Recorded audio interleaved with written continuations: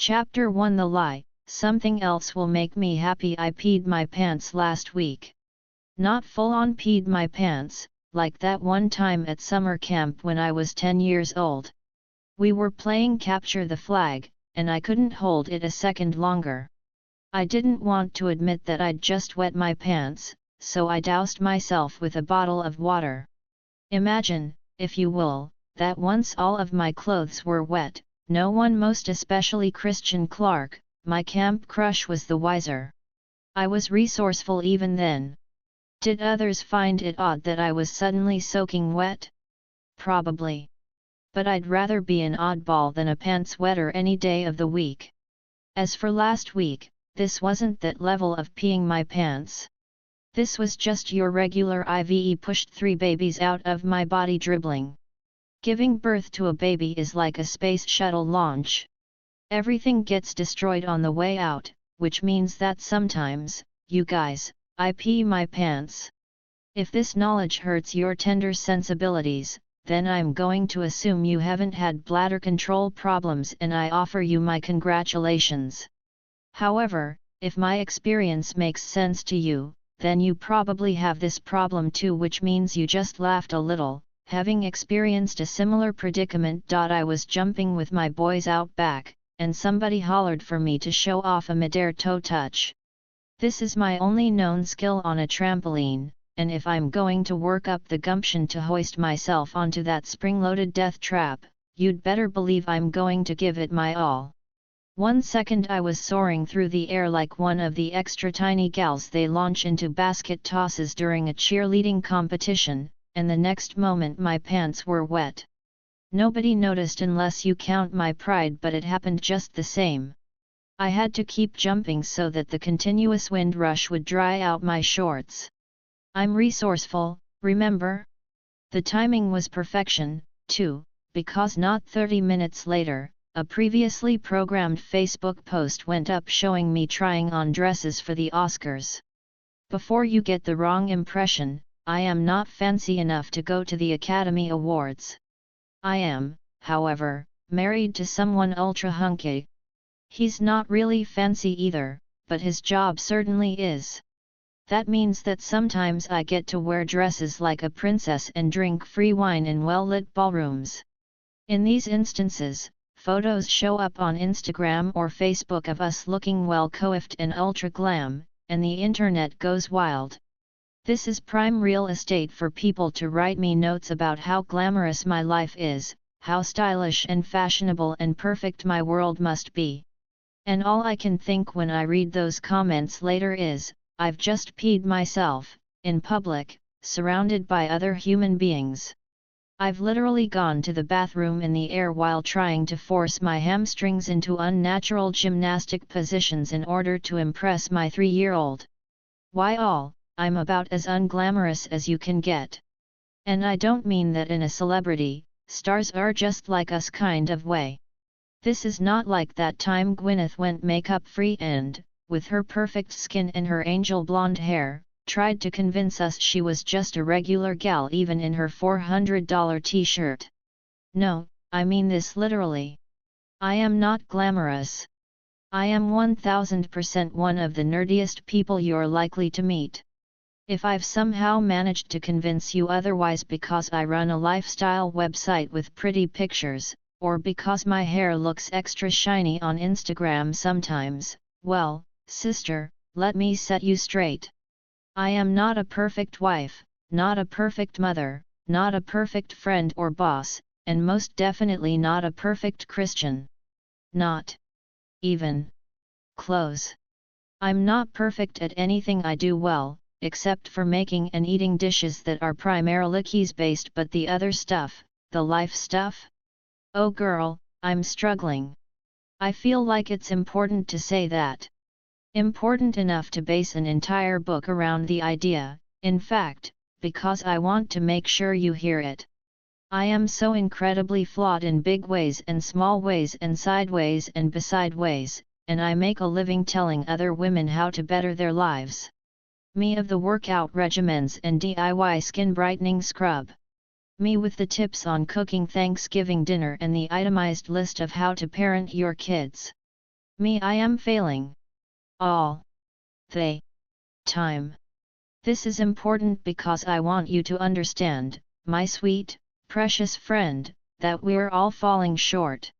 Yet even though I fail over and over and over again, I don't let it deter me.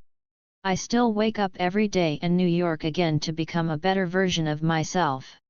Some days I feel as if I'm getting closer to the best version of me. Other days I eat cream cheese for dinner. But the gift of life is that we get another chance tomorrow. Somewhere along the way women got the wrong information. Or, I should say, we got so much of the wrong information that we washed our hands of the whole thing. We live in an all-or-nothing society that says I need to look, act, think, and speak perfectly or just throw in the towel and stop trying altogether. That's what I worry about the most, that you've stopped trying. I get notes from readers and see thousands of comments on my social media feeds. Some of you feel so overwhelmed by your life that you've given up. You're a piece of jetsam being tugged along with the tide. It feels too hard to keep up with the game, so you've quit playing. Oh sure, you're still here. You still show up for work, you still make dinner and take care of your kids, but you're always playing catch up. You always feel behind and overwhelmed. Life is not supposed to overwhelm you at all times. Life isn't meant to be merely survived, it's meant to be lived. Seasons or instances will inevitably feel out of your control, but the moments when you feel like you're drowning are supposed to be brief. They should not be the whole of your existence. The precious life you've been given is like a ship navigating its way across the ocean, and you're meant to be the captain of the vessel. Certainly there are times when storms toss you around or cover the deck with water or break the mast clean in half, but that's when you need to fight your way back, to throw all the water off the boat bucket by bucket. That's when you battle to get yourself back to the helm. This is your life. You are meant to be the hero of your own story. This doesn't mean you become selfish. This doesn't mean you discard your faith or quit believing in something greater than yourself. What it means is taking responsibility for your own life and your own happiness. Said another way, a harsher, more likely to get me punched in the face way: if you're unhappy, that's on you. When I say unhappy, I mean unhappy. I don't mean depressed. True depression has everything to do with your genetic makeup and the chemical balance in your body. As someone who's battled depression personally, I have the utmost compassion for anyone who's going through it. I also don't mean sadness. Sadness or grief brought on by circumstances outside of your control, like the soul-shredding loss of a loved one, is not something that can be walked through quickly or easily. Sadness and pain are things you have to sit with and get to know, or you'll never be able to move on. When I say unhappy, I mean discontented, unsettled, frustrated, angry, any of a number of emotions that make us want to hide from our lives instead of embracing them with arms wide open like a Creed song. Because happy people, the ones who are enjoying their lives 90% of the time, do exist. You've seen them. In fact, you're reading a book written by one right now. Ultimately, I think that's what people are commenting on in my photos. They're saying, "Your life looks so perfect," but what I think they mean is, "Your life seems happy. You look content. You're always optimistic and grateful. You're always laughing." I want to explain why. I didn't have an easy start. Actually, if I am being honest, the word I would use to describe much of my childhood is traumatic. Our house was chaotic, the highest highs and the lowest lows. There were big parties filled with family and friends, followed by screaming and fighting and crying. Fist-sized holes would find their way into the walls, and plates would shatter against the kitchen floor. My father handled stress with anger, my mother handled it by going to bed for weeks at a time. Like most children who grow up similarly, I didn't know there was any other way to be a family. Then, when I was 14 years old, my big brother, Ryan, committed suicide. The things I saw and went through that day will haunt me forever, but they also changed me in a fundamental way. I was the baby of 4 children and had spent my life up until that point largely ignorant of the world outside my own home. But when Ryan died, our already turbulent and troubled home shattered. If life was difficult before he died, it was untenable afterward. I grew up in that single day. And amid the anguish and fear and confusion of his death, I recognized a great truth: if I wanted a better life than the one I'd been born into, it was up to me to create it. The year he died I was a freshman in high school, and I immediately started taking as many classes as I could in order to graduate early. My junior year, I received my diploma and moved to Los Angeles, the closest major city to my small California hometown. To this country mouse, LA seemed like the kind of place where any dream could come true. I was 17 years old, not even grown up enough to get a phone line or sign the lease on my apartment without an adult signature, but all I could focus on was finally getting away. 4 years I'd lived within the chaos of my childhood home thinking, someday I'll get out of here, and then I'll be happy. How could I not be happy in LA? I soaked up every inch of it from the second my feet hit the ground. I absorbed the frenetic energy of Hollywood and adapted to the rhythm of the waves rolling to shore along PCH. A multidimensional skyline made me feel worldly. I appreciated the kind of views that only an outsider would see. Most people don't notice the trees in Beverly Hills. They're much too busy coveting the mansions that sit below them, but the trees were one of the first things I saw. I gloried in beauty for the sake of beauty, since that sort of thing hadn't existed in the place where I'd grown up. The thing is, the trees all match in Beverly Hills. On any given street, around any given corner, and even amid the chaos of a bustling city, you will see row after row of perfect symmetry, a menagerie of Canary Island pines and camphor trees and date palms. They were laid out by the original landscape architect back at the beginning of the 20th century. They hug the wide streets in meticulous rows, silent sentinels of one of the world's most affluent cities. After a lifetime of chaos, I delighted in the order. Finally, I thought to myself, I'm where I belong. Time passed and seasons changed, and my new city eventually taught me one of the most vital lessons I've ever learned. Moving or traveling or getting away? It's just geography. Moving doesn't change who you are. It only changes the view outside your window. You must choose to be happy, grateful, and fulfilled. If you make that choice every single day, regardless of where you are or what's happening, you will be happy. I get to see my best friend, Amanda, a few times a year. Every time we hang out we talk until our throats are sore and laugh until our cheeks hurt. Amanda and I would have just as much fun hanging out in my living room as we would lying on a beach in Mexico. Now, granted, Mexico is prettier, the weather is nicer, and we'd have easier access to cocktails with little umbrellas in them, but we can have a great time whether we're in my backyard or behind the dumpster at the local Walmart because we're so excited to hang out with each other. When you're engaged and involved and choosing to enjoy your own life, it doesn't matter where you are, or frankly, what negative things get hurled at you. You'll still find happiness because it's not about where you are but who you are. Things that helped me. 1. I stopped comparing myself. I stopped comparing myself to other people, and I also stopped comparing myself to whomever I thought I was supposed to be. Comparison is the death of joy, and the only person you need to be better than is the one you were yesterday. 2. I surrounded myself with positivity. I cringe even writing that because it sounds like a poster you'd see taped to the wall of your 8th grade gym class, but cheesy or not, it's gospel. You become who you surround yourself with. You become what you consume. If you find yourself in a slump or feel as though you're living in a negative space, take a good hard look at who and what you see every day. 3. I figured out what makes me happy and I do those things. This seems like the most obvious idea in the world, but at the end of the day, very few people intentionally choose the things that bring them joy. No, I don't mean that you can build a life around massages and lavish dinners, or maybe you can, fancy pants. I mean that you should spend more time doing things that feed your spirit, more long walks with your dog, less volunteering for that thing you feel obligated to do but actually hate.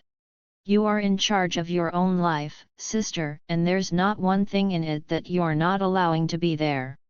Think about it. Chapter 2 The Lie. I'll start tomorrow. I can't count the number of diets I've tried. I can't tell you the number of times I've made plans to go to the gym and then blew them off. Number of half marathons I signed up for, paid the entry fee for, and then quietly pretended not to remember when it was time to actually train. 2. Number of times I've declared, from here on out, I'm going to walk a mile every morning before work, and then never made it past the third day. Infinity. I had this habit for years, as many women do. We talk about the things we'd like to do, be, try, and accomplish, but once we get to the moment of actually doing it, we fold faster than a card table after bunco night. Maybe we've created this habit because we were brought up observing this pattern. Magazines and TV shows spend a lot of time focusing on what to do when we fall off the wagon rather than teaching us how to stay on it in the first place. Life happens, and the plans we make fall through, but when it becomes such a regular occurrence that the promises we make hold very little actual power in our lives, we need to check ourselves. A few months ago I was out to dinner with my closest girlfriends. It was an impromptu happy hour that turned into an impromptu dinner and ended up going later than any of us anticipated. I got home after the kids were in bed and Dave was already deep into a game of Major League Ball or hard-hitting league or whatever the name is of the baseball game he's played nightly for the last 2 years of our marriage, without making any real progress that I'm aware of. So I gave him a smooch and chatted with him about his day. Then I went downstairs to the basement where our old treadmill is hidden and ran a few miles. I put the evidence of that workout on Snapchat, and later my girlfriend saw it and sent me a text. "You worked out after dinner? What in the world?" I wrote back, "Yes, because I planned on doing it and didn't want to cancel. Couldn't you just postpone until tomorrow?" She was genuinely perplexed. "No, because I made a promise to myself and I don't break those, not ever." "Ugh," she typed back. "I'm the first person I break a promise to. She's not the only one. I used to do that all the time until I realized how hard I was fighting to keep my word to other people while quickly canceling on myself. I'll work out tomorrow became I'm not working out anytime soon because honestly, if you really cared about that commitment, you'd do it when you said you would. What if you had a friend who constantly flaked on you? What if every other time you made plans she decided not to show up? What if she gave lame excuses like, 'I really want to see you, but this TV show I'm watching is just so good'? Or what if a friend from work was constantly starting something new? Every 3 Mondays she announced a new diet or goal and then 2 weeks later it just ended. What if you called her on it, like, 'Hey, Pam, I thought you were doing Whole30. Meanwhile Pam is sitting in the break room eating a meat lover's pizza and telling you that she was doing Whole30, and even though it made her feel great, 2 weeks into the program her son had a birthday party and she couldn't resist the cake and then figured there was no point. Now she's gained back the pounds she lost plus a few extra. Why would you respect her? This woman who starts and stops over and over again? Would you count on Pam or the friend who keeps blowing you off for stupid reasons? Would you trust them when they committed to something? Would you believe them when they committed to you? No. No way. And that level of distrust and apprehension applies to you too. Your subconscious knows that you, yourself, cannot be trusted after breaking so many plans and giving up on so many goals. On the flip side, have you ever known someone who always kept their word? If they tell you they're coming, you can expect them 10 minutes early. If they commit to a project, you can bet your butt they'll finish it. They tell you they've signed up for their first marathon, and you're already in awe because you know for a fact they'll finish. When this type of person commits to something, how seriously do you take their commitment? I hope you see my point here. If you constantly make and break promises to yourself, you're not making promises at all. You're talking. You're waxing poetic like Pam and her diet, or your flaky friend who bails on you to watch Game of Thrones. How many times have you bailed on yourself to watch TV? How many times have you given up before you've even started? How many times have you made real progress, only to face a setback and then give up completely? How many times have your family or friends or co-workers watched you quit? How many times have your children watched you give up on yourself over and over and over? This is not okay. Our society makes plenty of room for complacency or laziness. We're rarely surrounded by accountability. We're also rarely surrounded by sugar-free vanilla lattes, but when I really want one, I somehow find a way to get one. I'm only sort of kidding. When you really want something, you will find a way. When you don't really want something, you'll find an excuse. How does your subconscious know the difference between what you want and what you only pretend to want? It looks at a history of how you've tackled similar things in the past. Have you kept your word? When you set out to do something, did you see it through? When we're at a loss, we reach for the lowest bar, and the lowest bar is typically our highest level of training. That sounds a little backward, so let me explain. If you set out to run 30 miles today, where do you think you'll easily get to without stopping? You'll get to your highest level of training.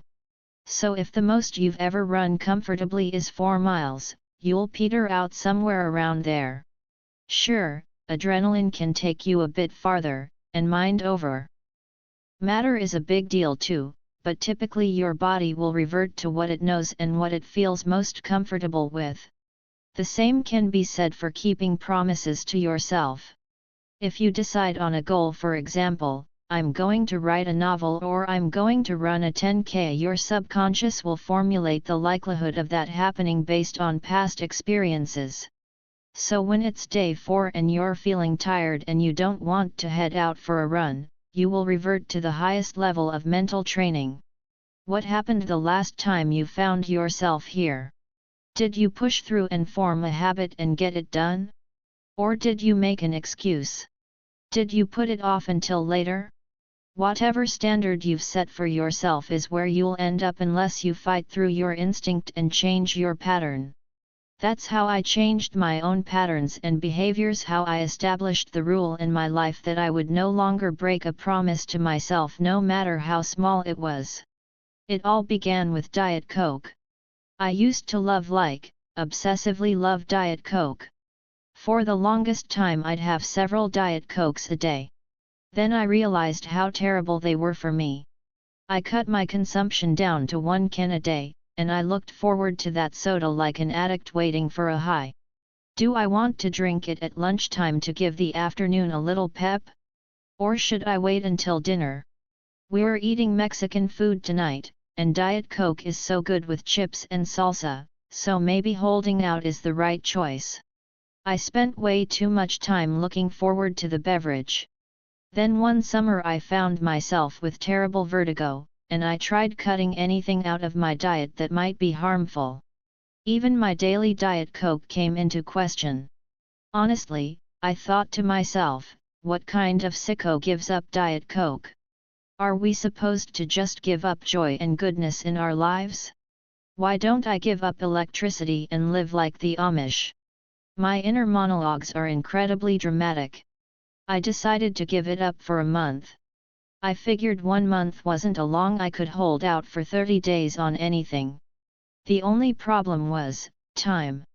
I'd never in my life successfully stuck to any kind of diet, exercise, writing, you name it, without quitting or cheating at least a few times. What if just this once, though, I really saw it through?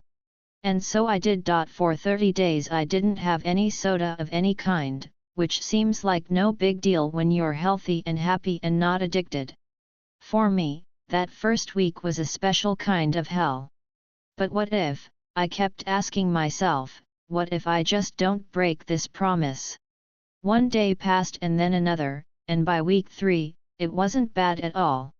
At the end of the month I hadn't broken my word, and by then I didn't even crave DC anymore.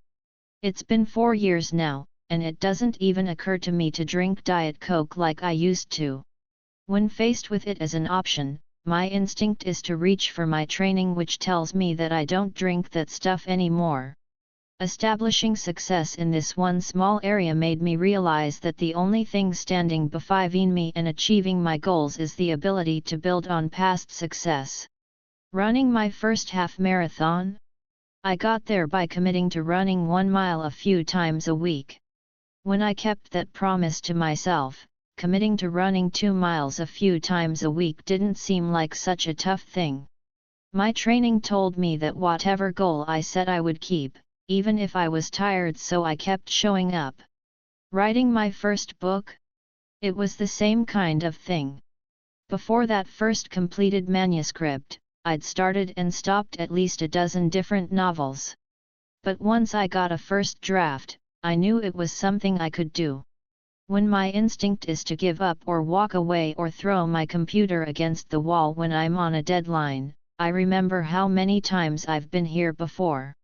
I used to wear the word count of my first novel on a cheap gold bracelet around my wrist. 82,311 was etched into it, and every time I looked at it, I would remember what I'd achieved. I was the one who'd strung 82,311 words together in semi-coherent sentences. When faced with the challenge of writing other books, I revert there. Well, I think, at least I know I can write that many words. I've done it before. I know that blowing off a workout, a date, an afternoon to organize your closet, or some previous commitment to yourself doesn't seem like a big deal, but it is. It's a really big deal. Our words have power, but our actions shape our lives. If you choose today not to break another promise to yourself, you will force yourself to slow down. You cannot keep every commitment, promise, goal, and idea without intentionality. If you recognize that your words have power and that your commitments carry covenant weight, you won't agree to anything so easily. You'll have to ask yourself if you really, truly have time to meet that friend for coffee this week. You'll have to decide if working out 4 times before Sunday is a real possibility, or if it's more realistic and achievable to commit to 2 beast mode sessions and then 1 power walk with your neighbor. You'll slow down and think things through. You won't just talk about a goal, you'll plan for how you can meet it. You'll set a goal and surprise yourself when you achieve it. You'll teach yourself a new way to behave and set a standard for the type of person you truly are, not the one you've dreamed about becoming, but who you practice being every single day. Also, maybe you'll consider giving up diet soda because the chemicals in that mess are terrible for you. Things that helped me. 1. Starting with one small goal. Diet Coke felt like my great white whale at the time, but in retrospect, giving up a soda was a million times easier than running marathons, hitting our annual budget goals, or writing a book. When someone tells me they want to start a diet, I'll suggest they start by aiming to drink half their body weight in ounces of water every day. It's much easier to add a habit than to take one away, but the water goal is a challenge. When they conquer that for the month, they've set a new standard for achievement and can add on something tougher. 2. Being careful with my commitments. We easily jump on board with anything that sounds good for us. A diet? Of course. Volunteering with church this Saturday? Absolutely. We know these things are important and good, so we say yes, assuming the value of the commitment will motivate us into following through. Unfortunately, that isn't always the case. Slow down your yes. Only commit to things you know you can accomplish because they're incredibly important to you. Otherwise, you set yourself up for continued failure. 3. Being honest with myself. Be honest with yourself about what you're blowing off. A little cancellation here or a bow out there can add up. But only if you refuse to acknowledge your actions. If you take a good hard look at what you've cancelled on in the last 30 days, you might be shocked to discover how you're training yourself to behave. Chapter 3 The Lie, I'm not good enough. I am a workaholic. And I don't say that lightly. The words are heavy, the knowledge makes my heart hurt. Though if I give myself a little grace, then the truth is I am a recovering workaholic. I am a recovering workaholic, and I say those words with the same trepidation and shame that might exist were I to tell you that I had any other kind of addiction. I looked up the definition just now, even though I've been certain of my diagnosis for a couple of years. My online dictionary app describes workaholic as a person who feels compelled to work excessively. Compelled. That's a pretty strong word, isn't it? I can't be the only one who hears it and immediately thinks of The Exorcist and holy water and a terrified priest. But compelled feels accurate, like something inside of you that won't take no for an answer, like something you do without conscious thought. Did I feel compelled to work non-stop? Without question. Even now I am typing this workaholic chapter at 5:37 in the morning because waking up to get my word count in at 5 o'clock is the only way I can actually manage to write books, run a media company, and raise a family at the same time. I still feel compelled to work until I'm exhausted, physically ill, pissed off at the world, or unable to focus my eyes, but at least they don't all happen at the same time anymore. I feel like I'm gaining on this problem. Part of the reason I work so much is simple: I love my job. No, I freaking love my job. The people I work with are some of the kindest, coolest, most creative cats you'll ever meet. Each person on my team had to be vetted, and each role had to go through a couple of people before we got it right. Everyone had to be trained and had to train me right back on how to manage them and be a boss. I've spent years building this team. When I walk in and it's running well, when one person is creating the speaker lineup for our next live event, and someone else is taking the prettiest pictures you've ever seen, and the business team is booking new partnerships with some of the biggest brands on the planet, I feel proud. Proud to the very bottom of my toes that I, a high school graduate from the sticks, have put this together.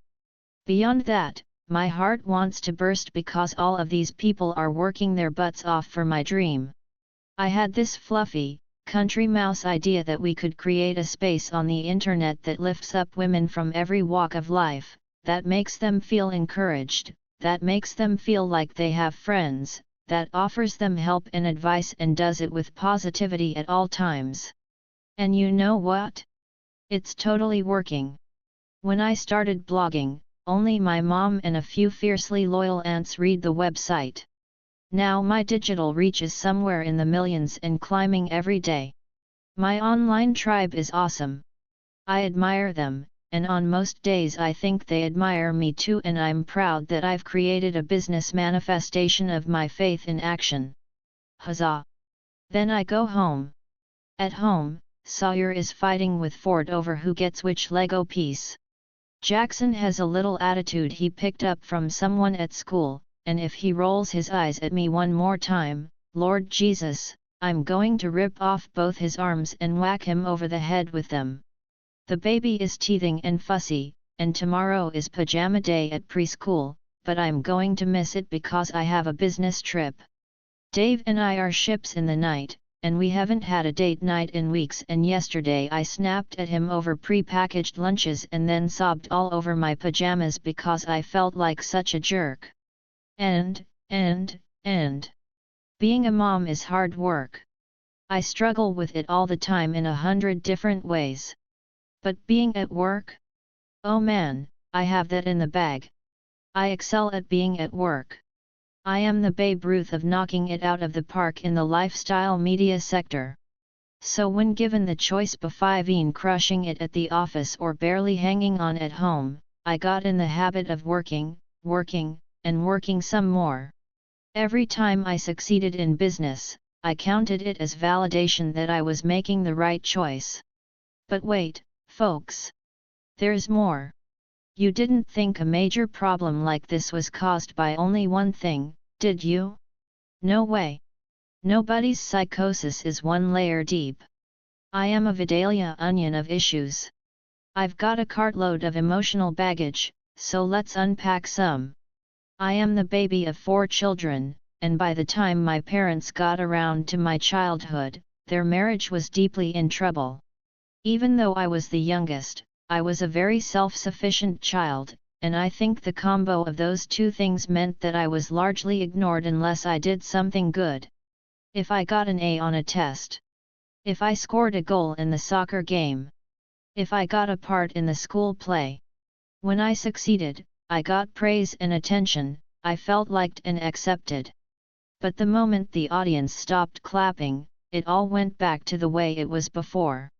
What this taught me as a child and what I carried into adulthood, as discovered amid a load of therapy, is the belief that in order to be loved, I felt I needed to produce something. Fast forward to me in my 30s, and you'll see that it's nearly impossible for me to sit still. I am constantly moving and going and rushing through life. The second I achieve one goal, and I mean the second it's accomplished, I immediately think, okay, what next? I struggle to celebrate or enjoy any victory, no matter how big, because I'm always mindful of something bigger I could be doing instead. At work I'm constantly at it. When I get home, I do dishes and organize cabinets and make a list of to-dos that will be impossible to accomplish in this lifetime or the next. This need to prove my worth, coupled with the fact that I'm good at my career, made me one heck of a workaholic, yet I had no idea that I was one, or that my work was grievously affecting my health and the happiness of my family. The very first time I had facial paralysis, I was 19 years old. I was at the tail end of the first long, hard year with Dave, and I knew the end was in sight. Not the end of the year, the end of our relationship altogether.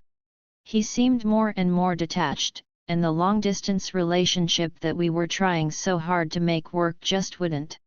I could feel it coming, just like Phil Collins in that one song with the big drum solo, and I started to get anxious. I handled that anxiety the way I'd handled every other kind in my life. I doubled down at work. My already full plate became fuller.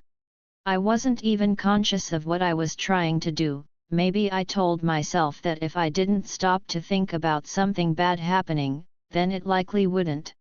One morning I woke up and noticed that my left eye was blinking half a second slower than my right.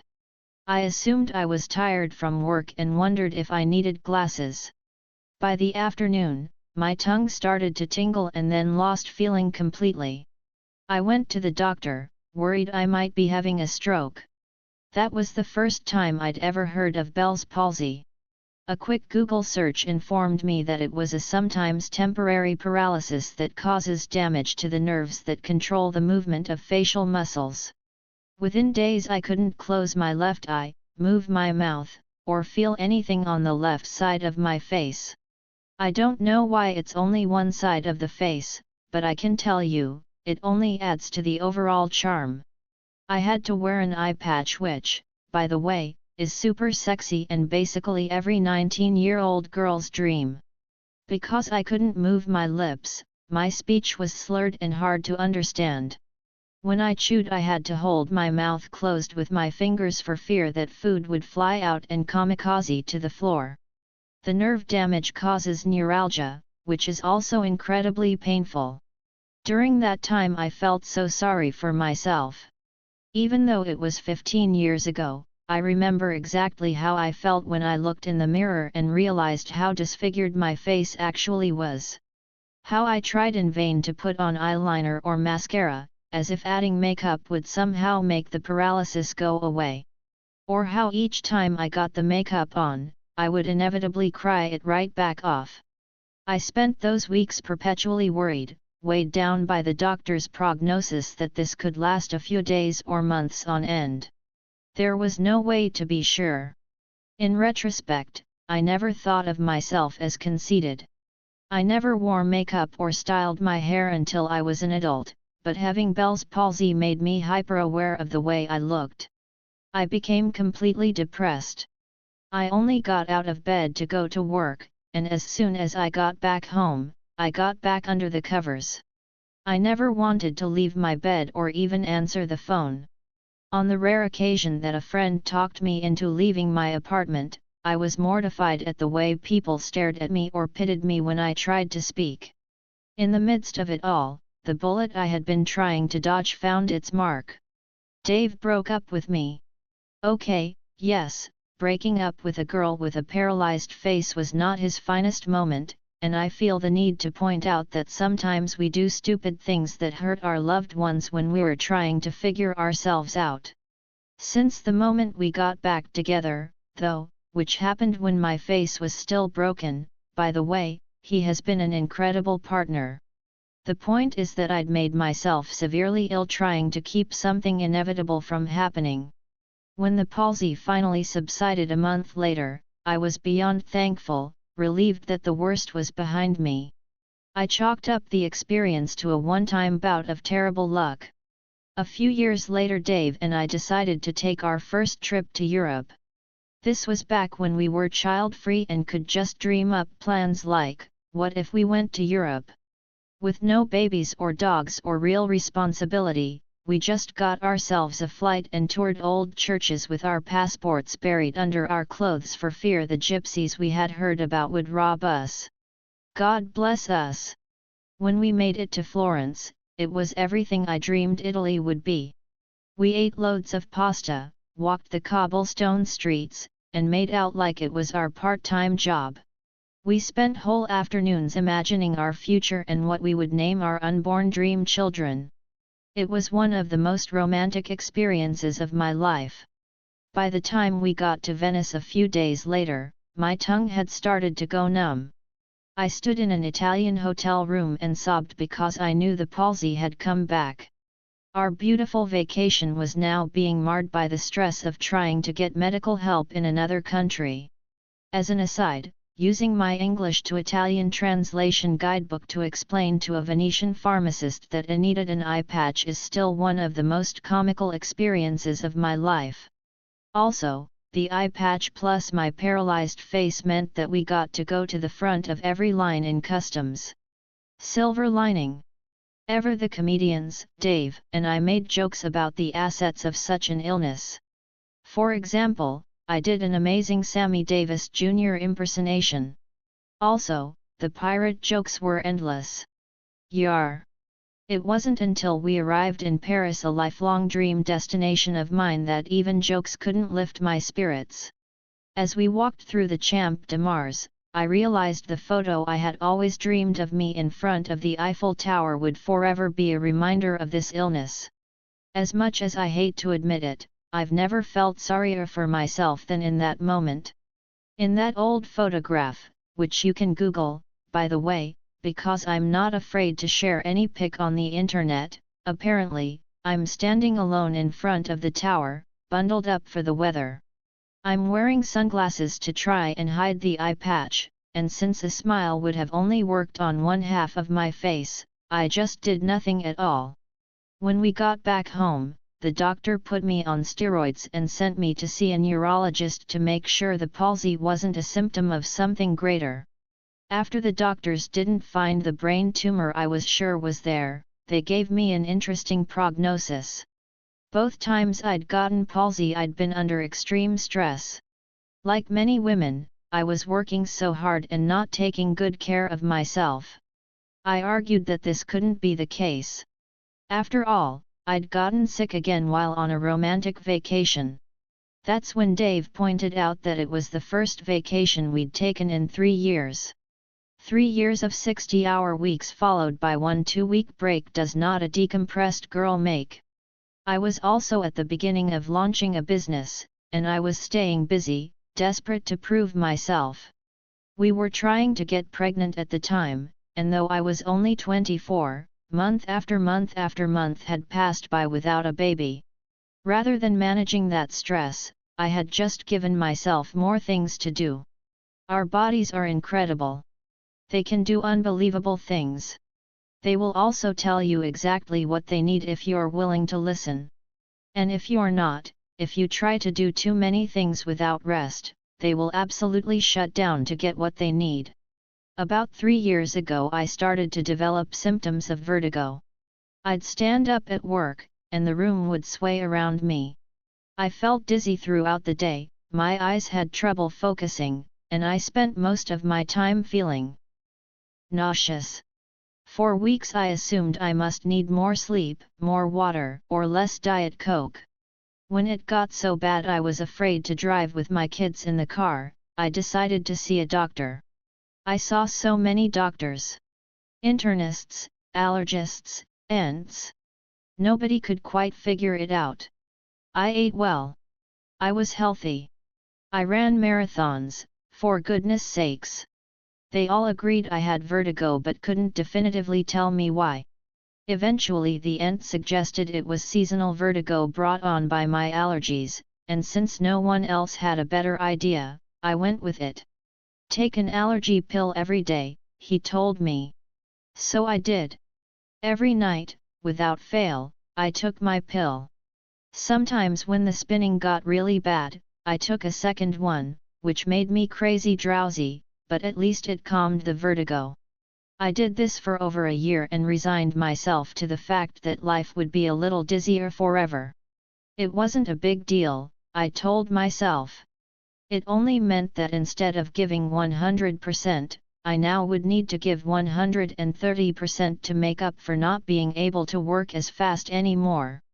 It sounds crazy to write that, but in my overachieving mind, it made absolute sense. Then, about 2 years ago, I heard about a homeopathic doctor who specialized in vertigo.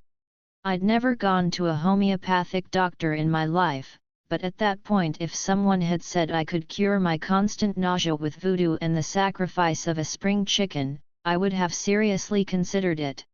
I went to meet with him, his ponytail, his shirt made of organic hemp, and his life-sized statue of Ganesh, and I tried to keep an open mind while he talked into the air beside him instead of to me. I laid out the whole story of when I got sick and how it affected me, and he asked 100 questions about my emotions, my childhood, and the deeper reasons why I felt a certain way. I kept thinking, when is he going to prescribe some medicine? VVHY, are we still talking about stress? And, what's the deal with that little collection of crystals? Before I'd gone to him I assumed homeopathic doctors tell you to stop your sugar intake, or, God forbid, stop eating dairy because it messes with your chakras or whatever. But after 2 hours of me talking, he abruptly interrupted and announced to the room, "No more. I know what's wrong." Then he blew me away. He pointed out that my vertigo had come on for the first time when I was under extreme stress at work. And every time it got so bad that I couldn't even lift my head off a pillow? It was because the stress had gotten worse. That time I had a big turnover of staff at Chic. Vertigo. That time I was so excited to write my first contracted book but then was positive it was terrible and I'd be fired and have to pay back the advance. Vertigo. In every single instance, my vertigo was a physical response to an emotional problem. A physical response to an emotional problem. I didn't even know our bodies did that. Okay, I knew it in the same way that every other God-fearing, law-abiding woman who watched Oprah and heard about self-care knows it, but I grew up in the country. I got a shotgun for my 13th birthday.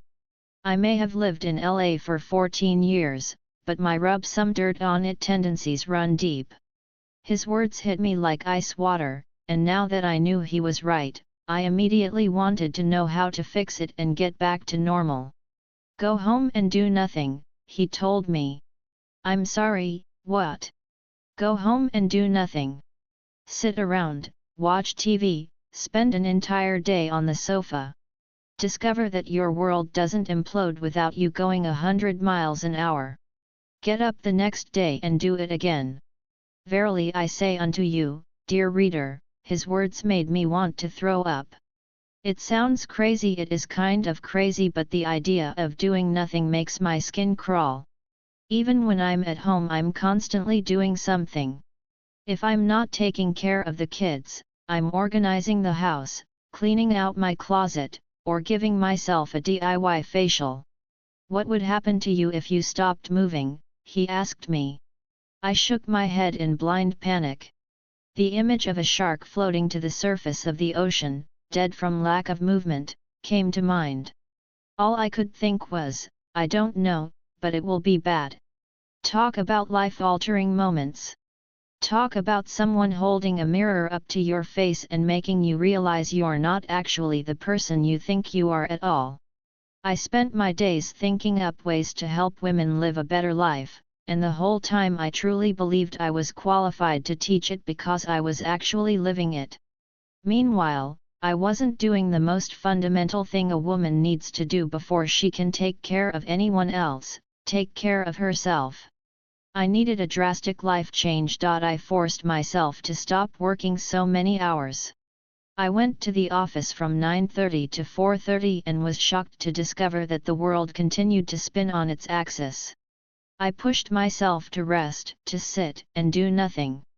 It gave me massive anxiety, so I poured myself a glass of wine and kept right on sitting there. I started volunteering at the local homeless shelter. I took a hip-hop dance class. Turns out, I'm terrible at hip-hop dance class, but I love it so much I laugh like a toddler through the entire hour-long process. I looked for joy. I looked for peace. I stopped drinking so much caffeine. I played with my kids. I did a lot of therapy. And then I did some more. I prayed. I looked up every scripture in the Bible that talks about rest. I had dinner with my girlfriends. I went on dates with my husband. I taught myself to take it one day at a time, to stop obsessing over the next victory, and to appreciate the simple parts of today. I learned to celebrate accomplishments, not with big flashy parties, but with taco nights or a great bottle of wine. I acknowledged my own hard work and the achievements of my company, and I learned to rest in the knowledge that I will still be okay even if both of those things go away tomorrow. I studied the gospel and finally grasped the divine knowledge that I am loved and worthy and enough. As I learning to rest is an ongoing process. Like any other lifelong behavior, I constantly fight the desire to slip back into the role I've played for so long. They say the first step is admitting you have a problem, and 2 years ago I did just that. I learned that I am a recovering workaholic, but through this process, I also learned that I am a child of God and that trumps everything else. Things that helped me. 1. I went to therapy. This could be the first thing I list for every single element I've worked through, but it's especially real in this case. Were it not for my therapist, I never would have understood the connection between my childhood insecurities and my adult accomplishments. Were it not for my therapist, I never would have realized that the drive for accomplishment can actually be harmful. I cannot recommend therapy enough, and if I had Beyoncé's money, the first thing I'd do is pay for therapy for every woman I could find. Ask your friends to recommend someone they like, or ask your gynecologist to refer you. A doctor for your lady parts knows the right kind of counselor for a woman. Trust me. 2. I hustled for joy. Work just as hard for fun moments, vacation moments, and pee your pants laughing moments as you do for all the other things. I encourage you to take a walk, call a friend, have a glass of wine, enjoy a bubble bath, or take a long lunch. All of that work will be there when you get back, and a little time away can recharge your batteries and give you the energy to battle that ever-growing to-do list. 3. I reordered my list. When I ask most women to name the things on their priority list, they can throw them out there no problem: kids, partner, work, faith, etc. The order may change, but the bullet points rarely do. You know what also rarely changes no matter how many women I talk to? Women actually putting themselves on their own priority list. You should be the very first of your priorities. Are you getting enough sleep, enough water, the right nutrition? You cannot take care of others well if you're not first taking care of yourself. Also, one of the best ways to ensure that you stop trying to run from your problems is to face them head on. Chapter 4 The Lie, I'm better than you. I feel the need to confess. I shave my toes. I totally do. Sometimes, not all the time, mind you. I look down in the shower and see my big toes sporting locks long enough to braid. It's embarrassing, sure, but a quick swipe of my razor returns my toe knuckles to their usual silky smooth glory.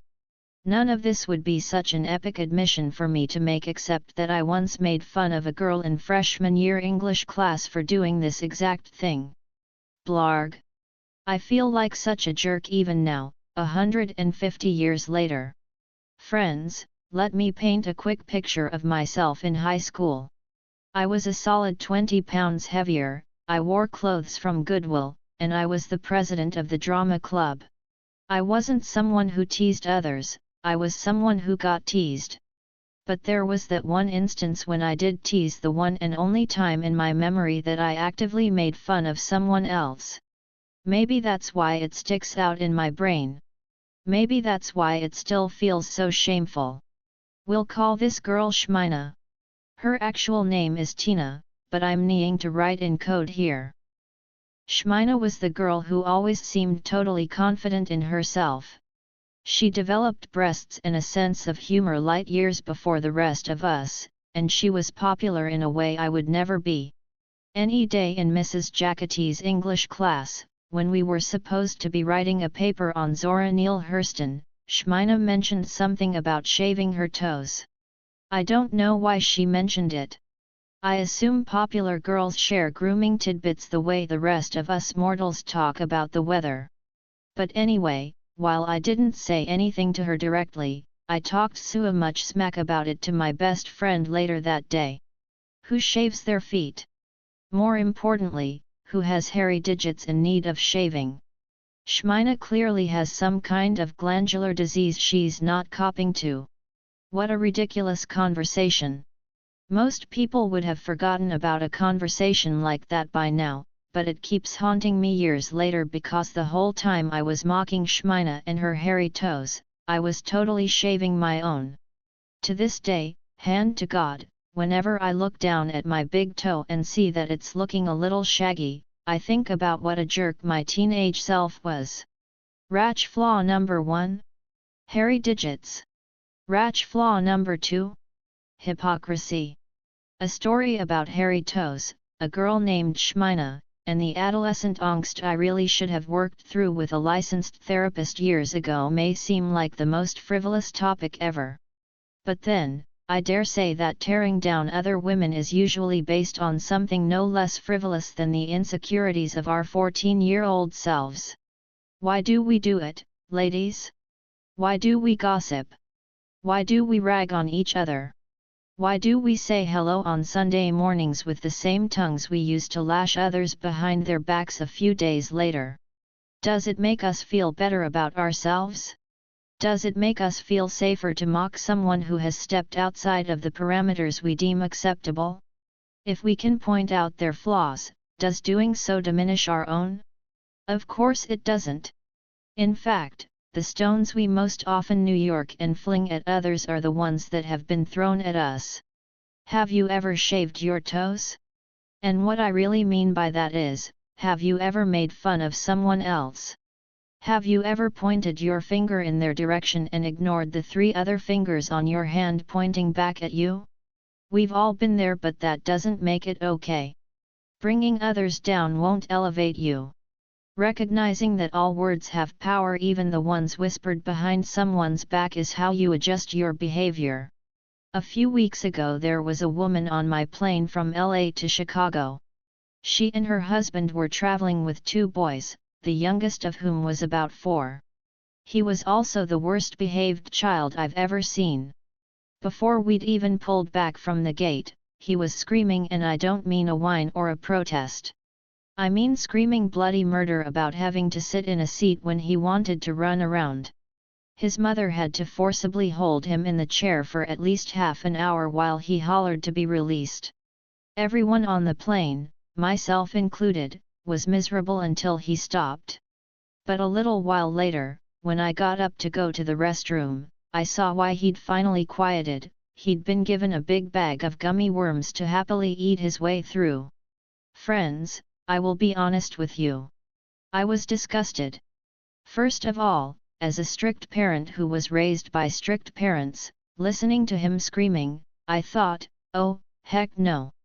All through takeoff I was thinking about his mom. I was thinking about how she needed to discipline him better, have boundaries, get support from her spouse. And when I saw that she'd rewarded his bad behavior. And with sugar? Keep me near the cross, Lord Jesus. I kept thinking, this woman doesn't have a clue. Later at the baggage claim, I saw the family again. The 4-year-old was wild, jumping up on a stopped luggage belt, hitting his brother, and running around in circles while everyone stared.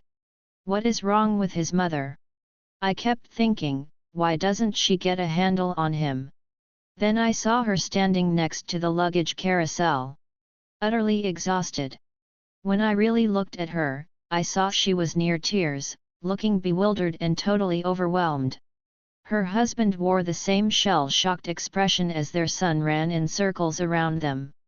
And a gentle voice reminded me, Rachel, you don't know their story. I was so humbled in my ignorance. Maybe this little boy had special needs that made it hard for him to control his impulses. Maybe this little boy was a new adoptive child who had struggled in foster homes for most of his young life, something I should be graceful about, given what we've been through. Maybe this little boy was just badly behaved and his parents were struggling to discipline him because their older son had been easy to manage at this age. Whatever the reason, I will never know, because instead of asking or offering the benefit of the doubt, I cast my judgment on her before I even asked myself why things might be this way. Women judging other women. It's been on my heart for a while. It's something I've tried to wrap my brain around fully so I could put it into words.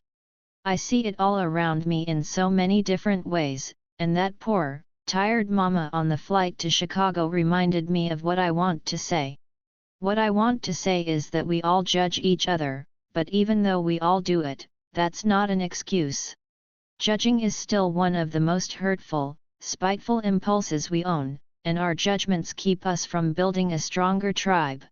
Or from having a tribe in the first place. Our judgment prohibits us from beautiful, life-affirming friendships. Our judgment keeps us from connecting in deeper, richer ways because we are too stuck on the surface-level assumptions we've made. Ladies, our judging has to stop. So does our compulsion to compete with everyone around us. Let me give an example of that too. When I heard that some of my girlfriends were going to run the Nike Women's Half Marathon in San Francisco, I was excited. For some of them, it was their first race. I was also overjoyed because it would involve a weekend trip somewhere. I promptly invited myself along for the ride. The plan was for us to leave on Friday, drive the 5-ish hours between LA and SF, hang out in town on Saturday, then run the race and drive home on Sunday. Wait. Scratch that. They would run the race. I would stand on the side of the road and clap for them while they jogged by. This felt especially interesting because I am a runner. And more than that, I am competitive about running. I like to challenge myself. I like to try bigger and better races. I like to beat my personal record and push myself to be the best. What I do not like, what I had never actually done, is cheering for others while they do something I am fully capable of doing right along with them. I kept thinking, what if I didn't need to prove myself in this situation? What if making myself into someone better has more to do with my willingness to be of service than my willingness to compete? So I went to San Francisco. In fact, I drove everyone to San Francisco because I figured the last thing I'd want if I were about to run 13 miles would be to drive 400 miles. It's worth saying that while I did all of this and had so much stinking fun with the ladies, I didn't always have a good attitude about my willingness to be a cheerleader. On Sunday morning when everyone headed out bright and early to the starting line, I got myself together and headed in the other direction, to the 5-mile marker. About 20 minutes into my journey, I realized it was unlikely that I would get a cab at 6 a.m. on a Sunday morning. Around this time I realized that walking alone in the dark in downtown SF might be one of the dumbest things I've ever done. I legitimately thought at one point, see, this is what happens when you try and do something nice, you get murdered on the streets of an unknown city. I get pretty dramatic when I am in fear for my life and haven't had any coffee. Anyway, at that point I decided to turn around and head for the finish line since walking there felt safer than walking to mile 5. Turns out, walking to the finish line meant walking up approximately 32 hills that were taller than some mountains I know. I was sweaty and grouchy by the time I arrived, grumbling under my breath about the whole ordeal, and thinking, why on earth did I agree to do this? Then I saw my first elite marathon runner. Elite marathon runners are those superhumans who run a race in like 5 minutes. They look like cheetahs or gazelles as they fly down the road, and they are truly breathtaking to behold. As someone who ran 12.5 minute miles in my first marathon, elite female runners, by comparison, run like 6 or 7 minute miles, I was in awe. Since I'm always so far behind these athletes in the race, I've never been able to see one. I stood there and watched one after another sprint by and felt so blessed to see them in action. For the 2.5 hours that followed, I stood in that exact spot and cheered on strangers. I clapped non-stop, my skill as a preacher's daughter finally coming into play. I screamed until my throat was sore. I yelled all the things that encourage me when I hear them from the sidelines during a race. You are so strong. You're almost there. You can do this. And the last one is something I've never heard but always tell myself when it gets hard during a run. I yelled it over and over again whenever I saw someone who looked ready to drop. You've lived through tougher things than this. Don't give up now. Finally, it was there in that exact spot that I got to see my friends Katie and Brittany jogging up from mile 12 in their first ever half marathon. You can see it in a picture someone shot of us. I'm screaming like a maniac and trying not to throw myself over the fence to attack them with hugs. I was so proud of them I was laughing and crying as if their achievement was somehow my own. I jogged alongside them, outside the track, wrapped up in the joy of the moment, and I heard God very distinctly say, imagine all of the things you would have missed today if you'd only been out here for yourself. I never would have seen the elite runners. I never would have been there when my friend Hannah ran her personal best, 13.1 miles in under 2 hours. I wouldn't have been able to stand next to Joy, who put my cheering to shame. After running her own race, she screamed louder than anyone from the sidelines, encouraging the other runners. I wouldn't have been there to hug Katie and Brittany. I wouldn't have seen any of it. I would have run another half marathon, like I'd done 10 times before, and I'd have had nothing to show for it but a little extra pride and the banana they give you at the end. The first step toward getting past the desire to judge and compete is admitting that nobody is immune. For some of us, we judge in little ways, rolling our eyes at the way someone is dressed, frowning at a badly behaved child in the grocery store, or making assumptions about another mother at school pickup who has a serious expression and wears a suit every day and seems uptight. For others, judging is a bigger problem, berating your little sister because her views are different from yours, viciously gossiping with other women, taking to social media to write hateful things to people you don't even know simply because they've stepped outside the lines of what you think is good. The second step is recognizing that just because you believe it doesn't mean it's true for everyone.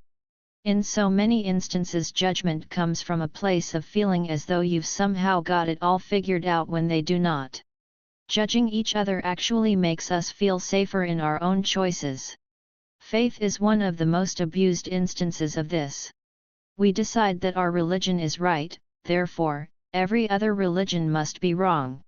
Within the same religion, or heck, even within the same church, people judge each other for not being the right kind of Christian, Catholic, Mormon, or Jedi. I don't know the central tenet of your faith, but the central tenet of mine is love thy neighbor. Not love thy neighbor if they look and act and think like you. Not love thy neighbor so long as they wear the right clothes and say the right things. Just love them. Yes, I also believe in holding each other accountable, but holding each other accountable takes place inside community and relationships. Holding each other accountable comes from a beautiful place in the heart of friendship that makes you sit down with your friend and ask with love if they've looked at their own actions in a particular light. Holding each other accountable comes from a place of love. Judgment comes from a place of fear, disdain, or even hate. So be careful about dressing your judgments up as accountability to make your conscience feel better. I have worked tirelessly over the last couple of years to create content that caters to women. I have spent numerous hours trying to figure out exactly what women like us want in life. Do you know what they want? Do you know the number one thing that I hear most, get emails about most, get asked for advice on most? Friends. How to make friends. How to keep friends. How to cultivate real, valuable relationships. That's what women are craving. That's what they really want and hope for, and if that's you, we have to start at the beginning. We start from the beginning, and we teach ourselves to keep an open mind. We begin with that first hello or handshake, and we stop ourselves from making decisions not founded in fact and experience. We look for commonality instead of seeking out differences. We ignore things like hair or clothes or weight or race or religion or socioeconomic background. We pay attention to things like character and heart and wisdom and experience. And no, it might not be easy, but I promise it will be worth it. Your tribe is out there, and if you haven't found it yet, I'd challenge you to consider that maybe your people come in a different package than you thought they might. Things that helped me. 1. Non-judgmental friends. We often become whomever we surround ourselves with. If your friends are full of gossip and vitriol, I promise you'll start to develop the habit. When you're looking for a community of women, look for the ones who want to build each other up instead of tear each other down. 2. Policing myself. If we're already judgmental, and let's be honest, most of us are, we have to work hard on policing ourselves. When I find myself judging someone in my head, I force myself to stop and think of compliments about that person. By doing this, I'm learning to look for the positive instead of reaching for the negatives. 3. Dealing with it. Usually our judgment and gossip come from a deep well of our own insecurities. Get to the bottom of what's going on with you. What's making you lash out at others? The first step toward becoming the best version of yourself is being honest, truly honest, about what makes you tick. Chapter 5. The lie. Loving him is enough for me. I fell in love the first time I saw him. Does that sound dramatic? Probably. I'm not even sure I was aware of it at the time, but the scene plays out so clearly in my memory. I went out to the lobby to get my boss's 11 o'clock appointment. There was only one man standing there. His back was to me, hands down deep in his pockets. He had a beat-up leather messenger bag slung over his shoulder. I noticed the bag first. I remember thinking it was so cool that this guy wore business clothes but carried a worn-in leather bag instead of a briefcase. "Excuse me," I said as I crossed the lobby. "Are you here to meet with Kevin?" In my mind, he turns around in slow motion. The memory illuminates when I first see his face. He smiles at me and reaches out a hand to shake mine. The moment stretches into infinity, then snaps back together like elastic. It speeds back up into real time. Something just happened, I distinctly remember thinking. I was equal parts excited and terrified. He was older and totally out of my league. Still, I caught myself thinking, but maybe that maybe is what did it. My curiosity wouldn't go away.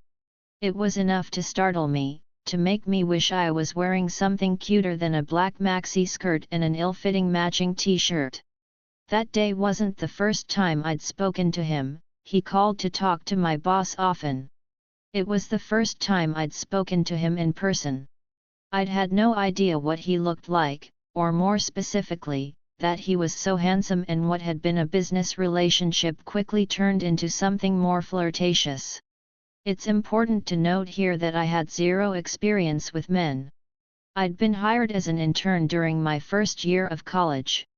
That summer they offered me a job, and I promptly dropped out of school to accept it. I had just turned 19 years old. At this ripe old age, I had smooched a couple of boys in high school, but I'd never had a real relationship and had never been on a date.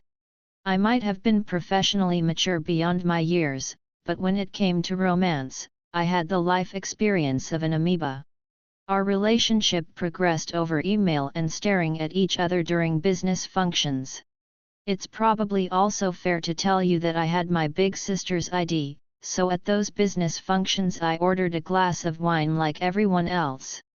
Given the job I had, this man never thought to question my age. I also never willingly volunteered the information. It's also worth telling you that he was 8 years and a lifetime of experience ahead of me.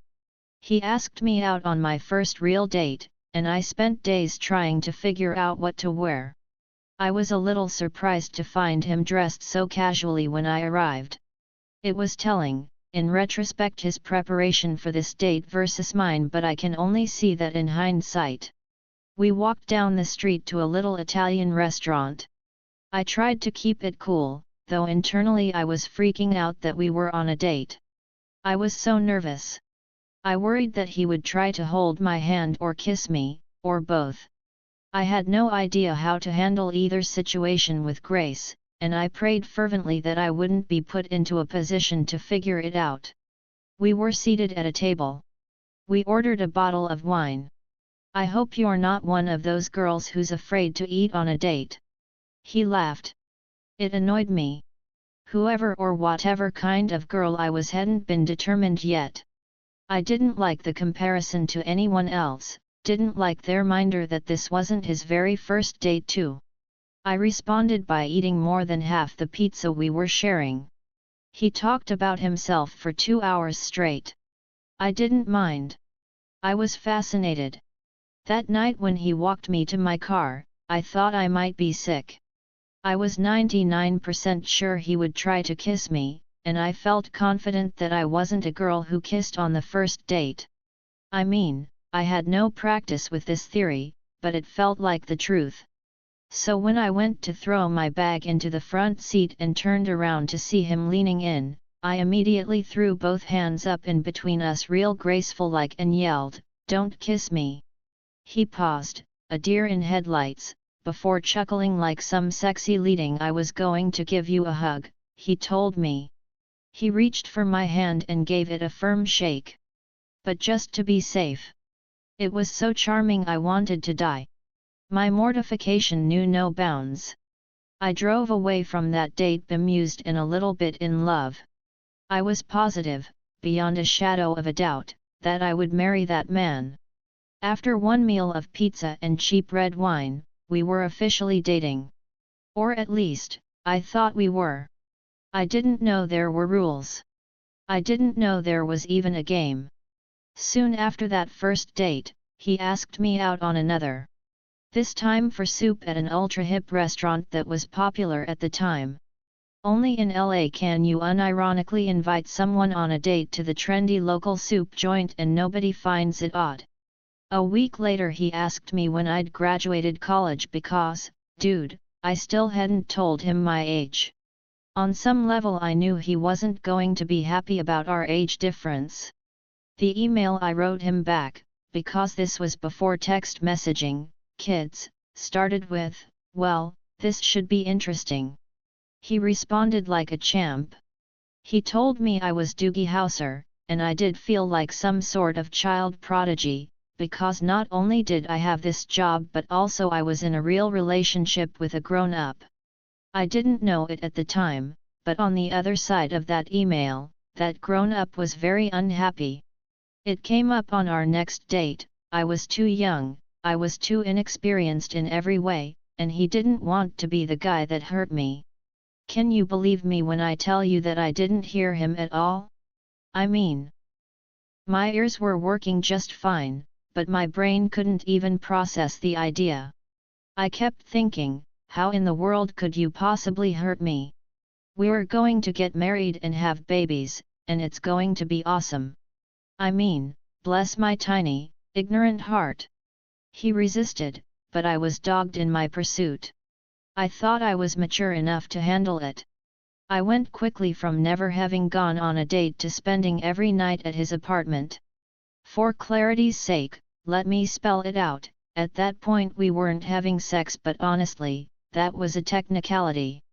Are you supposed to admit all of this when you write a book for a Christian publisher?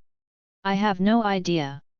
But I know for a fact that I am not the only good Christian girl who fell in love with a man and threw every ideal she'd ever believed right out the window because nothing mattered to her more than being loved by him. A month into our relationship we went to a party at my friend's house, and because I was a tiny baby bunny, I introduced everyone to my boyfriend that night. This is my boyfriend. Have you met my boyfriend? Who's he? Oh, that's just my boyfriend. Oh, I cringe at the memory. I also cringe remembering the next day, when he was clearly upset with me but wouldn't tell me why.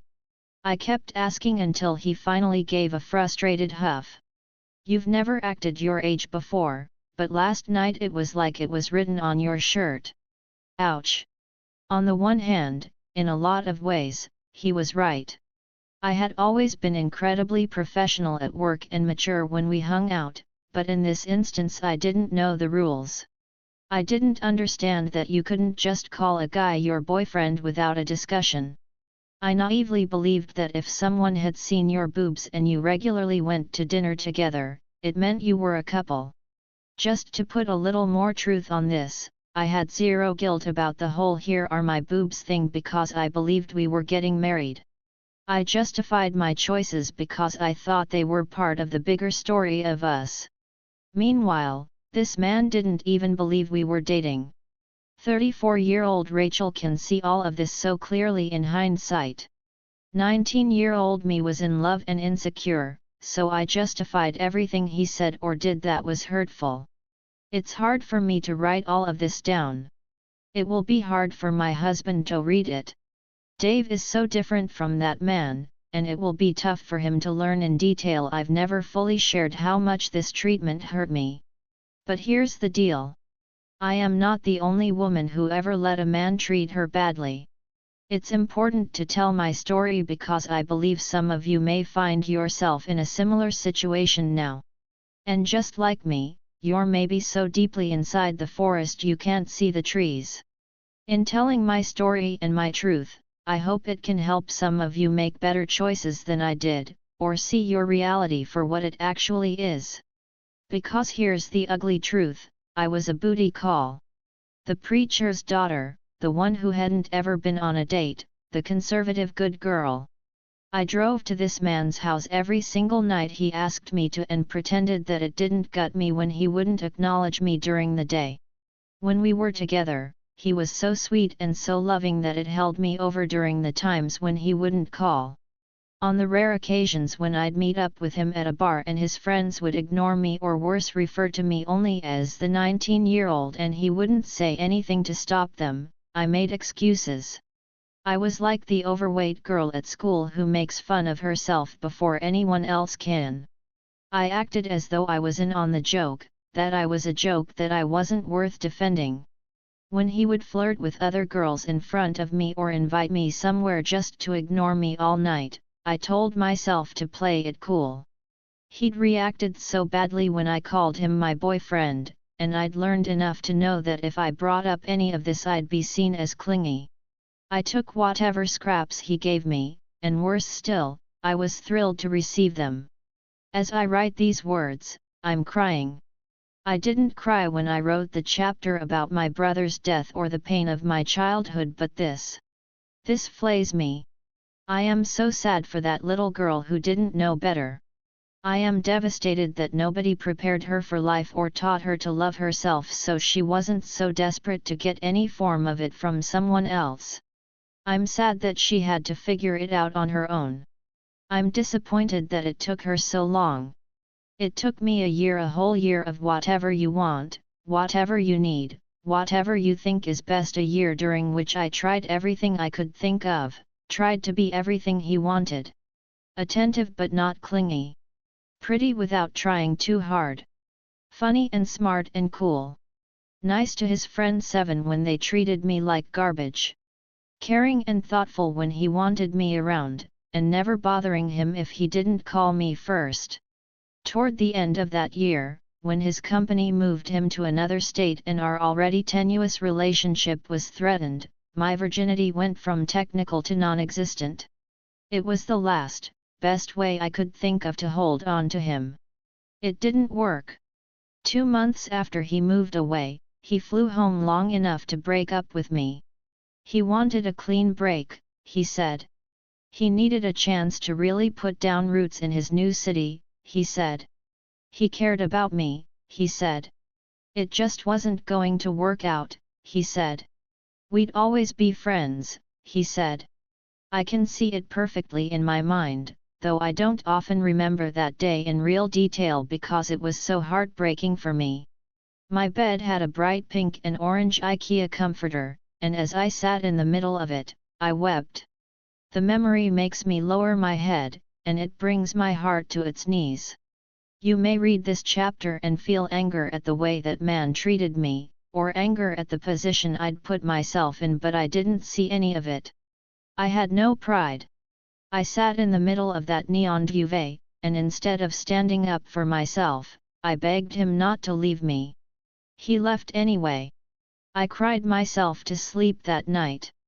The next morning I got in my car and drove to my hometown 2 hours away to spend Thanksgiving with my family. That day was miserable. Use your imagination to dream up the kind of conversations I was forced into by well-meaning Southern aunts when I'd been dumped. Jesus wept. When I got back in my car to drive home that night, I saw that I had a voicemail. Somehow I knew he'd call me that day. It was routine, after all. He would do something hurtful, then I would accept it and wait by the phone to see if he wanted another go. I held off listening to that call for the 2 hours it took me to get back to my apartment. I dialed the number for my voicemail and stood immobile as I listened to his message.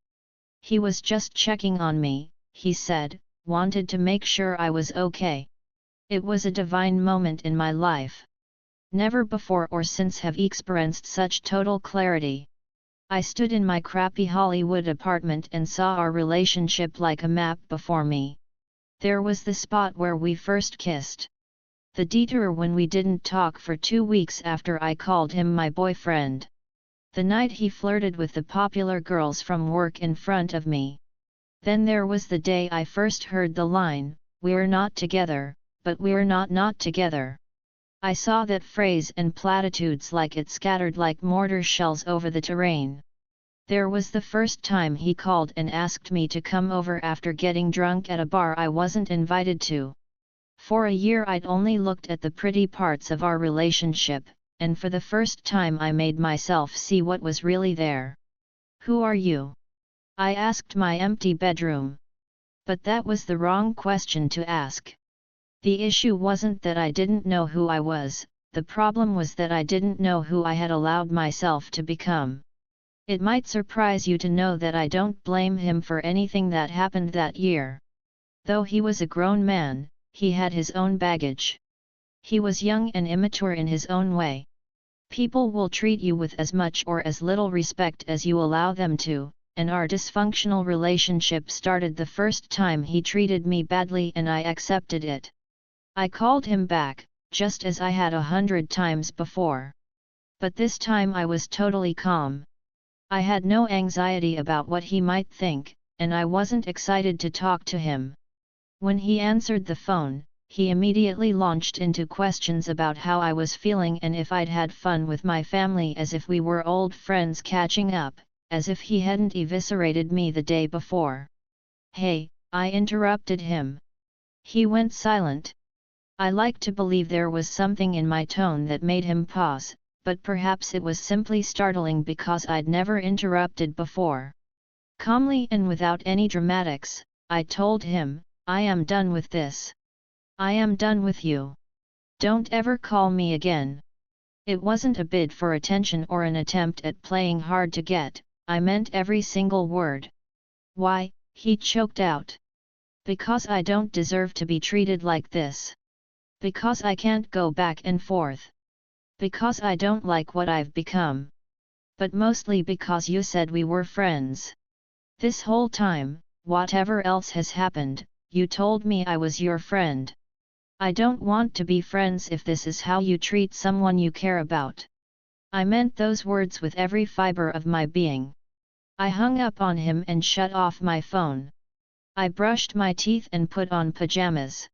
Then I went to bed and crawled under that pink blanket and went to sleep dry-eyed and peaceful for the first time in months.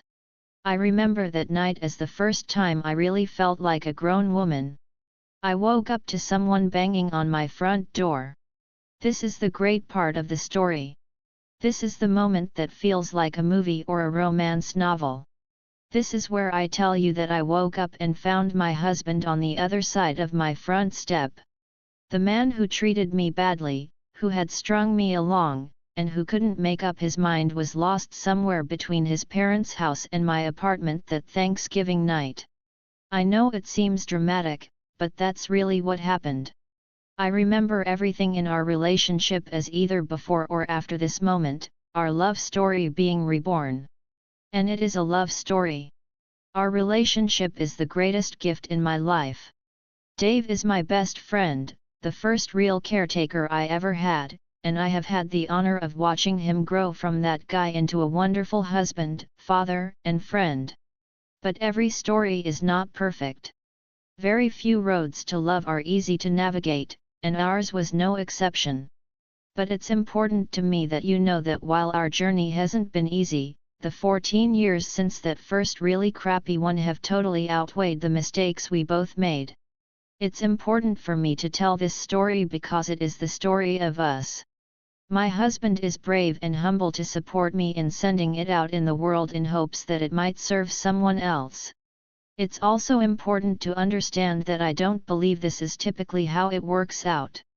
Opening the door that night and finding Dave on the front porch begging me for one more chance feels special because it was special.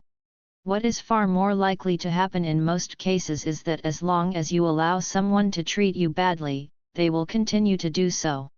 If you're not able to value yourself, no one else will either. I hesitate to even tell you the ending because I don't want anyone to use it as an excuse to stay in an unhealthy relationship in hopes that it will become healthy. Our story ended well, but that wouldn't have happened if I hadn't been willing to walk away. That night in my bedroom, I hit the point where I couldn't live one more day without self-respect. I couldn't stay with a partner who didn't truly value who I was as a person. Sometimes choosing to walk away, even if it means breaking your own heart, can be the greatest act of self-love you have access to. What else can I tell you? What can I offer you as insight or wisdom or what I hope you receive from this chapter? I hope that if you read yourself in my story, it will hold up a mirror for you. I hope you'll get out of the trees long enough to see the forest for what it is. I hope that those of you who've lived through something similar and carry guilt about it long after it's over will learn that you are not the only one. So many women have made mistakes or done things they regret or become versions of themselves they aren't happy with. So many other women have survived and come out the other side stronger because of it. Every day you're choosing who you are and what you believe about yourself, and you're setting the standards for the relationships in your life. Every day is a chance to start over. Things that would have helped me. 1. A sounding board. When I walked through this season, I didn't really have any close friends or mentors who could advise me. I think if I'd been able to speak with someone wiser, I might have become aware sooner of how unhealthy my relationship was. Be careful anytime the only voice of advisement is your own. Your judgment is easily clouded when you're in love. 2. Being prepared. When my children are old enough, I will tell them this story. I know it doesn't paint either of their parents in the best light, but I want them to learn from it. If I had been less naive and known more about self-respect, I think I would have seen our relationship for what it was. 3. Someone else's shoes. If you told the story of your relationship, both the good and the bad, would there be more good or more bad? If a friend or a stranger heard about my relationship, and if I walked them through all of the stuff that was hurting me, I can't imagine them not wanting to shake me until my teeth rattled. Imagine someone else describing your relationship to you. Would they say your relationship is healthy? If the answer is no, or if you even have to question it, I beg you to take a deeper look at the relationship in your life. Chapter 6. The lie. No is the final answer. When asked to be a keynote speaker at a conference, I usually get to choose to some extent what I will talk about. Sometimes it's about business, life, or a more niche area of expertise, such as event planning. But the one thing most of my speeches have in common, the one thing I truly believe myself to be an expert on, is being told no.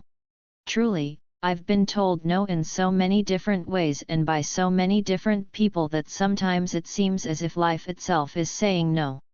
I am an expert in rejection, or more specifically, I am an expert in bouncing back from rejection and fighting my way toward my goal. I suppose if I can gift you anything in the reading of this book, it's that no is only an answer if you accept it. So allow me to use one chapter of this book to, I hope, light a fire under your butt. I want you to be so pumped up you can hardly stand it. I want you to have one of those nights when you stay up until 1 a.m. writing long lists of big dreams and plans. You know those nights when you're so excited you can't shut off your brain and you end up having to take a Benadryl just to fall asleep? Yes. I want these words to excite you that much. I'm hoping some of my excitement rubs off on you, which, granted, would be way easier if I were giving you this speech in person, but I promise to use lots of italicized words for emphasis and to tell you about the word no and the role it's played in my life. I waited years for the opportunity to explain my relationship with rejection, a lifetime, maybe. About 6 years ago, Incorporated magazine named me as one of their top 30 entrepreneurs under the age of 30. Oh la la! It was a huge honor, I mean, clearly, because I'm still talking about it, but the really interesting thing that most people don't know is that when you get a prestigious title like that, almost immediately you begin to make hundreds of millions of dollars a year. Just kidding. No, what happens is, every college within a 100-mile radius immediately starts calling and asking if you'll come and talk to their students. Since I haven't stopped speaking since the moment I figured out how, of course I accepted every single request. Each of those sessions lasted about an hour, which consisted of 30 minutes of me chatting about my career and my company and 30 minutes of questions and answers. After a while, I could almost time to the minute when I would hear the classic question, "Hi, Rachel," they'd always begin, because apparently we call adults by their first names now like we're a bunch of hippies. "Can you tell us the secret of your success? Like, what's the one thing that truly gives you an advantage over others? First of all, God bless our youth. God bless these wee infants who believe that a lifetime of hustling and working and sweating and stressing and building a company could be summarized with one single answer. But I tried. At first, when I was asked this question, I would give generic answers: hard work, dedication, making yourself indispensable, blah, blah, blah. But the more I went to schools and realized it was going to be the one question I got asked every time, I decided I'd better figure out the truth. So I began to ask myself questions. What led to this massive platform and all of these fans? How did I get book deals and TV appearances? Why was I the one standing at the front of the classroom answering questions? Why not somebody else? I think the obvious place to start is my family connections. So, after graduating from Yale, and then later Harvard Business School, I began working in my family's oil business. I later went on to be a part owner of the Texas Rangers before becoming governor of that great state, and then most everyone knows that my father was a former president, so when I decided to run for president myself. Wait, no, that's not me. That's George W. Bush. No, as a reminder, I grew up in a place called Weedpatch. That wasn't a cute name for locals, that's literally its moniker on any map that wants to include it. The point is, family connections haven't been the secret to my success. Seriously, though, after I moved to Los Angeles I started to gain some pretty influential friends within the entertainment industry. Paris Hilton and I became incredibly close. Later I went on to date Ray J, remember him, and it really shot me into celebrity status. I used the attention from that relationship to get my own show on E! And then made millions with many kinds of products. When Kanye asked me to be his wife, well. Wait, shoot, nope. That's Kim Kardashian. The secret to my success isn't celebrity status. All joking aside, my success has a lot to do with waking up early, being the hardest working person in the room, asking for help, being able to fail over and over again, and working constantly to improve both myself and my brand. But plenty of people do those things and don't experience the kind of success I have. You want to know what it is? Why I believe I'm the one writing this book right now when people who've tried to do exactly the same things I have haven't succeeded. It's simple, actually. It's not about talent, skill, money, or connections. It's because when they went after their dreams and came up against a roadblock, when they experienced rejection, or when someone or something told them no, they listened. I am successful because I refused to take no for an answer. I am successful because I have never once believed my dreams were someone else's to manage. That's the incredible part about your dreams, nobody gets to tell you how big they can be. When it comes to your dreams, no is not an answer. The word no is not a reason to stop. Instead, think of it as a detour or a yield sign. No means merge with caution. No reminds you to slow down, to reevaluate where you are and to judge how the new position you're in can better prepare you for your destination. In other words, if you can't get through the front door, New York the side window. If the window is locked, maybe you slide down the chimney. No doesn't mean that you stop, it simply means that you change course in order to make it to your destination. I realize, though, that not everybody looks at no the way I do. In order to inspire you to run headlong after your dreams, I may have to shift your perception of no. I'm going to give you everything I can think of to get you there. And I'm going to start with this question: what if life isn't happening to you? What if the hard stuff, the amazing stuff, the love, the joy, the hope, the fear, the weird stuff, the funny stuff, the stuff that takes you so low you're lying on the floor crying and thinking, how did I get here? What if none of it is happening to you? What if all of it is happening for you? It's all about perception, you guys. Perception means we don't see things as they are, we see things as we are. Take a burning house. To a fireman, a burning house is a job to do, maybe even his life's work or mission. For an arsonist, a burning house is something exciting and good. What if it's your house? What if it's your family who's standing outside watching every earthly possession you own burning up? That burning house becomes something else entirely. You don't see things as they are, you see things through the lens of what you think and feel and believe. Perception is reality, and I'm here to tell you that your reality is colored much more by your past experiences than by what is actually happening to you. If your past tells you that nothing ever works out, that life is against you, and that you'll never succeed, then how likely are you to keep fighting for something you want?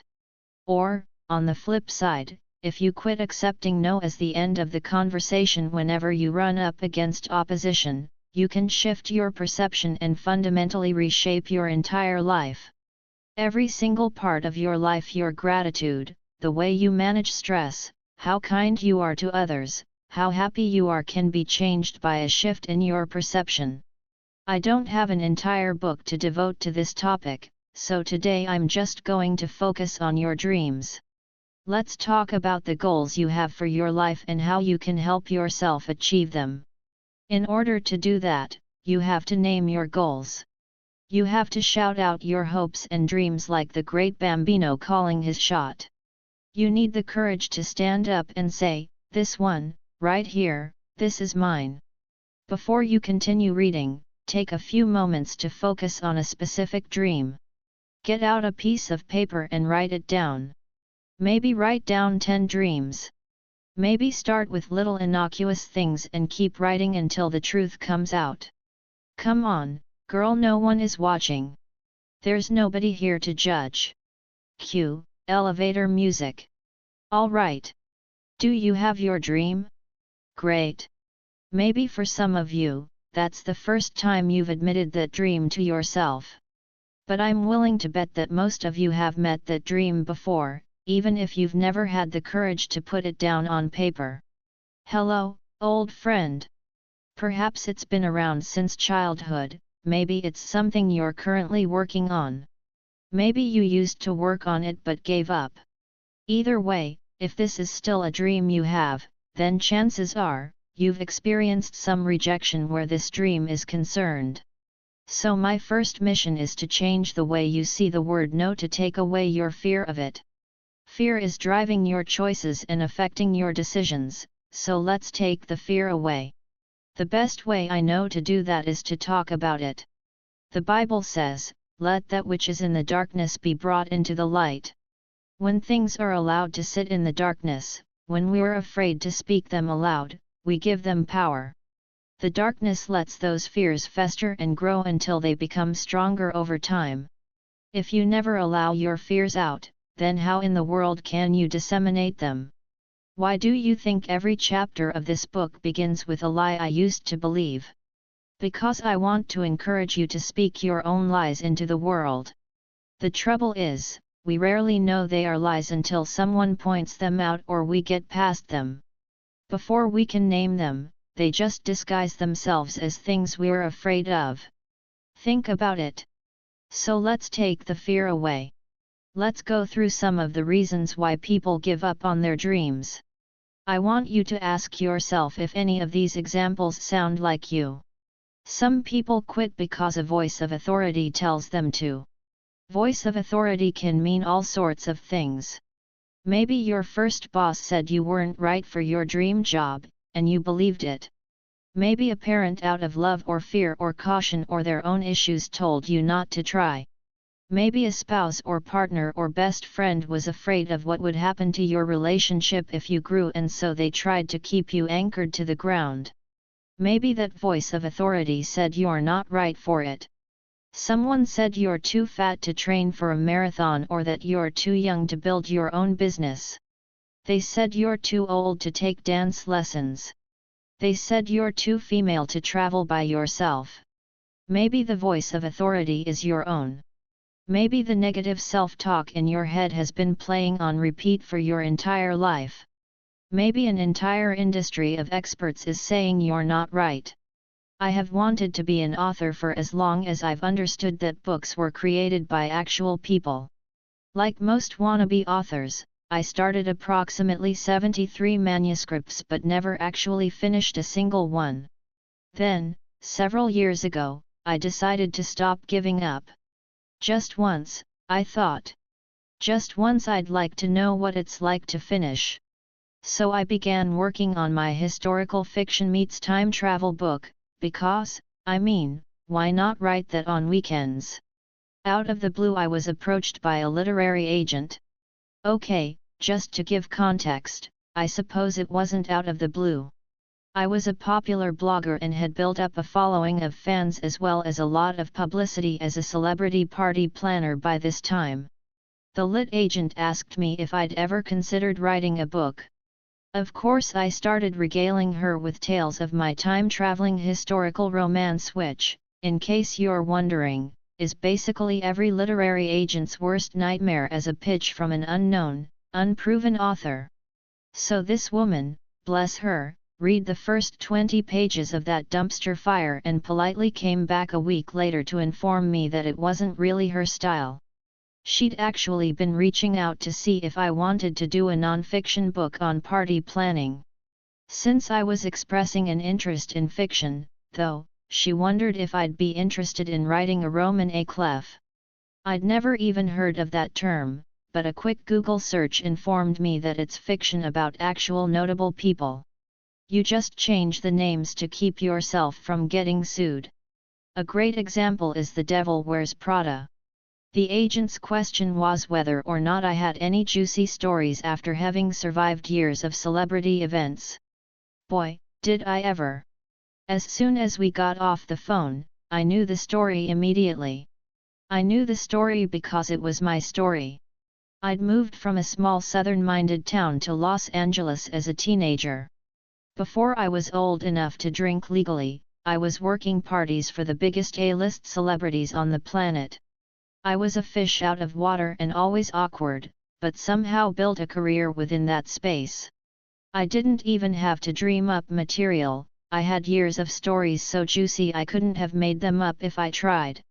I wrote 10 pages and emailed them to her right away. 2 days later she wrote back, "I can sell this all day long." A literary agent. A real-life, legit literary agent told me that she could sell my book if I was willing to finish it. I nearly choked on my joy. I became obsessed. I barely saw my husband or my kids as I wrote like an insane person until my first draft was finished. I kept telling myself that the only reason I didn't have a book deal already was because I'd never actually finished a manuscript. So I believed this book was fated. I imagined in intricate detail what it would be like to hold the published copy in my hands. I did finish the book, and the literary agent sent it to every publisher in New York. The initial responses were so kind and encouraging. Editors would write long emails back explaining why it wasn't for them but telling me how much they'd enjoyed it. My belief that we were going to sell it only increased when 3 other publishers asked for conference calls to discuss it. When I dialed into the first call, I thought I was going to pee my pants. When we got on the phone, the publishing team started by telling me how much they liked me, my online presence, my writing style, etc. They praised the book as funny and cute, good things, as far as I knew. "Our concern," said the editor, "is that it's too sweet." I had no idea what that meant, but since it was my first book, I assured them that anything like that could be fixed in an edit. "We were hoping you'd be open to changes." Of course. I assured them. I'd be open to ritual sacrifice if it meant selling my first book. "So you'd feel comfortable adding some steam." Why I had no idea what she was talking about. My brain conjured up the image of a manhole cover with steam coming out. "What exactly did you have in mind?" I hedged. "Sex. It needs sex, Rachel. No young woman in her early 20s who lives in LA is a virgin. Nobody will believe this love story. If you spice it up, this could be a bestseller." I'm trying to remember if I've ever been so uncomfortable in a professional setting in my life.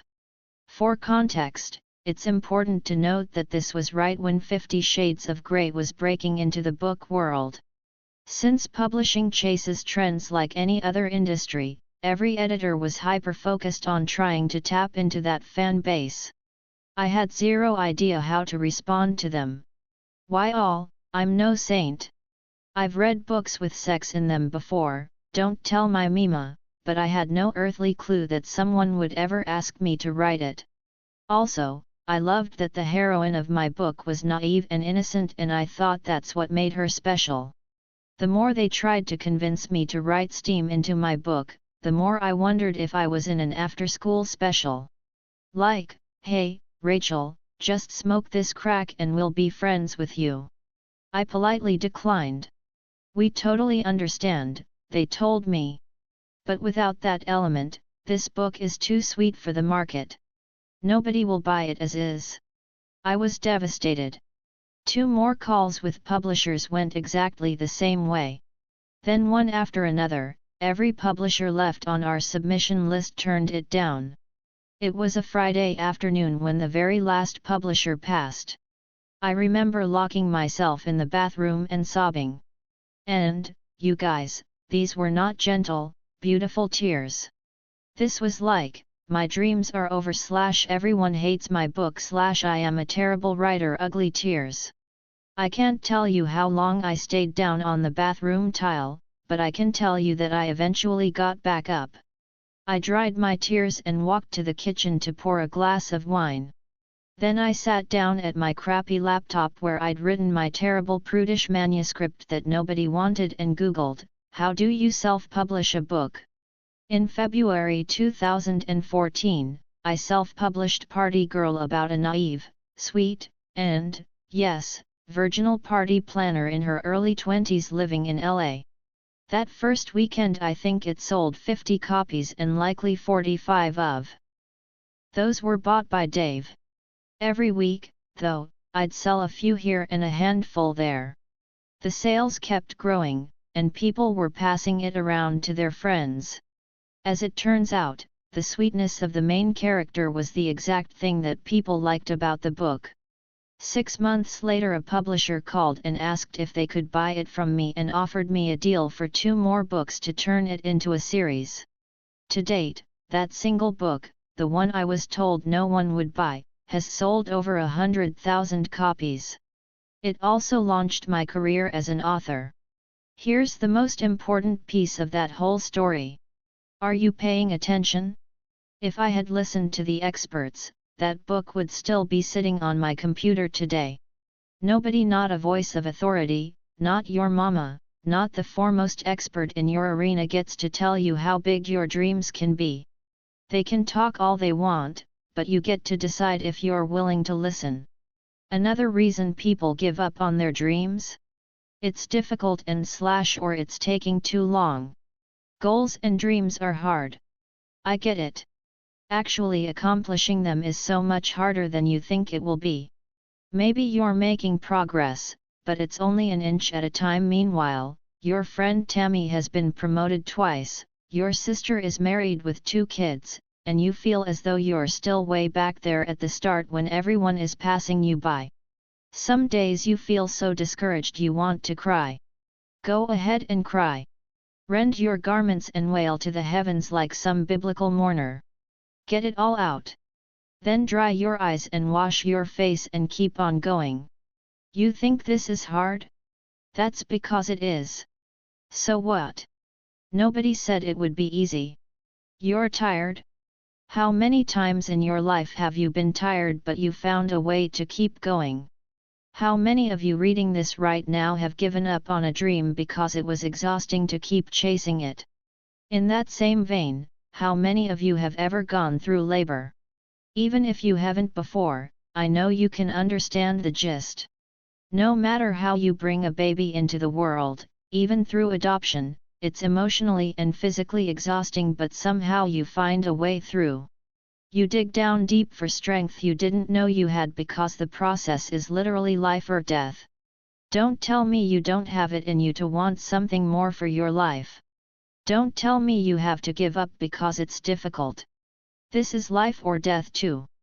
This is the difference between living a life you always dreamed of or sitting alongside the death of the person you were meant to become. That's what it feels like to me when I've given up on a dream, even for a little while, as if I'm awake. As if I'm sitting in a room and looking at the evidence of what could have been. I'm sure many of you know what that's like, and you either want to change it or keep yourself from getting there in the first place. You have to do something about it. You have to reach down inside yourself and remember the reason you started this. You'd better find the will to keep going, because if you don't, I promise you someone else will. If that happens, girl, you will watch someone else achieve your dreams and enjoy the spoils of their hard-fought battle. And if that happens, you will understand one of the greatest lessons in this life: the only thing worse than giving up is wishing that you hadn't. You think your dream is taking too long? It took Julia Child 10 years to write Mastering the Art of French Cooking. Her work changed cooking for people all over the world and launched her career. James Cameron worked on Avatar for 15 years, and it is the most successful film in the history of time. On January 3, 1870, ground was broken for the construction of the Brooklyn Bridge. The project took 10 years, and during that time, the lives of so many men on the building crew were lost. But, you guys, the Brooklyn Bridge still stands as a symbol of New York, and 135 years later, it brings 43 million cars to and from Manhattan every single year. Don't you get it? Nothing that lasts is accomplished quickly. Nobody's entire legacy is based on a single moment, but rather the collection of one's experiences. If you're lucky, your legacy will be a lifetime in the making. Between my event company and the media business I run now, it's taken me 13 years of work to get to this place, and not one of those years was wasted. I needed 13 years to gain the knowledge to write to you about this topic. I needed 13 years of speaking to college students, MOPS groups, and panel discussions to build my skill enough to give the keynote speech that served as the inspiration for this chapter. I needed to fail at public speaking and make mistakes over and over again to learn how to do that. I needed to write crappy manuscripts that I never finished and then one that nobody wanted to buy. I needed to fight my way into the publishing industry and spend years making my presence known before I was in a place where someone would give me the opportunity for a book like this.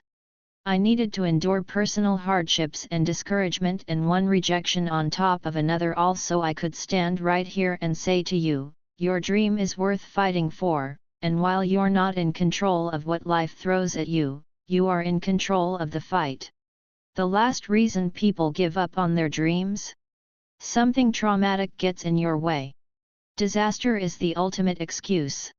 Divorce or illness or something far worse happens to you, and sometimes the goals slip quietly into the background and get left there. We leave them because this trauma is so heavy we just can't carry one more thing. Sometimes trauma happens, and if we were being honest, a part of us rejoices, thinking, well, now nobody can expect anything else from me because it's miracle enough that I'm upright. Let me take a moment to tell those of you who are dealing with and fighting through something painful, it is a miracle that you're sitting here. You are nobly doing your best to battle your way through it. You are a warrior because of the trials you are going through, but don't you dare squander the strength you have earned just because the acquisition of it was painful. Those are the most important stories to share. You can use that strength to pave a path for others to follow along behind. I've shared many of my own painful stories in the chapters of this book, and none of them have been easy to talk about, but I do it because I hope that by sharing them I'm able to help some of you who've walked through similar things. I've also talked about my own goals and dreams and the ways I've pushed myself to achieve them. Every single one of those dreams has served a purpose in my life. Sometimes it was a small change and sometimes it was life-changing, but in every circumstance, I grew for having walked through it. Friends, it's not about the goal or the dream you have. It's about who you become on your way to that goal. When a voice of authority says it's taking too long, you're too fat, old, tired, or female for it, or your trauma is too big, do you know what you're giving you? Permission to quit. You're already scared, you're already second-guessing yourself, and when someone or something comes along and speaks into that exact thing you were already questioning, you think, yep, that's what I thought. I give up. Look again at those dreams you wrote down on your paper at the start of this chapter. Now listen to me, you do not have permission to quit. I revoke that permission. I take away the power those people or circumstances put over your life, and I give it back to you. You think it's not that easy? Of course it is. This is all about perception, right? Your perception of what's holding you back is currently big and bad and terrifying, but those obstacles are only real if you believe in them. It's all in your hands now. Everything that happens from here on out is entirely up to you. This is the hard part because I will tell you right now, nobody will ever care about your dream as much as you do. Ever.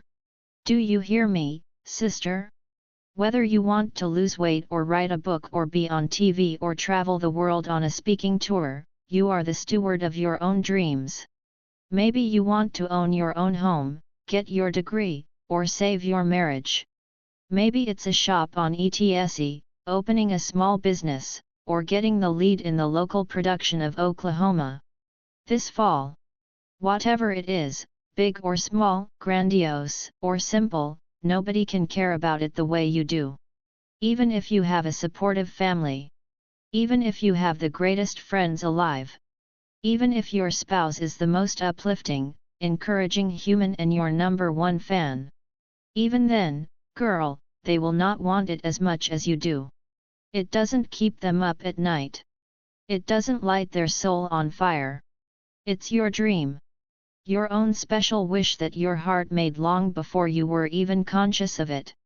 You want to see it come to fruition? Well then, you have to understand that nobody can take it away from you and ultimately nobody is going to help you achieve it. Not really. You have to decide to pursue your wildest dreams. No matter what they are, no matter how simple or extravagant. No matter if they seem ridiculous to others or maybe even too easy. It doesn't matter. They're your dreams, and you are allowed to chase them not because you are more special or talented or well-connected, but because you are worthy of wanting something more. Because you are worthy of not letting your past dictate your future. Start today. Start right now, this very second, and promise yourself heck, promise me that you 11 reach for the big stuff. Do you want the big stuff for your life? You won't get there by saying yes. Yes is the easy part. You'll get there by not giving up when you hear the word no. Things that helped me. 1. Audacity. It's pretty audacious to ignore what other people, even experts, are telling you is right. I think we could all use a little more audacity around these parts. I don't mean that you need to become militant or disrespectful, I just mean you should keep your eyes on your goal, regardless of what gets in your way. 2. Alternate paths. I worry when I give this advice that some random person who listens to the idea of not giving up on her dreams will hear, go harass people until they give you what you want. That's not going to get anybody anywhere, and we all know it. Use the no you hear as an indication that you should try an alternative route. 3. Keeping my goals in plain sight. It's easy to focus on your goals when you're fired up or excited about a new project, but focusing becomes harder when life interferes with your direct access to keep working on it. So pin up your dream somewhere you can see it. I'm a big fan of displaying visuals inside my closet door to remind me every single day of what my aim is. Currently taped to my door, the cover of Forbes featuring self-made female CEOs, a vacation house in Hawaii. And a picture of Beyoncé, obvi. Chapter 7 The Lie, I'm bad at sex. I used to be really bad at sex. Whoa, Nelly. You didn't think I was going there, but I totally am. I'm going to talk about sex as a married, Christian woman, and I hope it'll be okay. My husband? He's likely hiding under a rock right now because me writing about this is definitely his worst nightmare. My worst nightmare is getting chased by Bigfoot, so I guess we all have our crosses to bear, Dave. But Dave shouldn't be worried. I'm not writing about him, I'm writing about me and my bad sex. I'm choosing to write about this big, scary, embarrassing thing at the risk of petrifying my in-laws and giving Mima a heart attack because I think it's important. I don't think women talk about it enough. Oh sure, the world talks about it. As much as it can, as loud as it can, as often as it can. But not in a realistic way. Not in a way that makes tangible sense to a virginal clarinet player whose experience with men when she met her husband was equal to her experience with hunting large game in the African wilds. Which is to say none. None at all. My early opportunities for sexual education included ladies at church, who didn't speak about it within my hearing, or media as a whole, which showed me an ideal that was impossible to achieve. So I walked into my marriage with no realistic idea of what to expect. Which is flipping ridiculous. I wish just one time before I got married someone had said, "Look, here are my experiences. Here's what you need to know, here's what you should consider, and also, the first few times you have sex you should pee afterwards so you don't get a UTI." Somewhere in Texas an older reader just fainted. Yes, I wrote about a urinary tract infection. If that freaks you out, move right along to the next chapter, sister, because it's going to get way more intimate than that. I knew very little about sex other than what I had gleaned from TV, or so I was terrible at it. And not terrible as in awkward, though I mouse was most definitely that. It was terrible because I was miserable, and I made my husband miserable too.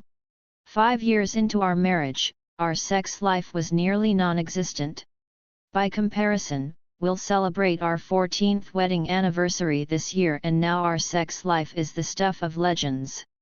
No, seriously. We do it more than any married couple you know, or at least more often than most married couples with 4 kids and 2 full-time jobs. We have sex not out of obligation but because it's really, really good. When it's really good, why would you not go at it like a couple of howler monkeys whenever you can? Today, it's awesome. But it was a long road from there to here, and I'm going to tell you all about it in case you find yourself in the same place. And because I don't want you to get a UTI. Listen up. I met Dave when I was 19 years old and he was 27. I had never even been on a date before, and he didn't know how much younger I was than him. As I've already told you, when the truth came out a couple of months in, it went over like an obese cat falling off the back fence. It was an ungraceful and violent fall, but we still landed on our feet. Dave has been my best friend since that first year together. He is my favorite human on the planet, and I love him so much it makes my heart want to explode. When we got married, we had the happiest life I could have possibly dreamed up for myself. And as for sex? We did it like rabbits. We did it like rabbits because that's what you're supposed to do as newlyweds, right? How many times could we do it in a day? How many times in an hour? I would do it in the rain, in the dark, on a train, in a car, in a tree. You get the point, Sam. We were having a lot of sex. And I loved it. I loved it because being physically close with him made me feel cherished and adored. I loved it because it made him so happy. It made us so happy. We were newlyweds, we were having sex, and life was good. But as the first couple of years went on and the newness wore off, the joy of the honeymoon phase wore off too. In the beginning my excitement made me bold. As time went on, though, I felt less comfortable, as if a switch had been flipped. I was raised to be this good Christian girl. Now I was supposed to be a sex kitten, but I had no idea how. So I drank. We'd go on a date and I'd have just enough wine to feel sexy. Then I'd try and do sexy things or act in a sexy way, but I rarely enjoyed it as much as he did. Did I pretend to enjoy it? Heck yes. That's what you're supposed to do, right? Then I started to resent the fact that I wasn't enjoying it, resented that I thought I should have sex even when I wasn't that excited about it. Then I had a baby, and my body morphed and my stomach stretched out and my boobs leaked and I was exhausted. Sex was basically the least enjoyable thing I could imagine. But I kept doing it, kept pretending that I loved every second. I never once talked to Dave about how I was feeling. I was too embarrassed and unsure. I was also nervous about hurting his feelings, so I kept it to myself. More time passed, and our sex life was hanging by a thread.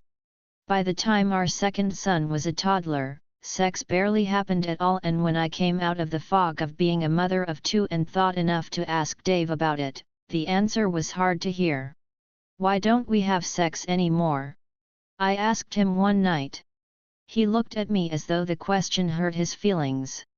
I got tired of being shot down. I was immediately defensive. "I don't shoot you down. I always say yes. You might agree, Rachel, but you don't actually want to, and that's worse than not having it at all." Initially, I was pretty annoyed. Here I was taking one for the team, and he was hurt because I wasn't more enthusiastic. But the more I thought about it, the more I understood how right he was.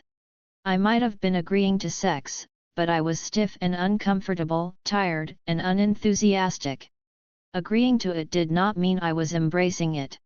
My husband could tell I wasn't enjoying it, so rather than asking me to participate halfway, he had just stopped asking altogether. What a bummer. They say the first step to fixing something is admitting you have a problem. Now, I know many of you are super in touch with your own feminine mystique. You've got the whole sex thing down pat, and you have 100 orgasms a week. Good for you, sister. Seriously, you're my hero. And the following advice probably isn't for you. For you, what I have to say will sound trite and basic, or maybe even naive. That's cool, because these are the things that worked for me, and I share them in case they are helpful to someone who is like me, or who I used to be. Here are the steps I took to go from being bad at sex to being exceptional at sex. There are 7 of them, one for every day of the week. Things that helped me.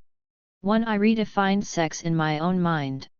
For the longest time, sex symbolized a lot of things and not all of them were positive. I decided to change what I thought sex was. This might not be what sex is for you, your friends, or the Holy Ghost and all the saints, but going forward I decided that sex was supposed to be a fun experience that would always be more compelling than whatever else I could be doing. Up until that point I was continuously weighing sex against other things, reading a book, watching TV, etc., and it was playing second fiddle. But if I reminded myself that sex was always an awesome opportunity, then I would presumably want to choose it. 2. I figured out how sex could be an earth-shattering experience. When you're uncomfortable or don't feel sexy or are nervous or shy or whatever, you're not going to enjoy yourself. If you're not enjoying yourself, you're not having good sex. So I asked myself, how can I enjoy this more? What's holding me back? The answer? Me. Next I spoke with Dave about all the things I was thinking and feeling. It shocked me that after all our years together I could still be so embarrassed, but I pushed through it. We needed to be on the same page, and the only way to get there was by opening up the book and talking to him about it. 3. I read Hebrews 13:4. Part of my hang-ups were related to my being a good Christian girl who couldn't reconcile becoming a freak in the sheets. And then I read Hebrews 13:4, let marriage be held in honor among all, and let the bed be undefiled, Web. Now, straight up, I'm sure I'm not reading this right. I'm sure someone who studied theology will tell me that this actually means something different. But what I read, or what I take away when I read that line, is that the things that happen in my bed with my husband cannot be weird or bad or wrong. Let me back up and say there are definitely things that a committed, monogamous couple can do sexually that can be incredibly hurtful to them both. Pornography, for example, is extremely damaging to both the consumer and the people being used as objects for your lust. But the other stuff? Lingerie, leather, toys, role play, trying every position possible, going at it on the kitchen table, dirty talk, whatever. If it turns you on and doesn't hurt you, I say go for it. 4. I embraced my body. Having a low opinion of your body is so damaging to your ability to enjoy sex. I used to worry about whether or not my tummy was tight or if my butt looked okay in those panties. You know what Dave was thinking when I took off my clothes? Boobies. Your partner is just thrilled you showed up, and all those things you're questioning aren't helping anyone. I practiced positive self-talk about how great my butt looked or how sexy I was. I did it so much that at some point, I started to believe it. 5. I committed to my orgasm. Okay, just writing that line makes me blush. I'm imagining some future book signing where a reader comes up to my table and says, "So, you committed to your orgasm." But this is important, and even if it embarrasses me, I want you to know it. Back in the day, when we first started having sex, an orgasm for me was like icing on the cake. But here's the thing, ladies, orgasms are not icing on the cake. Orgasms are the cake. A second orgasm is icing on the cake. Remember how I said that I had to figure out how to make sex the greatest thing ever? Remember how I told you that I wanted to desire it over anything else in my life? You know how you do that? With orgasms. I decided years ago that I would never, and I mean never, again have sex that didn't include an orgasm for me. When I told Dave this plan, he agreed it was the greatest idea I'd ever come up with. Because here's the thing, for most of us, our partners are thrilled to give us pleasure, and if we are both committed to my orgasm at the outset, it will happen. 6. I had to figure out what turns me on. Oh sure, I'd been turned on many times in my life, but I'd never truly considered the difference between what really did it for me and what was just situational. Knowing what turns me on was key because, remember, my orgasms were our new end game, and I don't know how to have one without being turned on. So we experimented until I learned myself and my body better. Feel free to head back up to the undefiled marriage bed paragraph for a list of ideas. 7. We committed to having sex every day for a month. Years ago, at the outset of changing up our sex lives, Dave and I initiated something we called Sexy September. We vowed to have sex every day during the month of September, no excuses. It was pretty daunting in the beginning, especially with full-time jobs and 2 little kids. But the end result was fantastic. It gave me the opportunity to experiment and New York things out without any pressure. Also, shockingly, having more sex made us have more sex. I highly encourage you to pick your own sexy 2 month and go for it. Chapter 8. The Lie. 1. Don't know how to be a mom. I'm the worst pregnant woman you've ever met in your life. No, really. I hate basically every part of pregnancy except the baby you get at the end. I have friends who love it. Like, capital LOVE, wish they could carry 100 babies and be pregnant forever. I fully support their Earth Mother calling and the obvious joy they find in being a vessel for human life. But I don't share it. I am thankful for my pregnancies, so stinking thankful to the bottom of my heart that God blessed me with the ability to carry 3 beautiful little boys to term.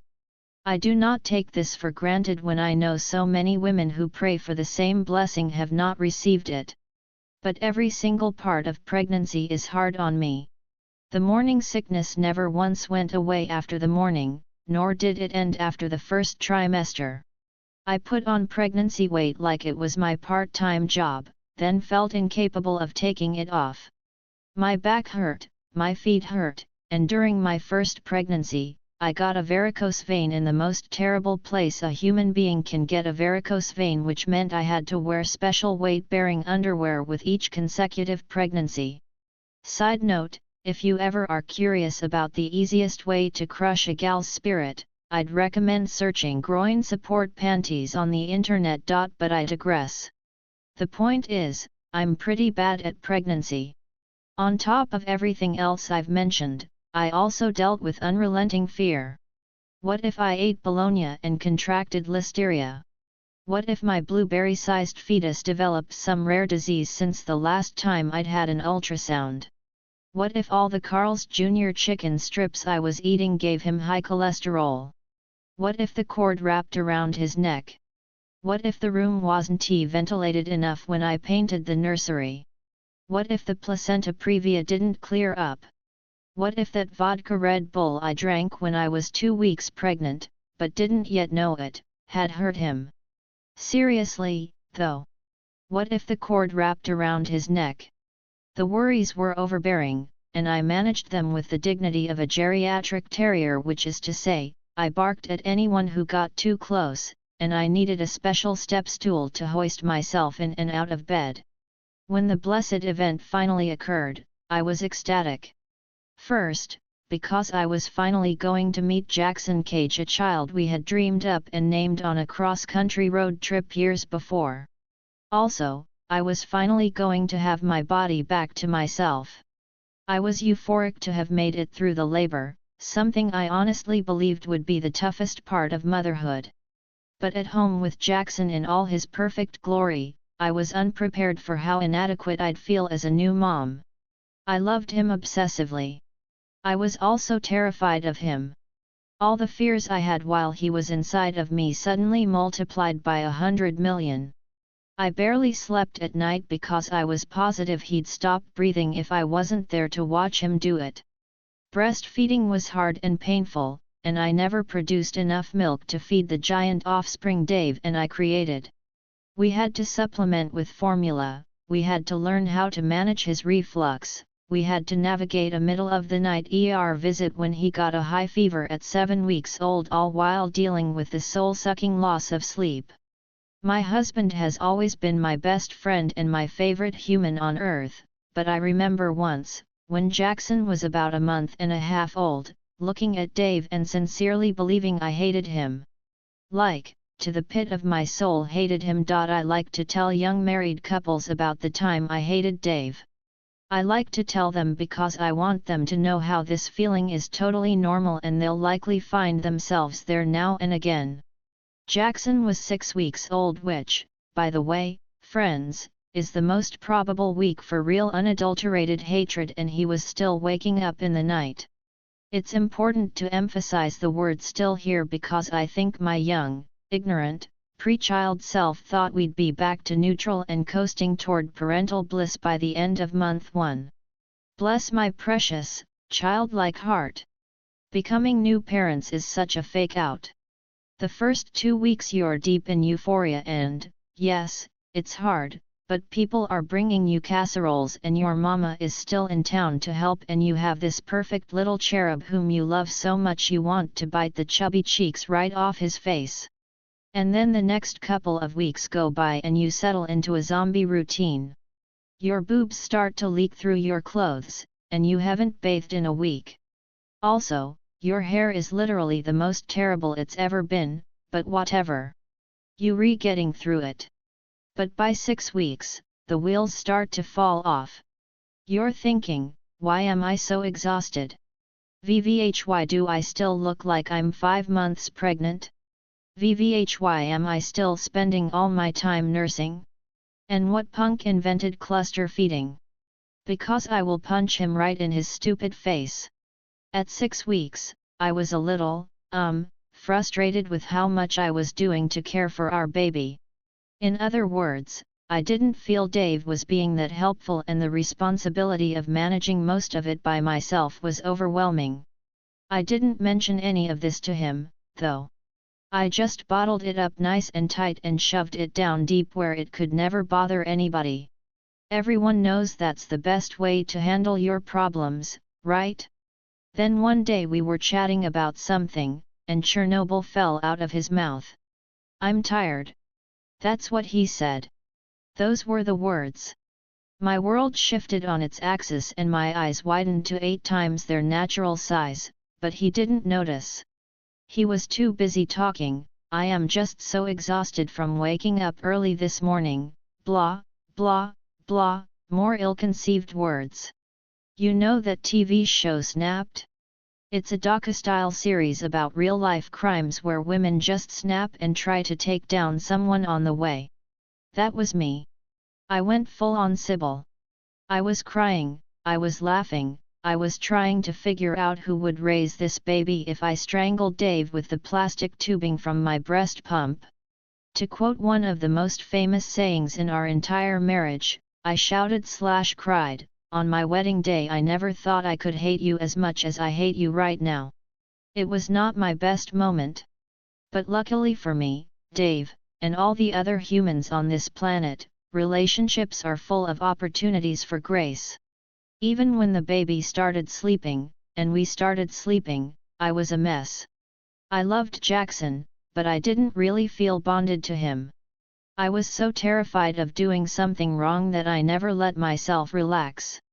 I was so focused on housework and chores and making sure his onesie stayed spotless that I never just enjoyed my time as a new mom. I think because I was so worried about failing him, I ended up failing myself. Because I was so concerned with how we should all look as a family, I didn't take the time to let myself feel connected.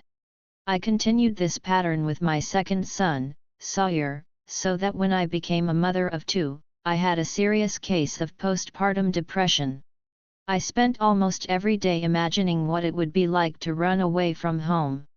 I sat in our living room, breastfeeding my week-old baby while a 5-month-old ran around a living room littered with toys and dirty diapers I hadn't yet thrown away, and I'd think, I should just drive away and never look back.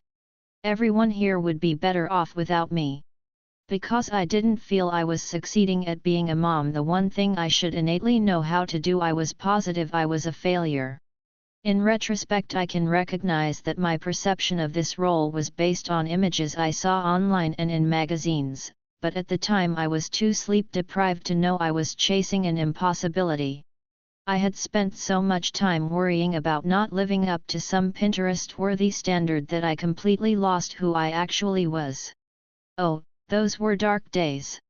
When I look at pictures of that time, my hair might be combed and I might even be wearing some lipstick, but my eyes look haunted.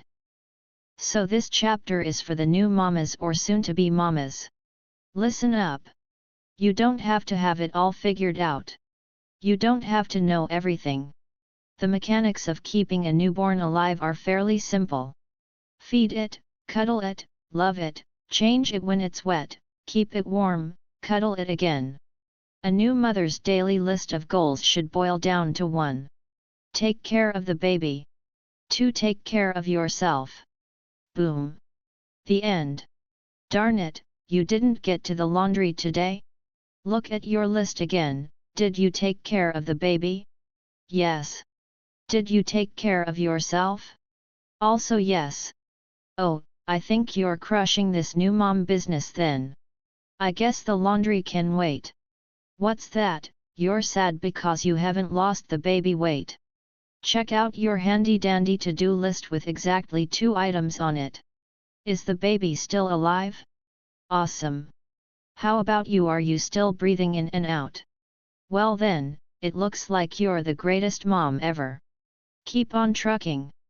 Pinterest is awesome, and decorating your nursery in perfectly coordinating colors is half the fun of having a child.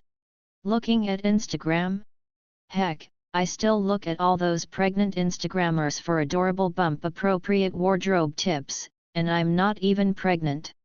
It makes sense to look outside ourselves when we're unsure about something new, and we are rarely as uncertain as we are during new motherhood. But let me tell you this because I didn't understand it until years later. The God who made the moon and the stars and the mountains and the oceans, the creator who did all of those things, believed that you and your baby were meant to be a pair. That doesn't mean you're going to be a perfect fit. That doesn't mean you won't make mistakes. It does mean that you need not fear failure because you can fail a job you were created to do. Somewhere some cynical reader is thinking about all the parents who do fail. There are plenty of mamas who make bad choices, who hurt themselves or their children. As a former foster parent, I know firsthand that there are babies suffering right now from abuse and neglect, and even if a divine plan brought them to their mamas, it might not be the best answer for them to stay there. But I'm not speaking about those mamas. I'm talking to you. Don't be overwhelmed with anxiety that your baby should be on a sleep schedule, eating organic foods, or sitting up by now.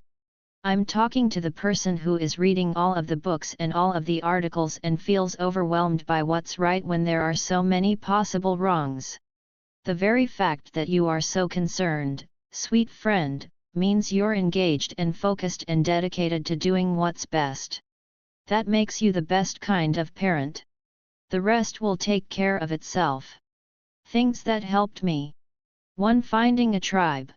Join a church group, go to Mommy and Me Yoga, or look online for a club to join. Look for a group of women who understand what it means to be a new mom too. There is so much power in solidarity. There is so much grace when you're talking with someone who also has baby puke on her shirt. 2. Staying away from Pinterest. For the love of all that is holy, nobody should be allowed on Pinterest after a big life event. Why? Because you feel like you're missing out, or that your life, nursery, or post-baby body should look like what you're finding on the internet. Pay attention to what is giving you anxiety or making you question yourself. If it's social media, then do your heart a favor and take a break from it.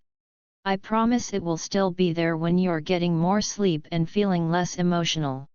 3. Getting out of the house. Every single day. The best thing you can do for yourself, your sanity, and your baby is to leave the scene of the crime. Leave the place with the dishes in the sink and the overflowing diaper genie. Put your baby in a carrier or a stroller and go on a walk around the neighborhood. Put in some headphones and listen to Beyoncé or Adele or a podcast on business ethics. Do whatever you have to do to remind yourself that there is a life beyond your nest and that you are still part of it. 4. Talking to someone about my feelings. An effective way for us to overcome lies is to speak them aloud to a partner. Whether you choose your spouse, your friend, or a trusted family member, sharing with them that you're struggling can give you the support you need to see all of the falsities that are popping up in your life. Chapter 9. The lie, I'm not a good mom. If we are going to talk about how much I struggled as a new mom, then we also have to talk about how much I have struggled as a mom in general. Navigating what it means to be a mother while dealing with a newborn baby is brutal, but what comes next? That's an emotional mind-screw of epic proportions. When my oldest was 7, he crushed my soul over Cheerios.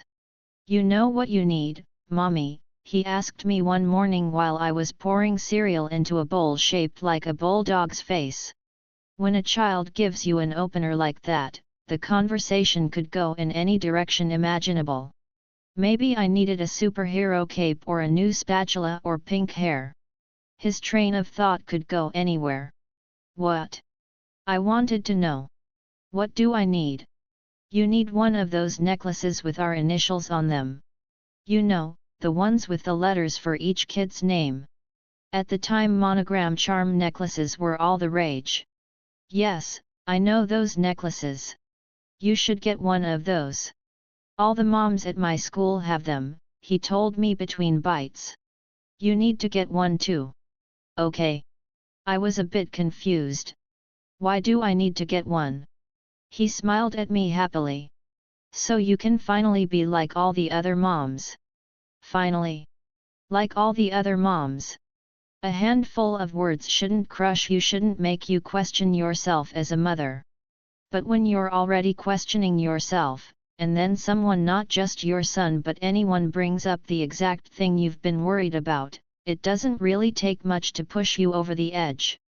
I hadn't worried about what my jewelry or lack thereof said about me as a mom, but I was glaringly aware of how different I was from the other mothers at Jackson's school events. I just didn't know that he'd noticed as well. I grappled with his statement for days.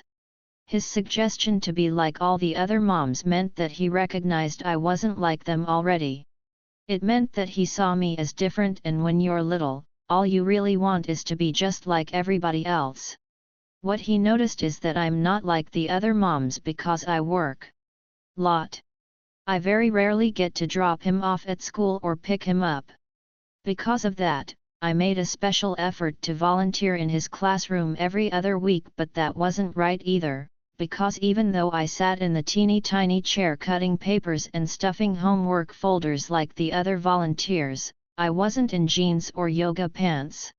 I was in high heels and a white blazer that I should have known better than to wear on the day they were making teepees out of brown modeling clay.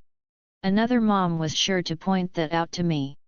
I was wearing that outfit because directly following that session at school I was heading to a meeting.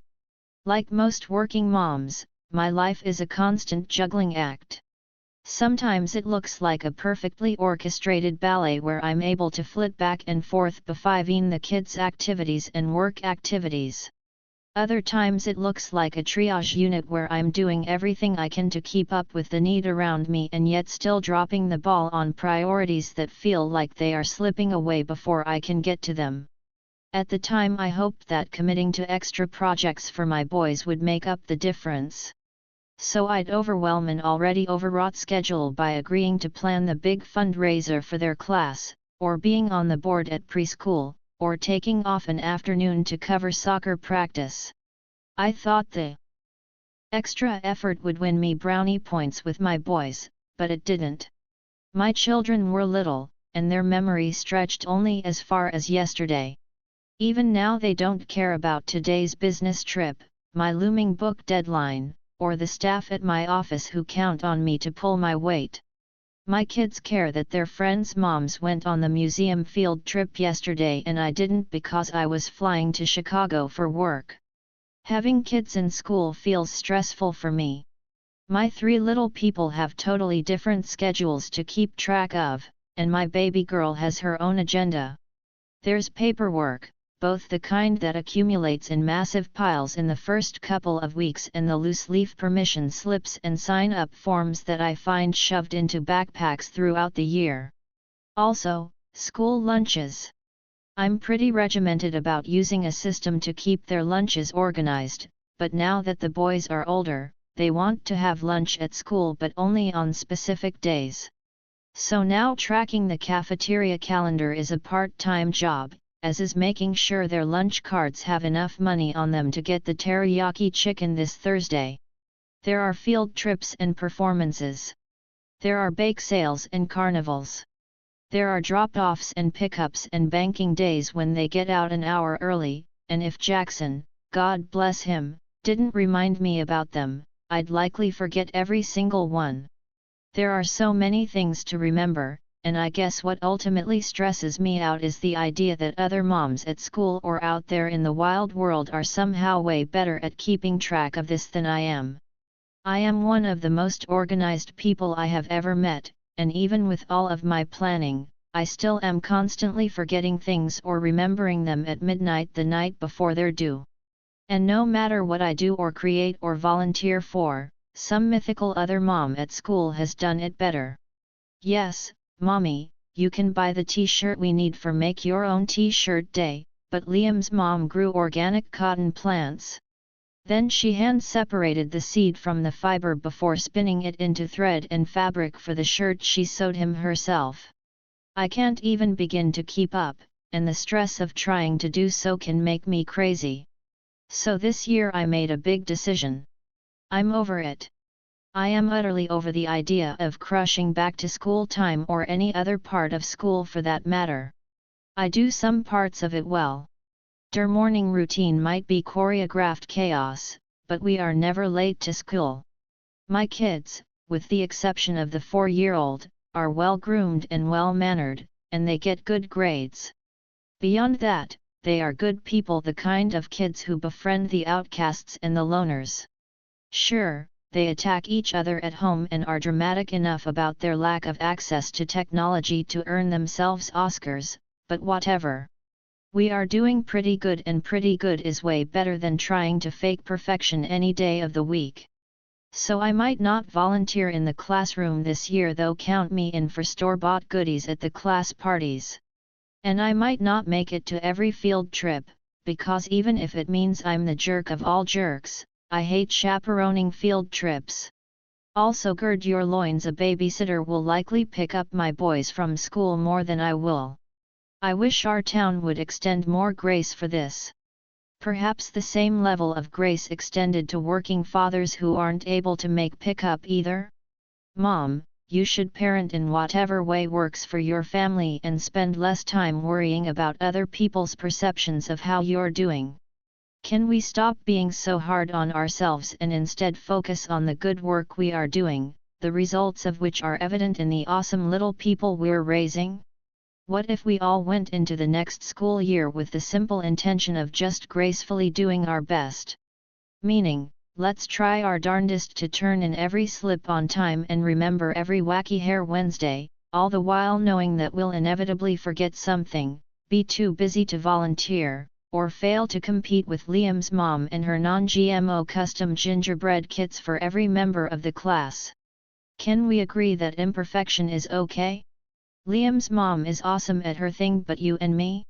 We're awesome at ours. We can walk into the school year and remember that we're raising our children into the adults they will become.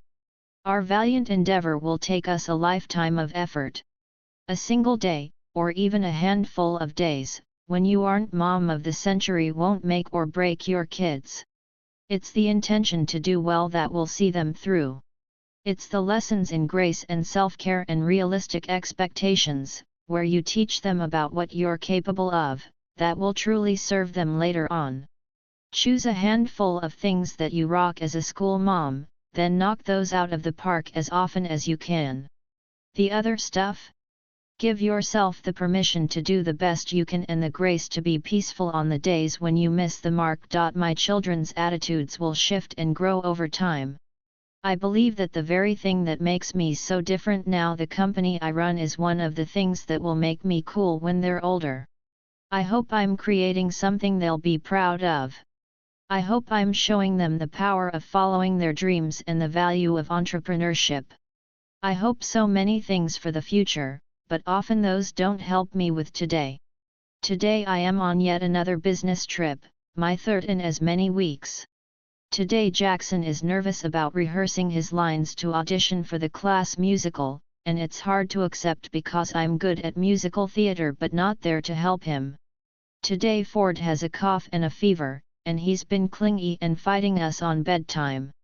But I won't be there to help Dave manage him this evening around 8 o'clock when he decides he's meant to stay up all night like a club promoter from the 80s. There's always something that can overwhelm me and make me question whether or not I'm doing any of this correctly. That anxiety I felt when they were first born didn't exactly go away. It manifested and grew like a yeast starter. The only difference between now and then is that I'm better able to see that narrative for the lie that it is. Being a perfect mom is a myth, but being a pretty great mom, most of the time, is actually possible. I don't believe in one best way to parent. In fact, I think it could be pretty damaging to our children if we tried to impose the ideals of someone else onto how our family should function. The Hollis boys are sarcastic. They get that from their parents. Dave and I think it's hilarious, and we admire their quick wit. But in your house, their sarcasm might be seen as disrespectful. Likewise, I'm incredibly strict with manners. I want yes ma'ams and no sirs. I demand pleases and thank yous, and if someone says something inappropriate or rude at my dinner table, they will be asked to leave. But maybe in your house that seems over the top. Maybe at your table you burp the alphabet after every meal and then laugh like maniacs together. If so, awesome. Mama, there is no one way to be a mother. There's also no one way to be a family. Remember when I was talking to the new moms about the daily requirements, keep the baby alive, and keep yourself alive as well? Well, the list for older children might be extended, but the intention is still the same. You need to care, truly care that you are raising your babies to grow up to be good people. You need to do the work today to ensure that it happens. Some days you will knock it out of the ballpark, and on other days you will scream the house down, wondering who replaced your children with changelings who have horrible manners and no respect. Good news! Tomorrow is a new day. Tomorrow you'll count to 10 before you lose your temper, and maybe they'll eat every bite of the dinner you made and say something so hilarious you'll think, man, people without kids are totally missing out. You will experience every kind of day as a mama, and you will need to accept the grab bag of good, bad, ugly, awesome, magical, and miserable days as a parent. You don't have to get it right all the time. You don't have to do things like anybody else's mom. You only have to care. Not only about them, but also about yourself. You cannot properly take care of your children or teach them how to be whole and happy people if you are miserable and harsh with yourself. That means doing the absolute best with them that you can. That means calling in reinforcements in the form of friends, your spouse, your mama, or the playland at your local gym when you're fraying at the edges and need a break. That means giving yourself time alone and away from the precious cherubs who are driving you crazy. Get a manicure, go for a run, or call up your college roommate for dinner. Better yet, plan a whole weekend if you can. Imagine 2 full days without once swiping anyone's nose. Imagine being called by your actual first name. Can you imagine sleeping in? Oh my gosh, girl, you are going to sleep so hard. Or maybe you'll get a massage. Or maybe hole up somewhere all day watching Drew Barrymore movies on TBS. The world is your oyster. Then imagine coming home feeling uplifted and renewed, feeling better, able to manage the squeals and screams and requests to have the crust cut off without wanting to lock yourself in the closet. Imagine living your motherhood out from now until forever, without guilt. Imagine caring for your children and yourself simultaneously without constantly questioning every decision you make. It's possible. It's also a choice. You have to choose not to compare. Don't compare your family to other families or yourself to other women or moms at school. You have to choose not to compare your children either, not to your friends' kids and most definitely not to each other. I am not saying that you shouldn't strive to improve yourself as a parent, and when it comes to kids, your job is to help them become their best selves. But sister, please, please, please stop allowing your fear of getting it wrong to color every beautiful thing you're doing right. Years ago I had to make a choice. Either I had to embrace being a working mom and be wholly proud of what I was doing, or I had to quit and commit to being a stay-at-home mom. Constantly castigating myself for my choices wasn't fair to my children, and it definitely wasn't fair to me. I also wasn't setting a great example for them. Did I really want them to see me spending my life pursuing a dream while also anxiously acting as though I didn't deserve that right? Absolutely not. A couple years ago, when I was trying to lose the baby weight from my second son, I went to visit my first trainer. She was a battle axe of a woman with a fondness for burpees, clearly in league with the devil, and more than once I puked after the time I spent with her. Jerk. One day we were talking about my diet. At the time I was still going through a bad breakup with Carl's Jr. and she asked me, would you ever feed your child the food you feed yourself? At the time I had a habit of going half a day without eating, then binging on anything and everything in sight. I was horrified by the question because I put so much time and energy into what my boys ate. No, of course I wouldn't ever feed my children the way I feed myself. Later, a version of this question became the lifeline I used to pull myself back from the brink of debilitating mom guilt. Would I ever want my children to feel this way? Would I ever want them to pursue the desire of their heart, the profession that lights their soul on fire, be it a stay-at-home parent or cosmonaut or entrepreneur, but then constantly second-guess every choice they made because it doesn't look like everyone else's social media feed? Oh my gosh, you guys, the very idea makes my heart want to stop. I would never want them to struggle with their worth as I have. I would never want them to question themselves to the point of anxiety. I would never want them to think their entire parenting career could be summarily dismissed over Cheerios on a random school morning. So I made a decision.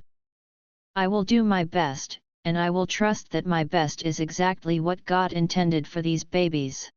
So I choose my battles. I do the best I can with the time I have, and I bend and stretch for the stuff that seems particularly important, even if it only makes sense in the mind of a 7-year-old. One season Sawyer announced that he only liked my sandwiches for lunch, not Daddy's. I started getting up early each day to make sure I was the only one who made their lunch. When Jackson told me he wanted to start running with me, I bought him shoes and went on the slowest mile-long jog the world has ever known. And when he told me I should get a necklace like the other moms, I got one. I got that necklace, but there are still 100 reasons why I don't fit into all of this as neatly as other women do. For example, I hate organized sports. Being a sports mom is sort of a badge of honor, right? Your kids get into soccer or baseball or hockey or gymnastics or whatever, and you jump right in along with them.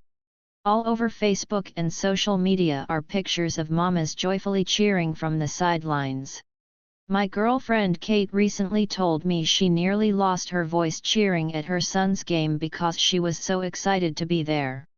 I love Kate for that. She is so quintessentially that sports mom who's in for every single part of it. But I am not. I love my kids more than anything on this planet. But sports? Meh. Sports aren't really my thing. For several years I beat myself up because I dreaded having our Saturdays disrupted by a game schedule. I felt like a crappy mom because I should want to be out there watching my son play soccer or baseball, but I really didn't. Oh sure, on the outside I cheered and yelled and made the special game day snacks, but on the inside, and I know I'll get flack for this admission, I thought, and still think, it's kind of boring. My husband? He could not be more thrilled to be there. He loves sports of any kind, and I suspect watching his sons play them might be on his list of top 3 favorite things on this planet. But I don't get it. I mean, I'm happy the boys are happy. I'm thrilled that they're involved in a team sport, learning the benefits of physical activity and gaining confidence in themselves. Beyond that, it's just not my favorite thing. And I know there are those of you who don't understand this perspective. For you, these kinds of activities make your heart sing. For you, these kinds of moments are exactly what you imagined when you dreamed of being a mom, and I think it's so rad that you feel that way. It's awesome that we each get to experience moments of blissed out mama pride with our babies, but what evokes that is different for every one of us. If time has taught me anything, it's that our differences are what make this life unique. None of us are exactly like the other, and that is a good thing because there's no right way to be. The room mom, the working mother, the woman without children, the retired grandma, the mom who co-sleeps, the mama who bottle-fed her baby, the strict mom, the hipster mom, the one who lets her kid go shoeless, or the one who enrolls her baby in music enrichment classes at birth. Whatever you are, you're adding spice and texture and nuance into this big beautiful soup of modern-day parenting. I can look at other mamas and learn from them. I can also leave the things that don't strike me as authentic or practical for our family. You can do the same for your own. That is the beauty of growing and learning and figuring out exactly who you are. Things that helped me. 1. I looked at the evidence. I used to spend so much time obsessing over all the things I was doing wrong as a mom. But you know what? My kids are awesome. Oh sure, they drive me bonkers at times, but they get great grades and are kind and welcoming to everyone they meet. I'm the one they come to when they're hurt. I'm the one they call out for in the night if they have a bad dream. Our bond is strong and unbreakable, which doesn't change simply because I'm a working mother. Look at the evidence in your own life. If you're raising arsonists who are rude to their grandma, well, maybe you need to seek out some help. But if your kids are basically good most of the time, then cut yourself some slack. 2. I made friends with the other moms. Yes, the ones your kids are comparing you to. Yes, the ones you're comparing yourself to. If they're at all human, then chances are they can tell you that they're also worried about screwing up their kids. Yes, Samantha's mom who sewed 100 sequins onto 100 buttons onto the hat she made by hand all to celebrate the 100th day of school? Yep. She's worried about their parenting too. The emperor has no clothes, y'all, and unless you seek out the truth, you're never going to know it. 3. I focused on quality. When I'm stressing about parenting, it's usually because I feel like I'm lacking for quality time with my kids. Quality time means I'm not on the phone or near a computer or talking to another adult. Usually it looks like reading, playing Candyland, going on movie dates, or cooking with them. When I focus my energy on them, that's when I really feel content that I'm doing a good job. Chapter 10 The Lie. One should be further along by now. Last week I sat around with a group of women enjoying a glass of wine and a chat. The women around me were all ages, came from different cities, and had various backgrounds. Some had families, some didn't, but all of them were what I would describe as successful. The topic of age came up and whether or not we liked to celebrate our birthdays and the passing of another year. The general consensus was definitely not. This threw me for a loop. I'm one of those people who loves her own birthday. I plan it months in advance and make long lists of things I want to do, wear sweatpants all day, or what I want to eat, spinach artichoke dip with a funfetti cake for dessert. I look forward to it with the same childlike glee as I did as a third grader. It's not just the actual celebration I like either, I wear each passing year with pride, and I truly don't care what age I am one way or another. I know that women don't like growing older. That cliché has been around for as long as we've recorded history, I'm sure. But I had never really asked anyone why they felt that way. So I asked this group of ladies. I wanted to know what they disliked so much about growing older. The answer, at its core, was the same for every single person. I expected some reference to looking older or even feeling older physically. I'd always assumed it had to do with lost youth, and maybe for certain people that's true. But this group's issue with passing time wasn't about what was happening. They disliked growing older because of what wasn't happening. You see, they'd all made plans. As little girls or adolescents or women in their early 50s, they'd made all sorts of them. Little plans and big plans and grandiose shoot-for-the-moon plans that they assumed would have been accomplished long before now. And while they had checked many things off their list, there were still those nagging few, the hanging chads of wishes and dreams that still hadn't come to fruition. So, for them, birthdays served as a reminder of all the things they hadn't achieved. For some, they fell short of a career or financial goal. Others wanted to be married or have children. They had set themselves on some sort of course long ago, and each year they didn't reach that preconceived destination was a harsh reminder of the promises they were breaking to themselves. Who hasn't fallen for this lie? I can't count the number of times in my life when I've beaten myself up because I thought my goals had expiration dates. As a side note, what a downer attitude about a day that is supposed to be filled with buttercream icing. But, ladies, we need to recognize that this mentality doesn't do any of us any good. We're focusing all of our attention on the absence of something. Imagine a little baby taking her first step. She's joyful and chubby and she's been balancing in place without holding on to the coffee table for weeks now. Finally, she takes her first coltish stumble from the relative safety of the side table, then wobbles across the perils of the living room rug to grasp the edge of the sofa. She gets there and looks up at you with elation and pride and so much excitement.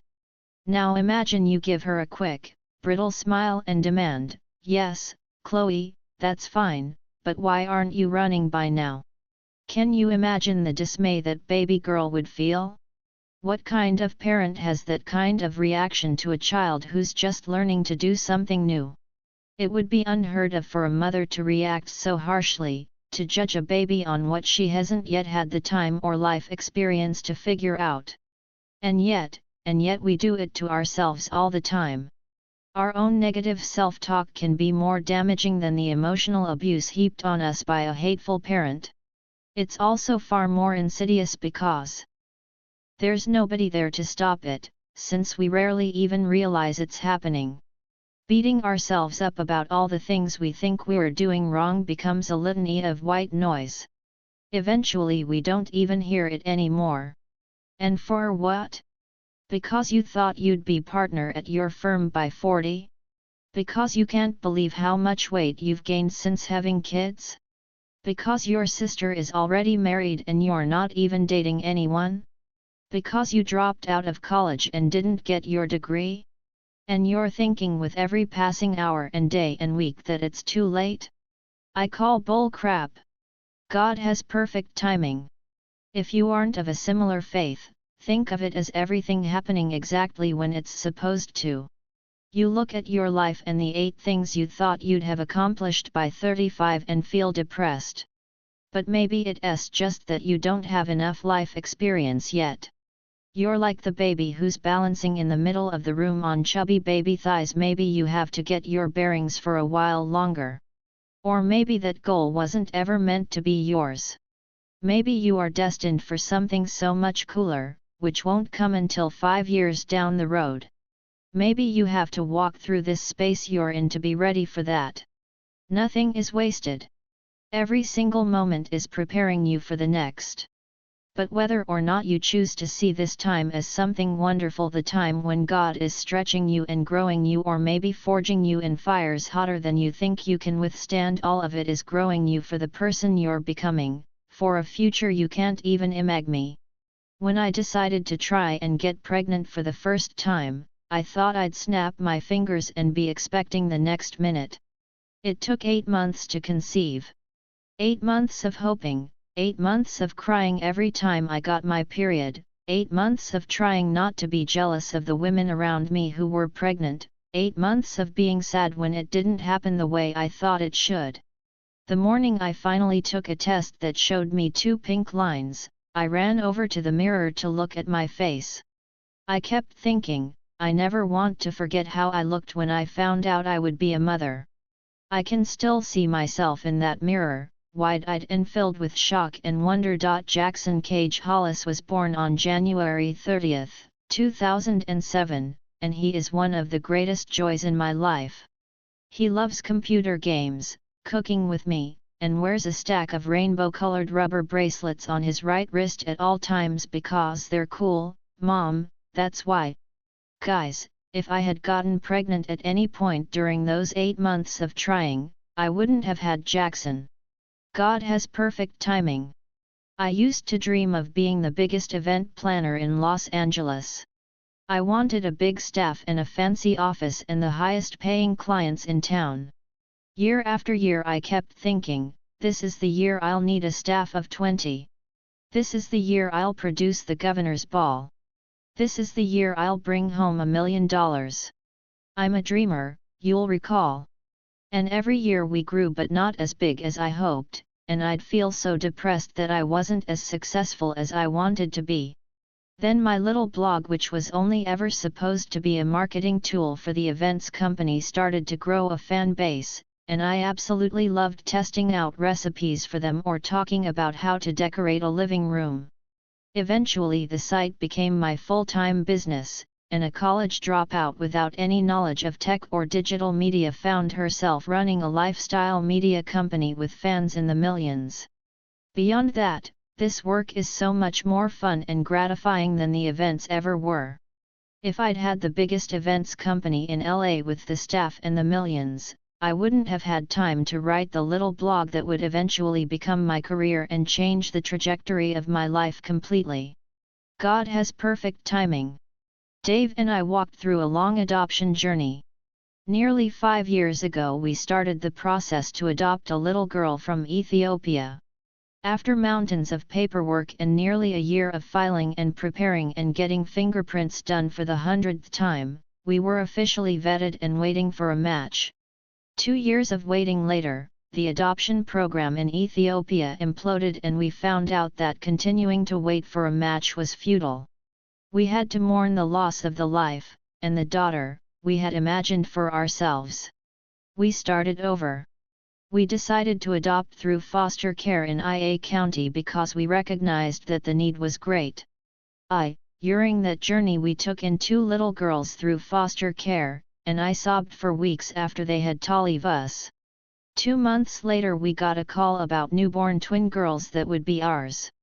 We brought them home from the hospital at 6 days old, we named them, and I experienced a love that can't properly be explained. Unbeknownst to us, their biological father decided he wanted them, and 5 weeks later the babies I thought were my daughters were taken back. I wasn't sure how to think or feel, and I truly didn't know if I had it in me to try again for adoption. I knew I was letting my fear control me, that the worry about giving my heart away again only to have it stomped on kept me from taking a next step. In the midst of such heartache, it's hard not to worry. I cried so many tears, thinking, Lord, why would you put this desire on my heart if it wasn't ever going to come true? And, God, if we try again, you're not actually sending my heart out to be slaughtered, right? Because this process with court dates and bio parents and doctor visits and trauma and the Department of Child and Family Services that was already hard enough. You're not going to eviscerate us at the end of this, right? Right. Amid these fearful thoughts, I heard him ask me, do you have faith in my plan or not? That is what it boils down to, faith. The belief that your life will unfold as it was meant to, even when it unfolds into something painful and difficult to navigate. Do I believe he has a plan? Absolutely. I've seen the proof of it too many times to consider anything else. That means I have to hold on to that belief even when the process isn't simple or easy or safe. I could make a list for you all day. I could point out 100 different moments in my life when I thought I should have something and was so upset about not getting it, only to discover in retrospect that it wasn't ever meant to be mine. Looking back, I think that was the case with my daughter. The other girls were only meant to be ours for a little while, and for whatever reason, we were only meant to be theirs for a short time. We were a part of each other's journey, a stop along the way to the ultimate destination, even if we won't be there to see each other reach it. As I sit editing this chapter, my daughter is asleep in a bouncy seat on the kitchen table next to my computer. Just 5 months after the twins left, 5 months after I could not imagine trying to adopt again, we were matched with her first mom through independent adoption. That season was filled with anxiety. I was so terrified of the things that could go wrong that had gone wrong in the past that I could hardly function. But what came out of the experience was a relationship with both Noah and her first family that is so special it could only have been crafted by the divine. And yet again I am reminded that God has perfect timing. If you have a goal, that's fantastic. I am one of the most motivated people you will ever meet, and my list of life goals is 9 miles long. But I've learned that along with my list of goals, I have to give myself some grace. Being married by 25, pregnant at 30, and the president of my division before I turned 40 are just arbitrary numbers. Because guess what?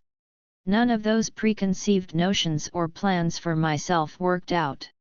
Marriage and babies came way earlier than I thought, and career success came way later. Turns out, the most beautiful things in my life were never on my to-do list. Today there may be items on your to-do list, but you also have a long list of things you have achieved.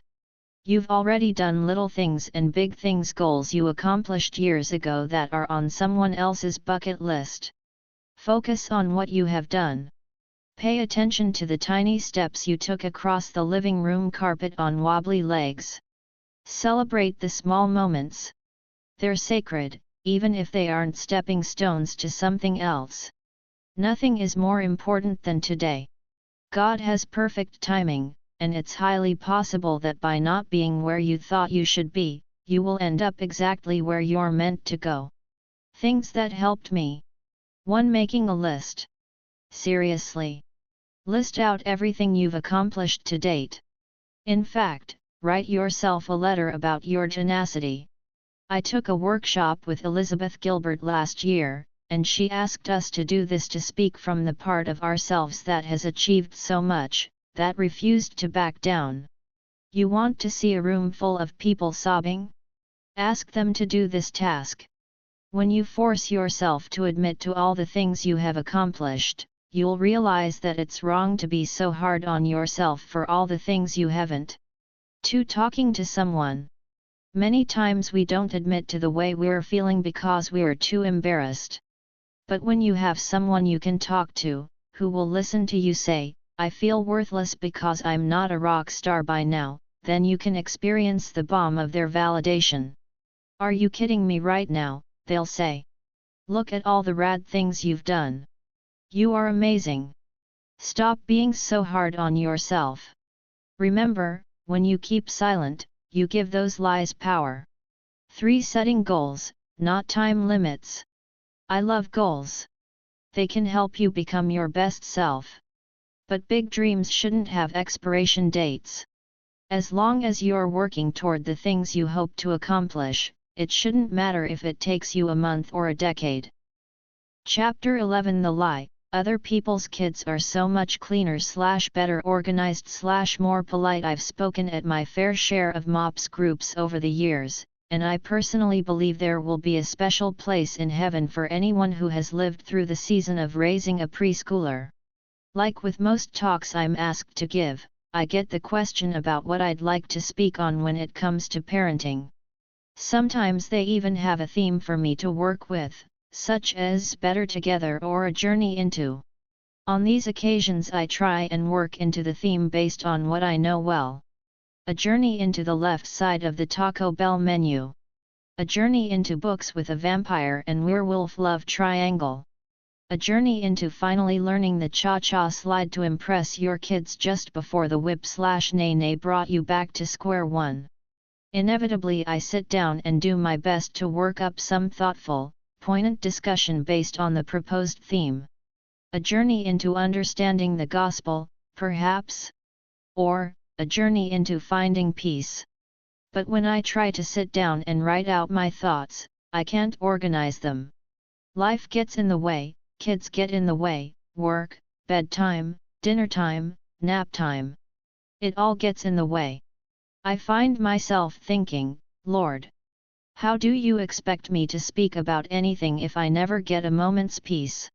I'm running around here like my hair is on fire, and you're asking me to share wisdom with other women? You want me to talk about my faith? I'm so tired I can't even spell faith. And I hear that still, small voice. That is what I want you to speak about.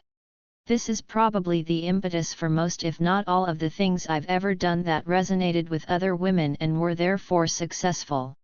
I was struggling, and rather than try and sugarcoat it or pretend it wasn't happening, I simply acknowledged my struggles in my work.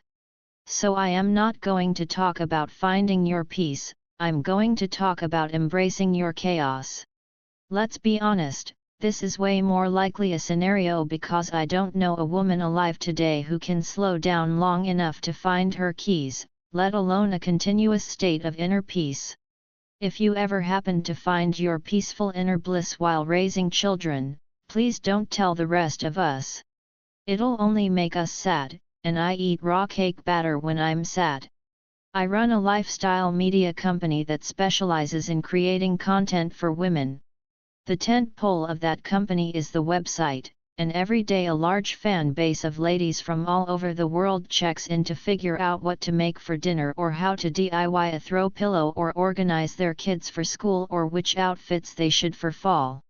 I'm reminding you of that so you'll remember that I literally offer women advice for a living.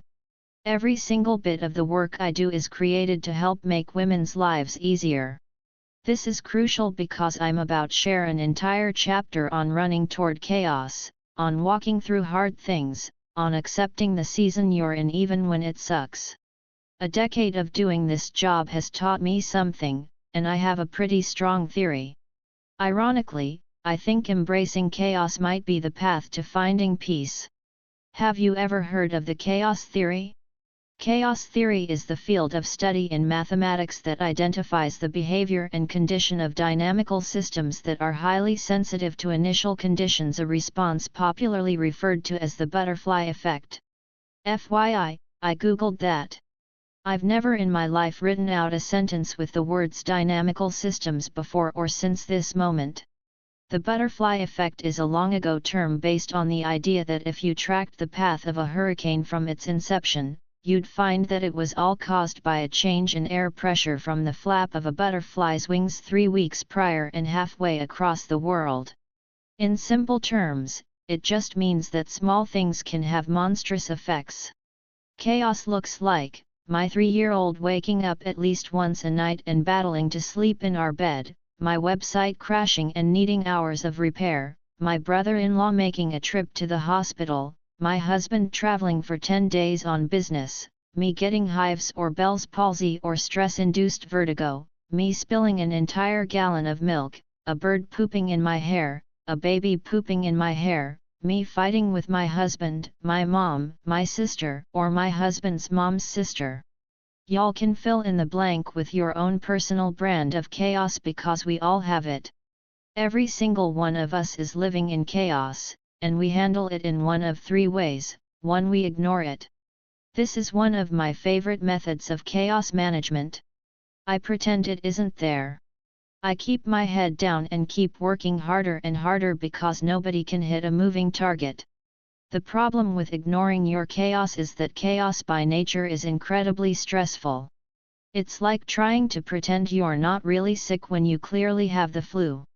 You can New York to mind over matter it, but ultimately, stress always catches up to you, and your body will react in negative ways. For me, my stress has reacted with Bell's palsy or vertigo. My big sister gets hives when she's stressed out. Another friend gets insomnia. You may think it's not affecting you directly, but it will come out and likely in ways that aren't healthy for you or your family. 2, we battle it.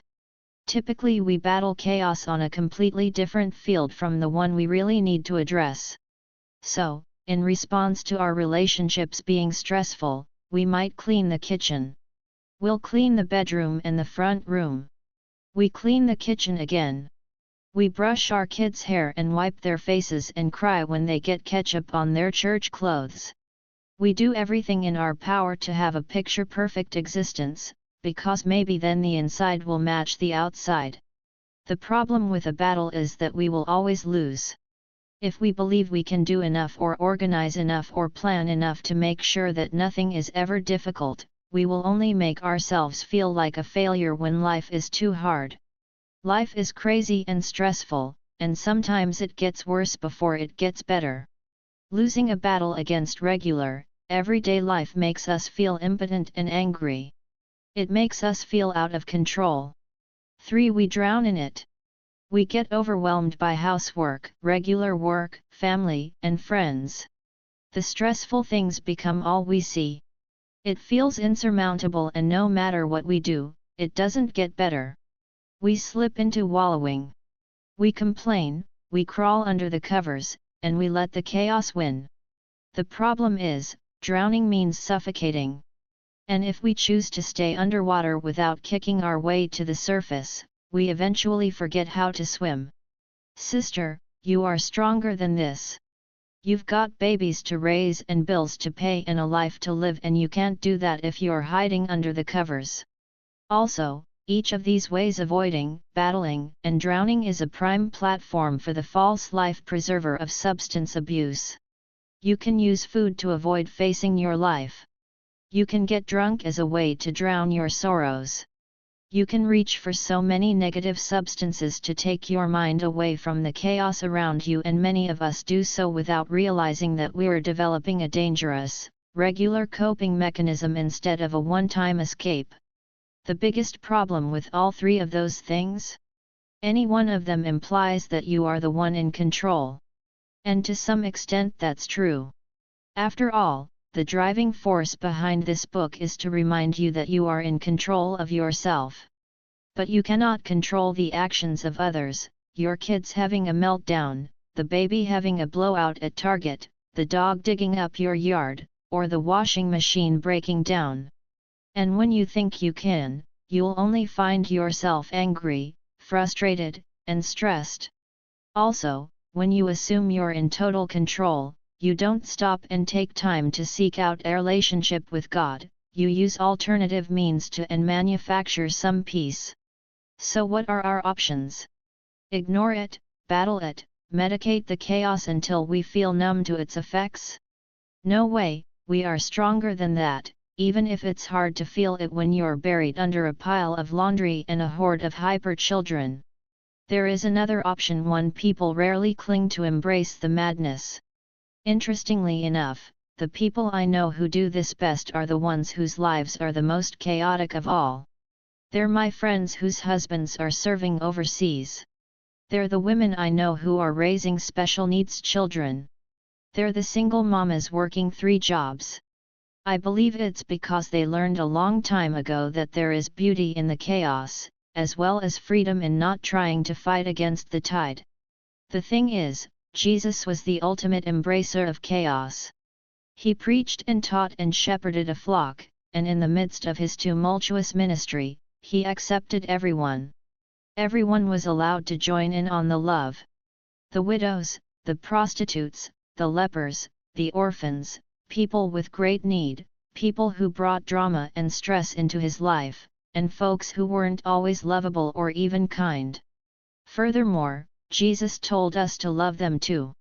He didn't ask us kindly or say, "Hey guys, maybe you could." No, he straight up called us to stand with the oppressed. Jesus looked at them and said, "Bring it on." Jesus took in the messy, broken pieces and said, "Behold, I am making all things new." Revelation 21:5 Web. Amid our chaos, fear, and frustration there is the reminder, for everything there is a season, and a time to every purpose under heaven. Ecl 3:1 Web, emphasis added.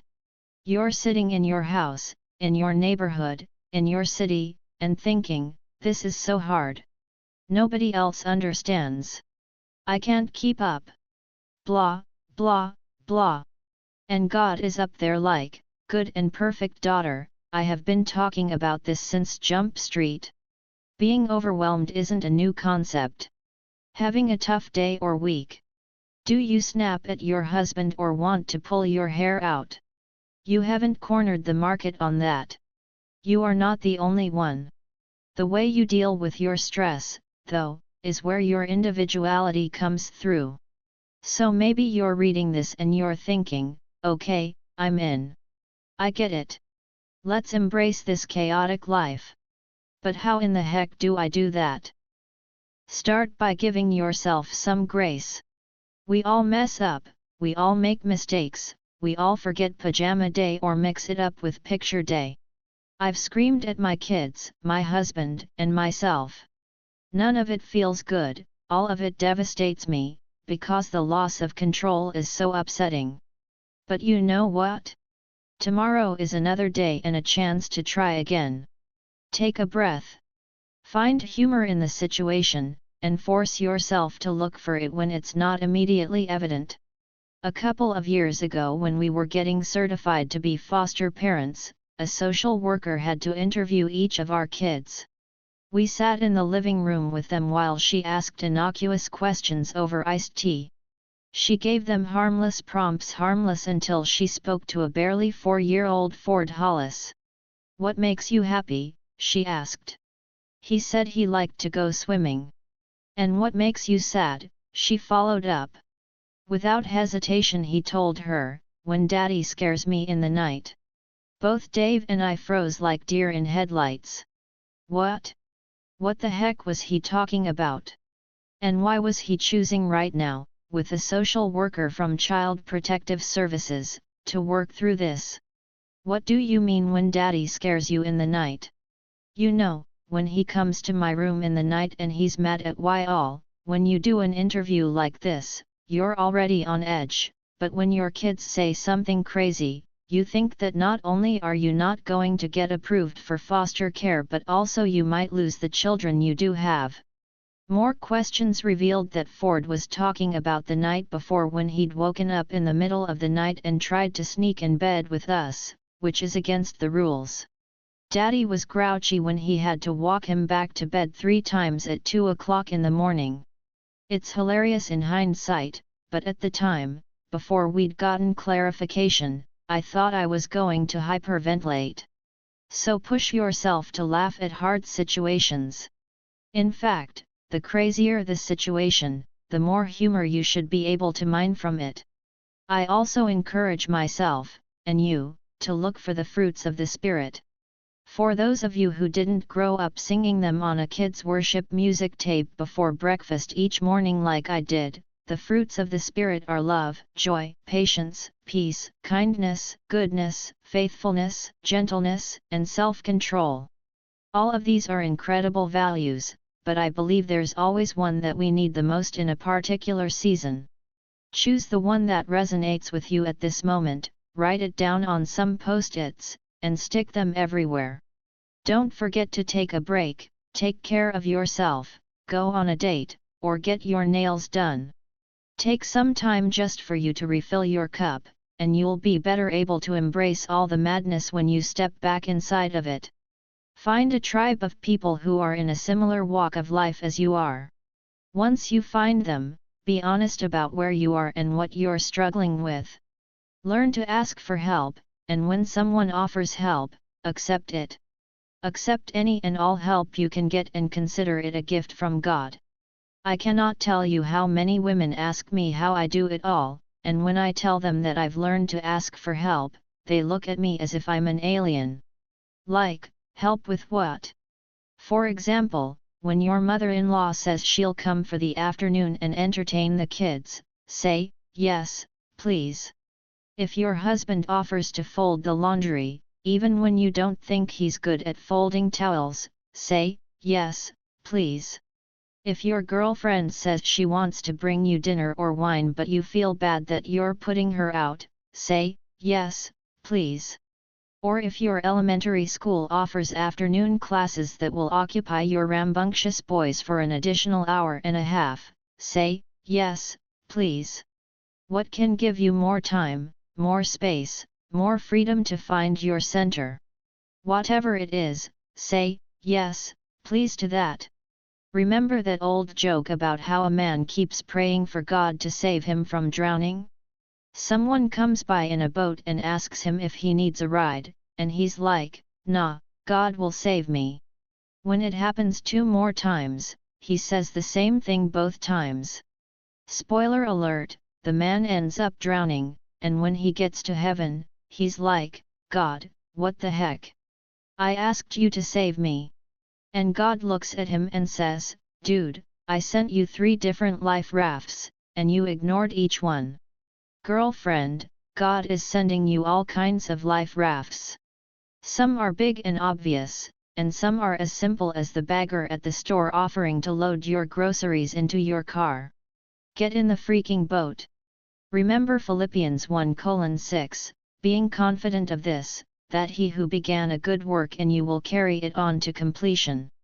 Oh man, I just love that scripture. I believe it's true, and I've watched it unfold in my life again and again. You will get through this season. This too shall pass. Don't set the rest of your life up on a downhill slope because of one hard season. It also might be helpful to remember that someone else is praying to have the kind of chaos you're currently crying about. What I mean is, the things you think are so difficult could be someone else's dream come true.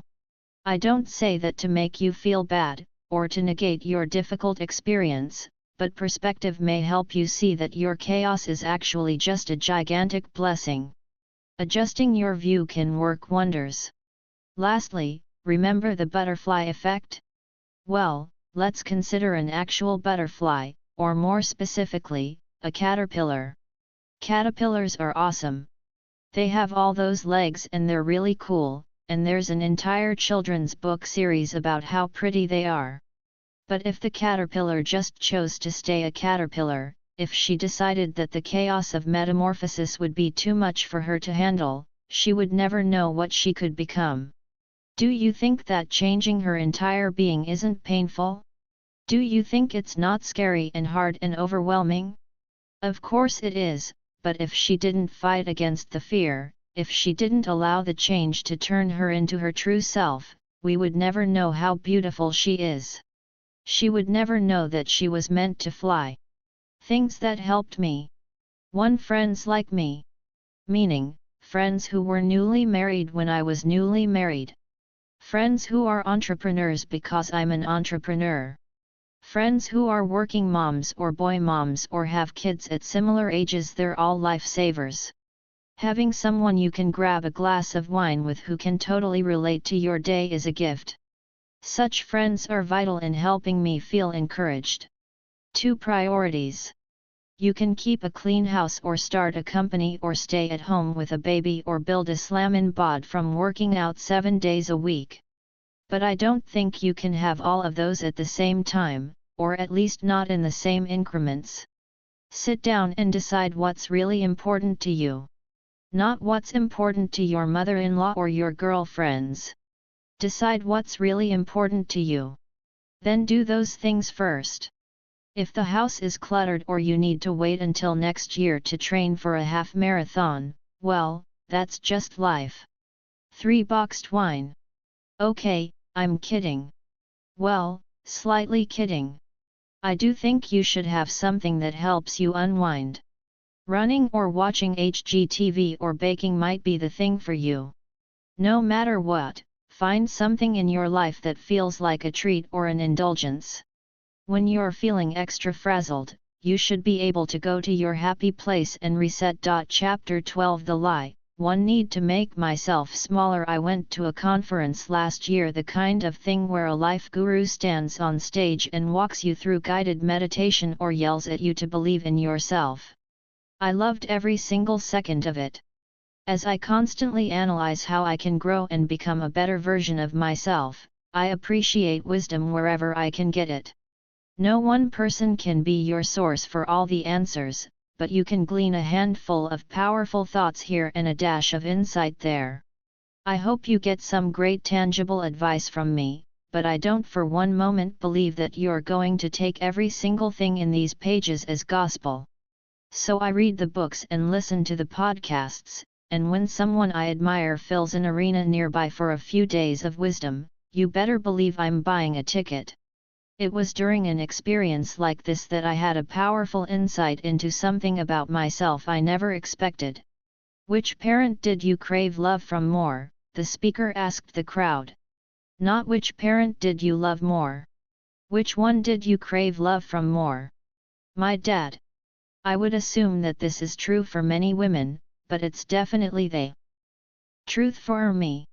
And here's the thing, I've done a lot of therapy, and much of it was so I could work through questions like this one. So when he asked the audience whom we craved love from the most, my answer was my dad.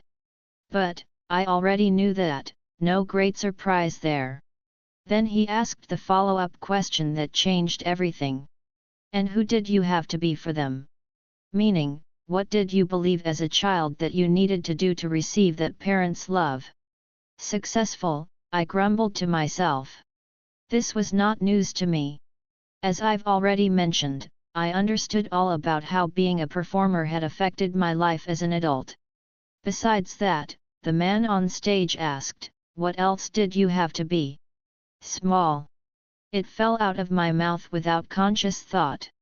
Before that moment, I can tell you I had never, ever considered that concept before. Where did that come from? What did I even mean by it? I sat back in my chair and considered it for the first time in my life. I believe my father was always proud of me, but he wasn't verbal with that praise unless I did something well. As a hard worker himself, he appreciated the achievement. Simultaneously, because he'd never had a great example of what it meant to be a good dad, he had nothing to go by. He had no idea what to do with little kids. My memory is that as children, we understood we should be seen and not heard. I learned quickly not to make a fuss, not to make noise at all if it wasn't what he wanted. Sometimes he wanted to interact, to have conversations or even play. But most of the time he wanted silence. As I got older I was aware of the disparity more and more. Little girl. That was what he called me, and not as an endearment. Little girl, you have no clue what you're talking about. Little girl, the real world is going to eat you alive. Little girl, you'd better grow up quick. Little girl became an expletive. I hated when he called me that, but never truly understood how it affected me before that day at the conference. And not just negatively, but positively as well. I wouldn't be who I am were it not for my childhood. I wouldn't be where I am without the work ethic instilled in me by my father. The same man who praised my achievement might have unintentionally taught me to chase it a bit too much, but you can't blame the past for the things that went wrong if you aren't also willing to be thankful for the things that went right. Digging into the whys of how I behave as an adult are what make me able to overcome unhealthy habits. Take, for example, how uncomfortable I used to become when speaking about my job. If you asked me at a party what I did for a living, I'd say something dismissive like, "Oh, I have a lifestyle blog." Never mind the fact that I built a media company from the ground up and manage a staff of 11. Never mind that our clients are some of the biggest brands on earth. Never mind that the website gets millions of visitors a month or that I'm an author and public speaker while also raising babies. It feels boastful to mention those things. It feels like I might make you uncomfortable if I speak about them. A larger part of why I don't want to be boastful is because I learned a long time ago that I was a little girl who had no clue what she was talking about. Being big while also being small is an impossible task for anyone. As I sat at the conference that day, I understood how that dilemma had colored so much of who I had become. As a company we have been offered so many large opportunities over the last few years, and I'd found one excuse after another to turn them down. I worried that we would disappoint our clients. I worried that we would fail. I worried that I wasn't smart enough to lead the team into new territory. It's hard to write it down now because I spend so much time telling other women to chase their big dreams. And if you had asked me, of course I would have told you that we were daring ourselves to grow by leaps and bounds. But when I took a real look at my life and my company, I recognized the nuth, I was making myself small. I was performing just enough to gain your attention but not truly being myself for fear of what everyone might think of the real me. Who am I really? I'm a wife and a mother, and I also dream of being a true media mogul. I am working to grow my lifestyle media agency to incredible heights. I dream of having enough revenues so that all of these incredible people who work for me who took a chance on helping with my dream can own their own homes, pay off their student loans, and take long, dreamy vacations somewhere sunny. I dream of starting a nonprofit that supports other women who want to chase down dreams of their own. I'm working to build a company my children will grow up and work at too. I think the media we consume can positively impact our lives, and by creating media that uplifts and encourages women, we can literally change the world.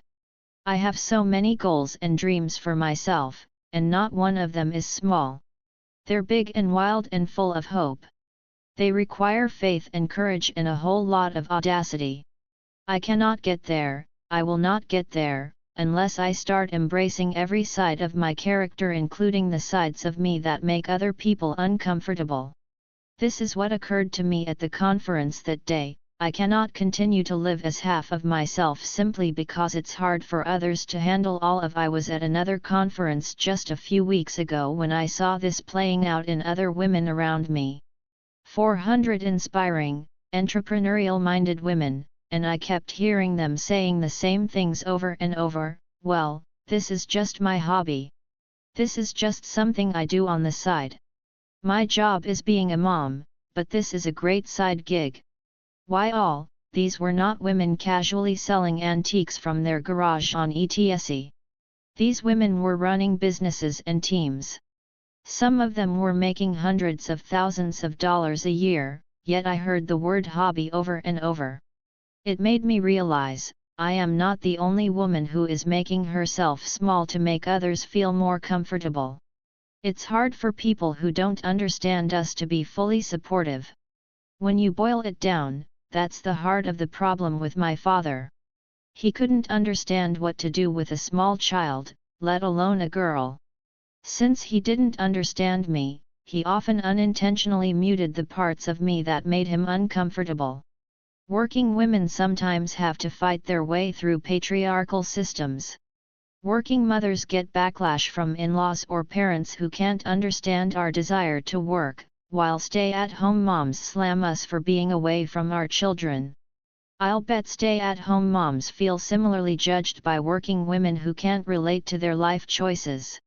It's as though we're all children on a playground trying to say whatever others want to hear, trying to hide all the parts that others might not understand. It makes me wonder how many women are walking around living in half their personality and in doing so, denying who their creator made them to be. Do you really think God made you uniquely, wonderful you in hopes you would deny your true self because it might be off-putting to others? I can't believe that's true. The more I've thought about it, the more I believe that God made me this way. He knew I would have a worker's heart, and He knew I would want to build big dreams. In the same way, He knew another one of His children was meant to stay home and raise her beautiful babies, while another daughter of His wouldn't want to have kids at all. Have you spent a lifetime muting yourself for fear of what others will think? Are you an entrepreneur who calls your business a hobby because you worry about what your mother-in-law will say or because it's safer to keep everyone's expectations low? Are you hesitating to go back to school because you think you're not smart enough? Do you stop yourself from daring to try something new because you're already positive you'll fail? Do you remain silent when you have so much to say? Do you believe you'll never do better or be better than you are right now because of your family of origin? Do you hesitate to admit your dreams aloud because you're nervous about others making fun of you or judging you for your choices? Girl, I lived in fear of this for years. I worried that if you knew how much I love to work you might call into question how I can do any of those things while being a successful mother.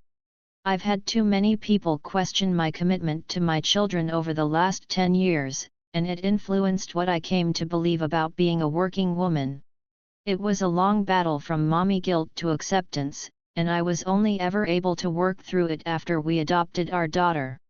When she was about 6 weeks old, I had to go on a business trip, and while I was gone someone asked me about mommy guilt as a working mom. It's a question that comes up a lot and one that I bet most mothers regardless of whether they stay home with their babes or choose to work have grappled with. I've thought about it a lot over the last 10 years of motherhood, and even more so now that I'm raising a daughter. And here's what I've decided. I refuse to teach her this narrative. I absolutely refuse to raise her with the ideal that only one parent is ultimately responsible for who she will become. I was raised by 2 working parents in the proverbial village. I will not consent to the belief that having a mother with a full-time job means that she's not loved and well cared for. I will not set her up to believe that having a career, or not, has anything to do with how much she's committed to her partner or how much she loves her children, should she choose to have either. I will not tell her that a man's work is only out in the world or that a woman's work is inside the home. If she chooses to stay at home, then we will support her with all our hearts, but we will never teach her that there's only one kind of woman to be. This is important because her brothers will be told by society that their options are endless, and she will be shown by media that her world is limited. I know this for many reasons, but mostly because her daddy has never one time been asked if he feels guilty for having a job. As she grows, my daughter will learn things out in the world that I wish she didn't. I cannot control that, but I can control the kind of woman I set as an example. I, her mother, believe that Noah, my daughter, is fearfully and wonderfully made by a God who imagined her place in this world long before either of us was born. I believe the same thing about you. I believe that you are not a mistake and feeling guilt about who you are, working, staying at home, overweight, underweight, overeducated, uneducated, emotional, bookish, street smart, or whatever, does a disservice to yourself and the Creator who made you. There are hundreds of ways to lose yourself, but the easiest of them all is refusing to acknowledge who you truly are in the first place. You, the real you, is not an accident. Those dreams you have for yourself are not silly, they are the roadmap to your divine calling. Don't sit this one out. Don't let someone else's opinion of you determine your worth. Don't miss out on the chance to live the life of incredible possibility in front of you. You were not made to be small. You are not a little girl. You are a grown woman, and it's time you grew up. Become exactly who God calls you to be. Things that helped me. 1. A willingness to offend. I don't mean offend as in tell a bunch of yo mama jokes. I mean embrace the idea that not everyone can understand or approve of you, including those closest to you. If you're a people pleaser like I was, this is especially hard because my instinct is to ensure that everyone likes me at all times. So I decided to get out of my own way and stop focusing so much on what anyone else thought. I focus on being the best, most loving version of myself, but whether or not you approve of that isn't my concern. 2. A bold statement. For me, it was a tattoo. I'd secretly wanted one for years, but I was worried about what others would think. Then I had an epiphany: I get to decide who I am. Every single day we're alive, we're choosing this life and this persona. We choose to be the stay-at-home mom who loves baking and Pilates. We choose to be a hipster who loves coffee shops and artisan goods. We choose to be a lawyer who runs marathons and only eats organic. Every single aspect of our persona, no matter how long we've rocked it, is a choice we make every day. This was a massive eye-opener for me.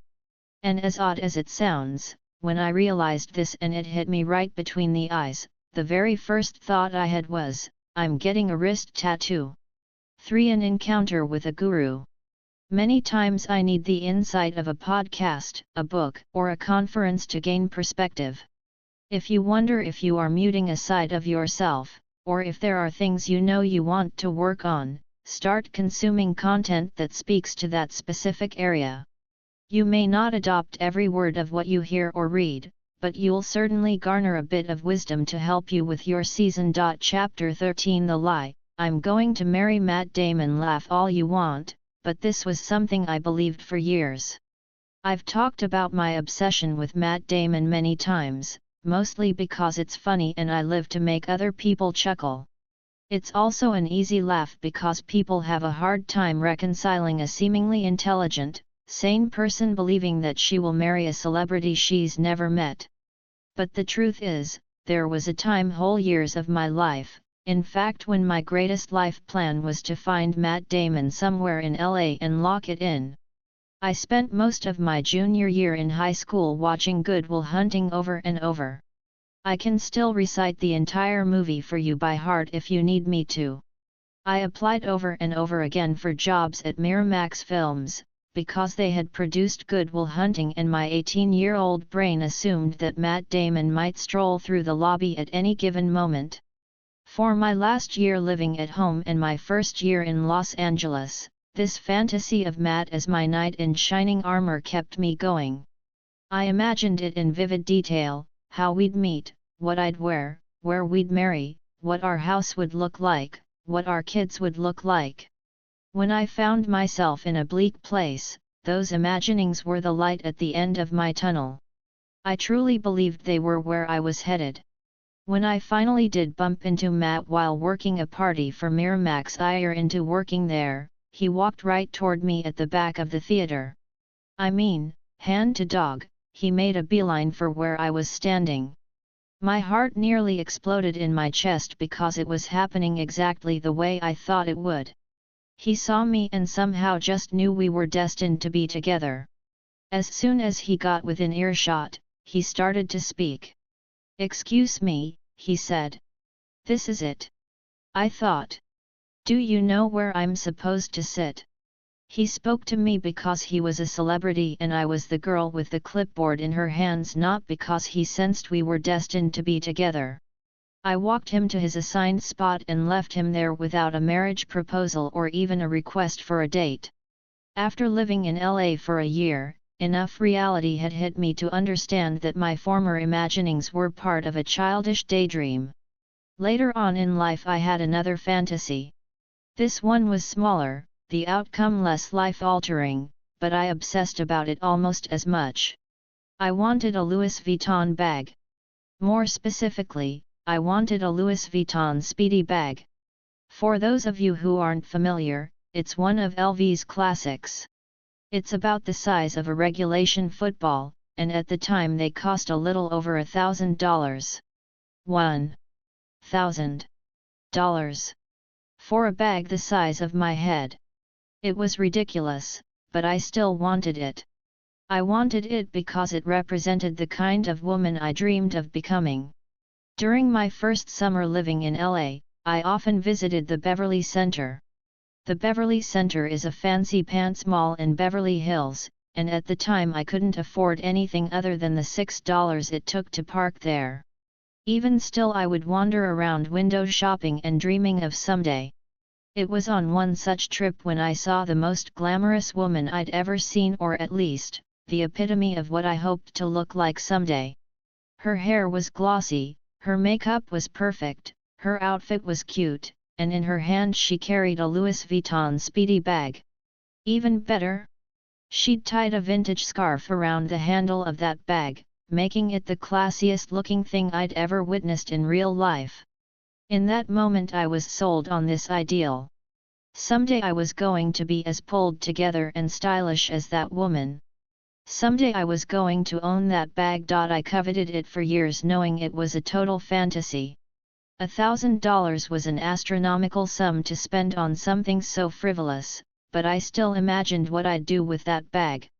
I imagined where I'd use it and how I'd change out the scarf seasonally or to match my outfit. I pictured it in great detail, and over time I came up with a game plan for achieving it. Someday I would build a company, and someday that company would have real clients who would pay me really big money. The first time someone gave me a check for $10,000 in consultation fees, I decided I was going to buy myself that bag. It took me years, you guys. Years of scraping and hustling as a small-time wedding planner. Years of building up my portfolio of work and my client roster. Years of charging $750, then $1,000, then more. Every time I went to the mall I'd walk by Louis Vuitton and stare at that bag through the window. Through every meeting and contract, I held on to that vision.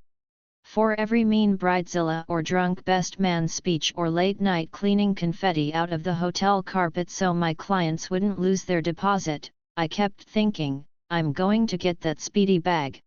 The day I received my first $10,000 check, I drove directly to the bank and then from the bank to the Louis Vuitton store at the Beverly Center. When I walked out of that store it was the proudest I'd ever been in my whole life. A purse is cool, and a Matt Damon obsession is interesting, perhaps. But why bring them up now? Why tell you about this random quirky lie or this purse I used to be obsessed with when the other chapters carry so much weight and seriousness? Because I think my ability to imagine my dreams in intricate detail is one of the biggest reasons I've been able to achieve them. Seriously. Don't rush by that statement. Sit with it for a minute. A huge part of my success is built into my imagination. And I don't mean Tim Burton-style imagination. I just mean the ability to pick out a daydream and then focus on it. Sometimes for years. One of the questions I get most often is how I stay motivated. Lately I've been needing to offer tangible ideas. Surround yourself with inspiring people, both in real life and in your social media feeds, listen to motivational podcasts, blast pump up jams until you're feeling inspired, figure out a formula for what motivates you, then do it again and again. But that may sound like advice you've probably heard before, so what's the point of repeating information that won't stick? I'd rather hone in on what's going to make the big difference for you, even if it might sound a little strange.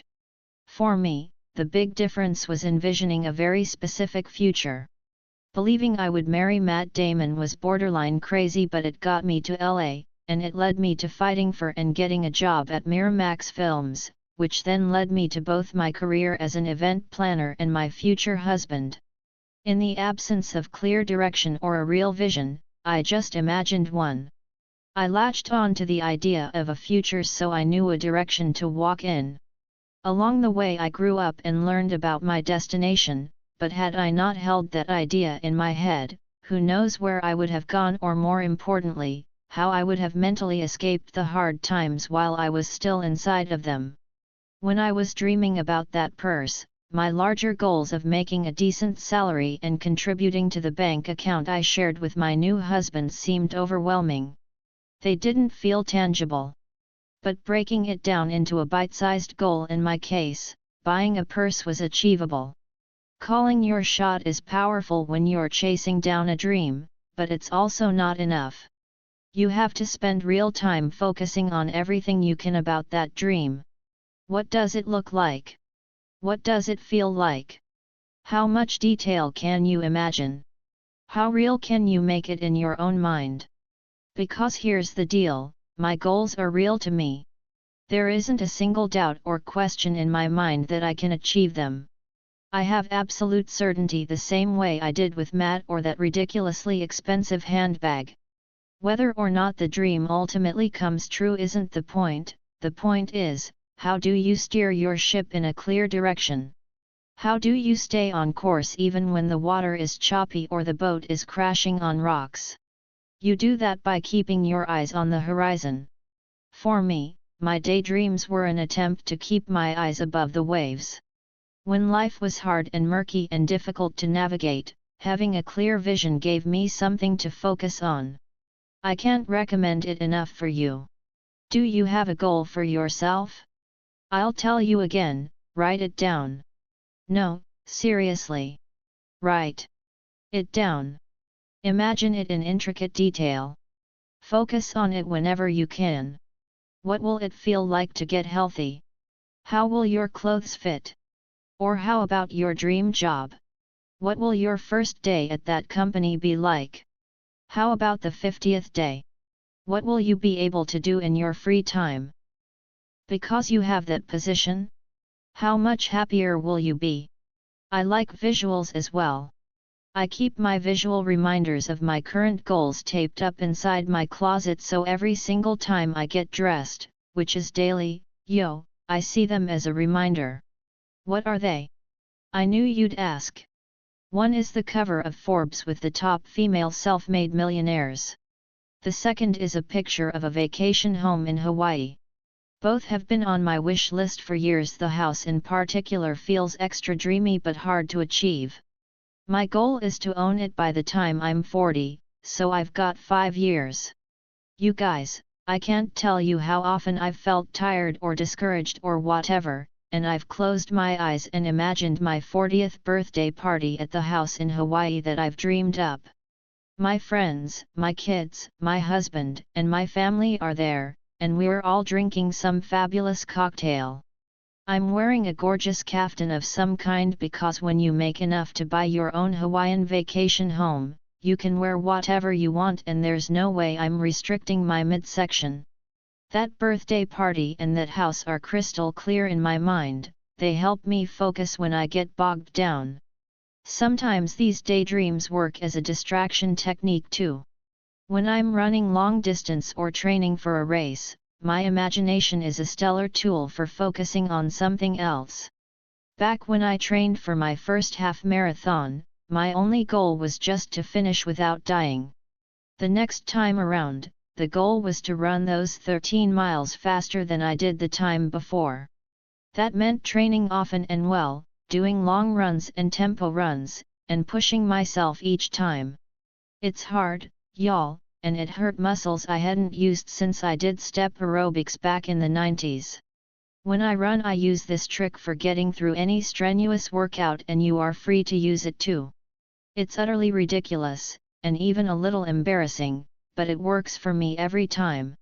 I believe Mindy Kaling coined the phrase cardio fantasies, how she invents stories to entertain herself as she exercises. If she didn't, someone please trademark that for me and I'll turn it into my next book in a line of activewear. My cardio fantasy is the big, crazy dream I typically imagine myself in during a particularly difficult workout. Sometimes the music in my headphones can get me through, but when the going gets tough, the tough, me in this scenario, imagines herself vacationing with George Clooney at his house in Lake Como. Laugh at me all you want, but I've found that the more outlandish the cardio fantasy, the more time I can pass without noticing that my quads are screaming. Don't have your own cardio fantasy? Borrow one of mine. These are, no, seriously, my go-tos. You think I'm trying to be funny here, but I swear by the power of Grayskull, these are really what I'm thinking about. Best friends with your hero. As you may or may not know, I am the biggest book nerd you've ever met in your whole life. Don't even start a book conversation with me unless you really want to take it to level 5, because I will embarrass myself. There's no author on earth I want to meet more than Deborah Harkness. Because I'm a super nerd, I also know that she lives relatively nearish my weekly running spot. I like to imagine a detailed scenario where she's on the same trail I am and I recognize her, and we basically become best friends and meet weekly to walk and discuss the intricate plot points of her next book. Vacationing with celebrities. I wasn't kidding about the George Clooney thing. I like to imagine I'm part of a large collection of celebrity couples and we're all vacationing somewhere amazing. In this same scenario my hair is always shiny and my makeup a dewy J.Lo like special. I make everyone dinner, and surprisingly, even the super skinny movie stars like meatloaf and casseroles. They ask where they can get my cookbook, and they all love me because, for a billionaire media mogul, I'm surprisingly down to earth. Singing on stage with Lionel Richie. I have a lot of Lionel Richie on my iPod, so this was sort of a forced fantasy. At some big birthday party of mine, that 40th in Hawaii, let's say, Lionel is a longtime family friend who surprises me by coming to perform. At some point he pulls me up on stage and we sing together. I can't actually sing well in real life, but in this scenario I crush dancing on the ceiling. Later, as an encore, we do a haunting duet of Hello, and years later friends will still recall, "Geez, Rachel, do you remember that one time you and Lionel sang Hello?" Ryan Gosling or a Hemsworth brother. I'm far too much of a weena to have any real fantasies about these guys, but I do like dreaming about some situation where I look flawless and am so totally hilarious and witty that one of these stallions can't help but hit on me. Propriety forces me to tell Ryan/Chris/Liam that I'm happily married, but the dream of them asking will still be with me when I'm 90 years old. Some fantasies are instrumental in helping us reach our goals. Some fantasies are silly, but they give us something to think about. If you ask me, all of them have value. And your fantasies will be different from mine. Maybe you cure a rare disease or have dinner with Oprah. Maybe you talk politics with Roosevelt or New York on dresses with Edith Head. The point is, you don't think about the challenge before you keep your eyes above the waves. So stop laughing at my nerdiness and find whatever motivation you need to get out there today and make some moves. Things that helped me. 1. Writing it down. I cannot stress this enough, when it comes to goal setting, it's imperative that you write everything down. Okay, maybe not your Matt Damon related goals, I was a teenager, you guys, but if you're dreaming of something for yourself, physically writing down the words is a powerful thing to do. 2. Saying it aloud. Naming your goals is also important, because often we struggle to even admit them to ourselves. Make sure when you name yours, you do it in a powerful way. Say, I am getting my master's in organizational psychology instead of I will try to go back to school. I drive around town saying my goals in my car where no one can hear me. I announce them like proclamations as if it's only a matter of time before they happen. 3. Creating a vision board. The pictures inside my closet hold a lot of meaning for me. They're a constant reminder of where I want to go, and a visual aid can be really helpful for those of you who don't feel like your imagination is strong. Use someone else's visuals to help you map out your dreams in your mind. Chapter 14 The Lie. I'm a terrible writer. After I published my first book, Party Girl, I would occasionally read, every 11 seconds, check Goodreads to see what people were saying about it. As a massive book nerd who devours online reviews in order to build my TBR pile, it felt so exciting to read other people's reviews of a book I had written. It was such an incredible boost for me, especially as I fought my way through writing the sequel to see the lovely things readers were saying.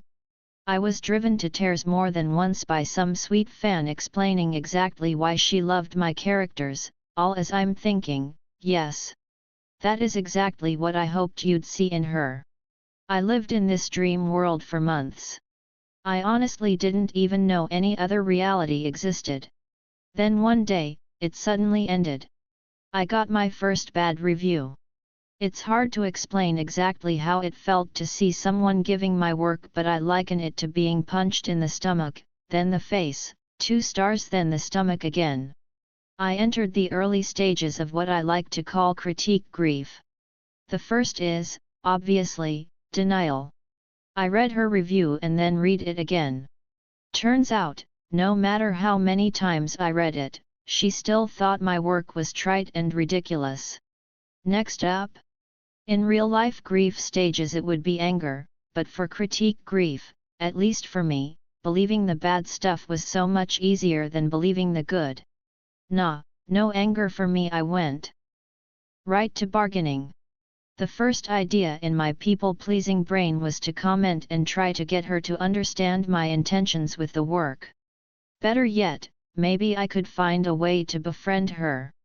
Because surely if we became social media acquaintances, and then social media besties, then she would know me and therefore better understand my writing. Surely then she wouldn't have disliked it quite so much. I felt sick to my stomach as I slipped into the last stage of critique grief, acceptance. I decided if this unknown woman was right, maybe everyone else was too easy on my book because it was a debut novel. Maybe this one person was a better judge and I was, in fact, a terrible writer. I was spiraling. In the midst of it, I heard that little voice in my head that helps me out in times of crazy. No, not God or Jiminy Cricket or even my inner self. The voice in my head is from my therapist, Denise. God bless her. Years ago Denise told a younger, much more anxiety-ridden me, someone else's opinion of you is none of your business. Let me say that again for the people in the cheap seats. Someone else's opinion of me is none of my business. Someone else's opinion of you is none of your business. Those words are so powerful for anyone who tends to hold other people's opinions ahead of their own, and they are never more profound than when we're creating something. Maybe it's a book, a blog, a company, a piece of art, or your fashion sense. When you're creating something from your heart, you do it because you can't not do it. You produce it because you believe your creation deserves to be out in the world. You work and then you close your eyes and cross your fingers and hope it finds recognition. But here's the thing about that magical, mystical thing you're making, you create because you have a God-given ability to do so. You create as a gift to yourself and to the higher power who blessed you with those abilities. But you can't make people like or understand it. You have to be willing to put it out there even if they don't like it. Even if they hate it. Even if they give it 2 stars or none at all. You have to understand that every person on earth has an opinion, and their opinion, even if they're the most widely recognized expert on the subject, only has bearing on your work if you let it. A mean review cannot make me a bad writer. Can I write terribly? Oh heck yes! The first, second and third draft of everything I write is basically garbage. If I refuse to take constructive criticism from an editor I trust, if I don't push myself to grow as a writer, if I regurgitate the same story over and over, or worse, if I New York to impersonate someone else's style, then yes, there's a good chance my work is going to suck. But deciding that something is bad simply because other people don't like or understand it is not a theory I can co-sign. Art and creativity are so subjective, and dang it, it's hard to find the courage and drive to complete anything. So, sister, if you're going to work that hard on a project, do you really want to allow it to be blown apart by something as flimsy as an opinion? As an artist or a creator, you have to decide. You have to choose a path or live the rest of your life slowly killing your ability to do great work for fear of what others will think. You have to decide that you care more about creating your magic and pushing it out into the world than you do about how it will be received. This task is much easier said than done. As I sit writing this chapter in my favorite local coffee shop, I've checked my other browser approximately 30 times. This morning I posted an article on a website I've contributed to for years. But today I decided to talk about something a tad bit controversial, at least. It's outside of the kind of post I'm typically known for there. And so now I'm wondering, will anyone get it? Will it find a home and an audience? Or worse yet, will it make anyone mad? Even after years of putting myself out there, I still get caught up in the lie that I might be a terrible writer or that I should create or not based on whether I have an audience for it. I start to believe that I need public opinion to validate my desire to make something, when the truth is, I should embrace my creativity because it's a God-given ability. Anytime I New York something new, I will have to fight off the desire to confirm that it will be loved in order to keep going. Since I anticipate being creative and trying new things for as long as I'm living, that could mean decades of occasionally being trapped by unhelpful anxieties. What a waste of energy! Would I rather bottle up my creative thoughts and ideas? No, I hope they find a home. Even if they only resonate with a handful of people. So then I have to ask myself if I would be willing to risk a negative response if my work resonated positively with others? What if only one person gets it, but everyone else hates it? What if nobody loves it at all? Would it be worth it even then? Yes. My answer is yes. I would rather put my work out there no matter what the response will be. I would rather create in celebration of the fact that I have the ability to do so. For me, the answer is to create. That is always the answer. My personal form of creation is writing, especially writing words I hope other people will enjoy.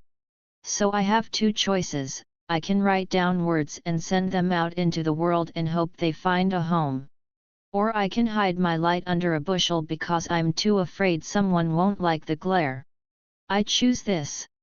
I choose to sit in coffee shops and on airplanes and at my kitchen counter writing.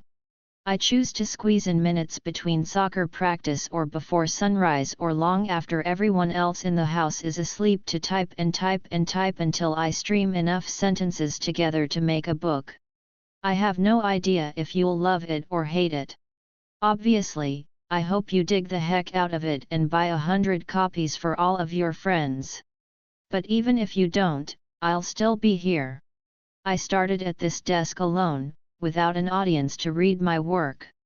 I'll stay here as long as I've got words jumbling around in my head, whether or not there's anyone to receive them. When I was a little girl, I spent every Sunday, and most other days, at the small First Assembly of God church where my daddy was the pastor.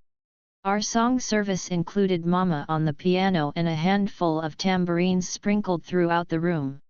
We were simultaneously off-key and in three-part harmony in a way only a small country church can pull off. As I got older I experienced the sedate musicality of a large Presbyterian congregation, the joy of an inner-city gospel choir, and the theatrics of a megachurch. I've been to tiny prayer meetings in Ethiopia where I couldn't understand a single word but felt every one of them. I've spent hours upon hours of my life singing and clapping in church, and this is what I've come to discover: writing for me is its own kind of worship. The definition of worship is the feeling of expression or reverence for a deity. Creating is the greatest expression of reverence I can think of because I recognize that the desire to make something is a gift from God. The freedom to carve out the time and have a safe place to create that art is a blessing of the highest level in a world where so many people are unable to have either. Every time I indulge in the art of creation without worrying about what the public will think of it is craft in its purest form, and craft can be any old thing at all. For me it's writing. For you it might be painting, making quilts, or taking a Thursday night ballet class. Whether or not something is good or worthy is up for interpretation, and if you're unconcerned about other people's interpretations, then everything you make is fantastic. I hope you'll remember this in your own life, and I hope you'll create for yourself. Do it in celebration of your ability to do so, regardless of what anyone else thinks. Things that helped me. 1. I stopped reading reviews. This is a big deal, you guys. I have no idea what you think of anything I've written since that bad review on Party Girl so many years ago. Maybe you love my books, maybe you use them for kindling. Either way, it doesn't affect my desire to keep writing more. Everyone gets reviewed, even if you're just asking for the opinion of your judgmental sister and being torn apart by her response. Do something daring this year and stop reading your version of reviews. 2. I write for myself. I write fiction about girls falling in love in Los Angeles. I write cookbooks about cheese-based dips. Now here I am writing a non-fiction book about the struggles and triumphs in my life. This makes no earthly sense. Authors write in one or two genres, and they build up clout in a handful of areas. Here's the bottom line: writing is my art, my creative outlet. It is literally my lifelong dream come true, and therefore, I hold it sacred. It never has been, and never will be, my job. I don't need it to make money to be valuable. This is an important distinction for me because I never want the creative choices I'm making to be based on money or business rather than whatever is on my heart and in my head. If you have it within your power to keep a piece of your creativity just for yourself, it is truly a gift. 3. I indulge in silliness. I color with my boys. I draw on the ground with sidewalk chalk. I watch YouTube videos about how to do shimmery, smoky eyes and try to replicate it even if I have nowhere to go. I reach for silly, creative endeavors that serve no real purpose other than joy. Chapter 15. The lie. One will never get past this since I'm talking about the hard things I've battled and conquered in the stretch of my life. I would be remiss to leave out the one thing I didn't think I could overcome. Anyone who's ever been through something truly traumatic, regardless of how the repercussions have manifested, deserves to hear that they're not alone. There are many types of trauma: big, small, childhood, adult, but we all belong to a club we never asked to join. We find solidarity in numbers, in hearing other stories, and this is mine. My big brother, Ryan, was funny and unfailingly kind.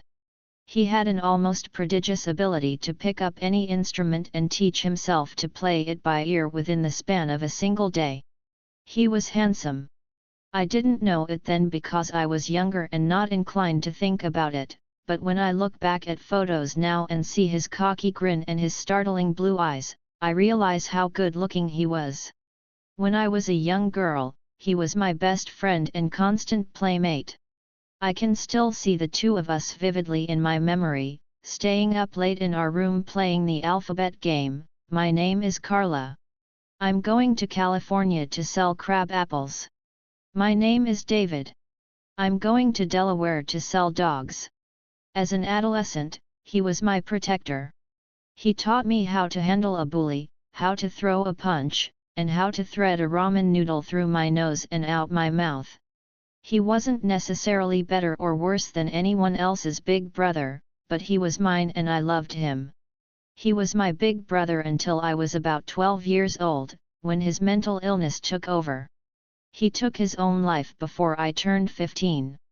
I know the reality of that sentence is heavy. But here I am admitting the worst of the worst, the ugly truth of my brother's disease and the destruction of the family it left behind. I don't know any way to the other side of this conversation without trudging through it. I don't know any other way to offer solidarity to others who've gone through their own trauma without describing my own. Not many people want to share that a member of their family was borderline schizophrenic. Not many people want to tell you that their sibling was severely depressed and obsessive-compulsive, going through multiple doctors and countless mood-stabilizing medications before he was even old enough to get a learner's permit. Very few people would tell you that in his worst moment, my big brother got access to a handgun and left the discovery of his body to me. I don't want to talk about the nightmares that came afterward, or the crippling fear that I experienced. 4 years afterward, I assumed every sleeping person, sitting person, unmoving person I encountered must be dead too. I don't want to talk about how when some well-meaning family members came to clean up his room, they covered the bloody wall with the only paint we had on hand that day. I don't want to tell you that because of that, seeing silver spray paint still makes me sick to my stomach. I don't want to tell you about the horrific images that are seared into my brain, or the guilt I carry to this day because I was too afraid to sit with his body until the paramedics arrived. I don't want to talk about all of the therapy I had to sit through as a scared 14-year-old, or as an angry 17-year-old, or as an adult grappling with the idea that I needed to make up the difference for his loss. I don't want to tell you about how many times I have obsessively planned out the funeral of my husband or my children as a sick coping mechanism for my fear that something could happen to them too. I don't want to tell you about any of these hidden, ugly, dark truths, but I will. I will tell you about my trauma in some of its gruesome detail because I want you to know that there was a time when I didn't think I could wade through it. There was a time when even with my future stretched out in front of me, all I could see was blood and fear and loss. But I am still here. And so are you. I am still here because I refuse to let anything or anyone decide what I get to have. I am still here because I refuse to let my trauma have the last word. I am still here because I will not let a nightmare have more power than my dreams. I am still here because I didn't allow the hard time to make me weak, I willed it to make me strong. Recently I was watching Tony Robbins's documentary I'm Not Your Guru, and he said, if you're going to blame your hard times for all the things that are wrong in your life, you better also blame them for the good stuff too. I was stunned to have something tangible to explain the way I have felt about my brother's death. You're not supposed to acknowledge the good things that come out of trauma. There's something perverse and unhealthy about it. It seems wrong to look for any silver lining, because that means appreciating something terrible that happened to you. But I recognize now that if you don't look for the good that came out of what you've lived through, it's all wasted. I would give nearly anything to have my brother here with us, to know him whole and healthy. To lose him was so devastating. I could easily have allowed it to destroy me. What happened to my nerves, my sleep, my sense of safety, and worse, my sense of trust because of having seen him that way, might have totally crippled me. Instead, I flipped the narrative inside my mind. Even as a teenager I used to think, you can do this, Rachel. You can do anything. Think of what you've lived through already. When I moved to Los Angeles at 17, where I didn't know anyone or anything and could barely afford to survive, I refused to give in to fear. Sleeping in a crappy apartment, living off food from the 99-cent store, and barely making rent weren't ever newly scary. I'd lived through real terror, and I knew the difference. When I was in my 51st hour of labor with my first baby and I was weak with exhaustion, my internal monologue reminded me how strong I was. You were forged in a fire worse than this. You've stood with death, and you are certainly strong enough to help bring this life into being. I've run marathons. I've built companies. I've pushed myself and my career to places further than other people might have believed possible. And the entire time I knew I was capable of it because I knew I'd already lived through worse. Maybe if you haven't lived through anything hard, you find the idea obtuse or even Machiavellian. But what is the alternative? We live through something crappy, and that's it. We're done for. We allow all the hard, ugliest parts of our lives to color everything else. You cannot ignore your pain. You cannot ever leave it behind completely. The only thing you can do is find a way to embrace the good that came out of it, even if it takes you years to discover what that is. Losing my brother was the worst thing that's ever happened to me in my life, but it does not define my life. You can live through something that rocks your world off its axis. You can survive losing a piece of your heart without losing the core of who you are. More than merely surviving the loss, you can thrive. You can do it because it's what you deserve.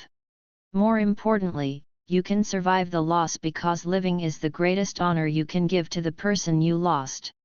Even if the person who's gone was your younger, more innocent self.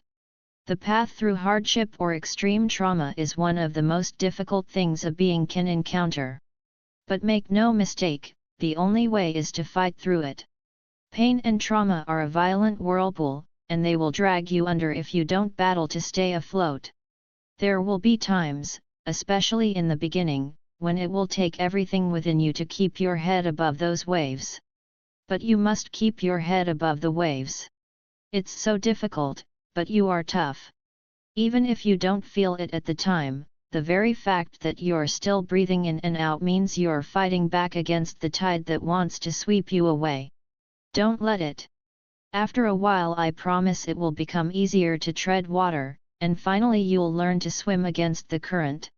The friction you'll face will build your muscles, bones, and sinew. The very fabric of your being will be shaped by this journey. The toughest one you've ever taken, surely. But you will become something greater because of it. You have to. Otherwise, what was the point? I used to naively say that everything happens for a reason. But that was only because I hadn't yet lived through something horrific enough to bring that statement into question. I don't believe everything happens for a specific reason, but I do believe it's possible to find purpose even in the absence of explanation. Things that helped me. 1. Going to therapy. I know I've already mentioned this, but in this instance, it's worth repeating. I cannot fathom how I would have survived all that I have without the help of a trusted therapist. The process wasn't fun or easy, and I often hated sitting on a couch week after week reliving the trauma, but if I hadn't done that work, it would still be haunting me. 2. Talking about it. Not just with a therapist but with at least one other person you used.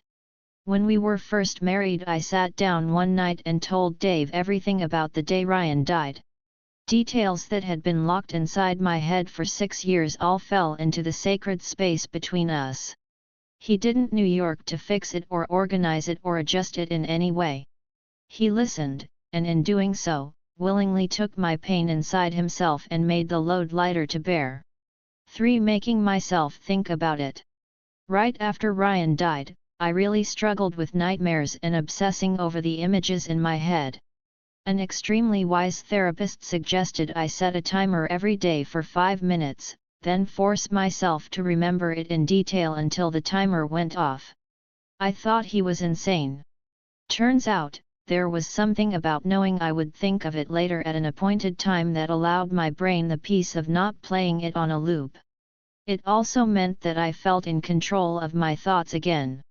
I am so grateful for this wisdom, and I've given it to fellow trauma survivors over and over.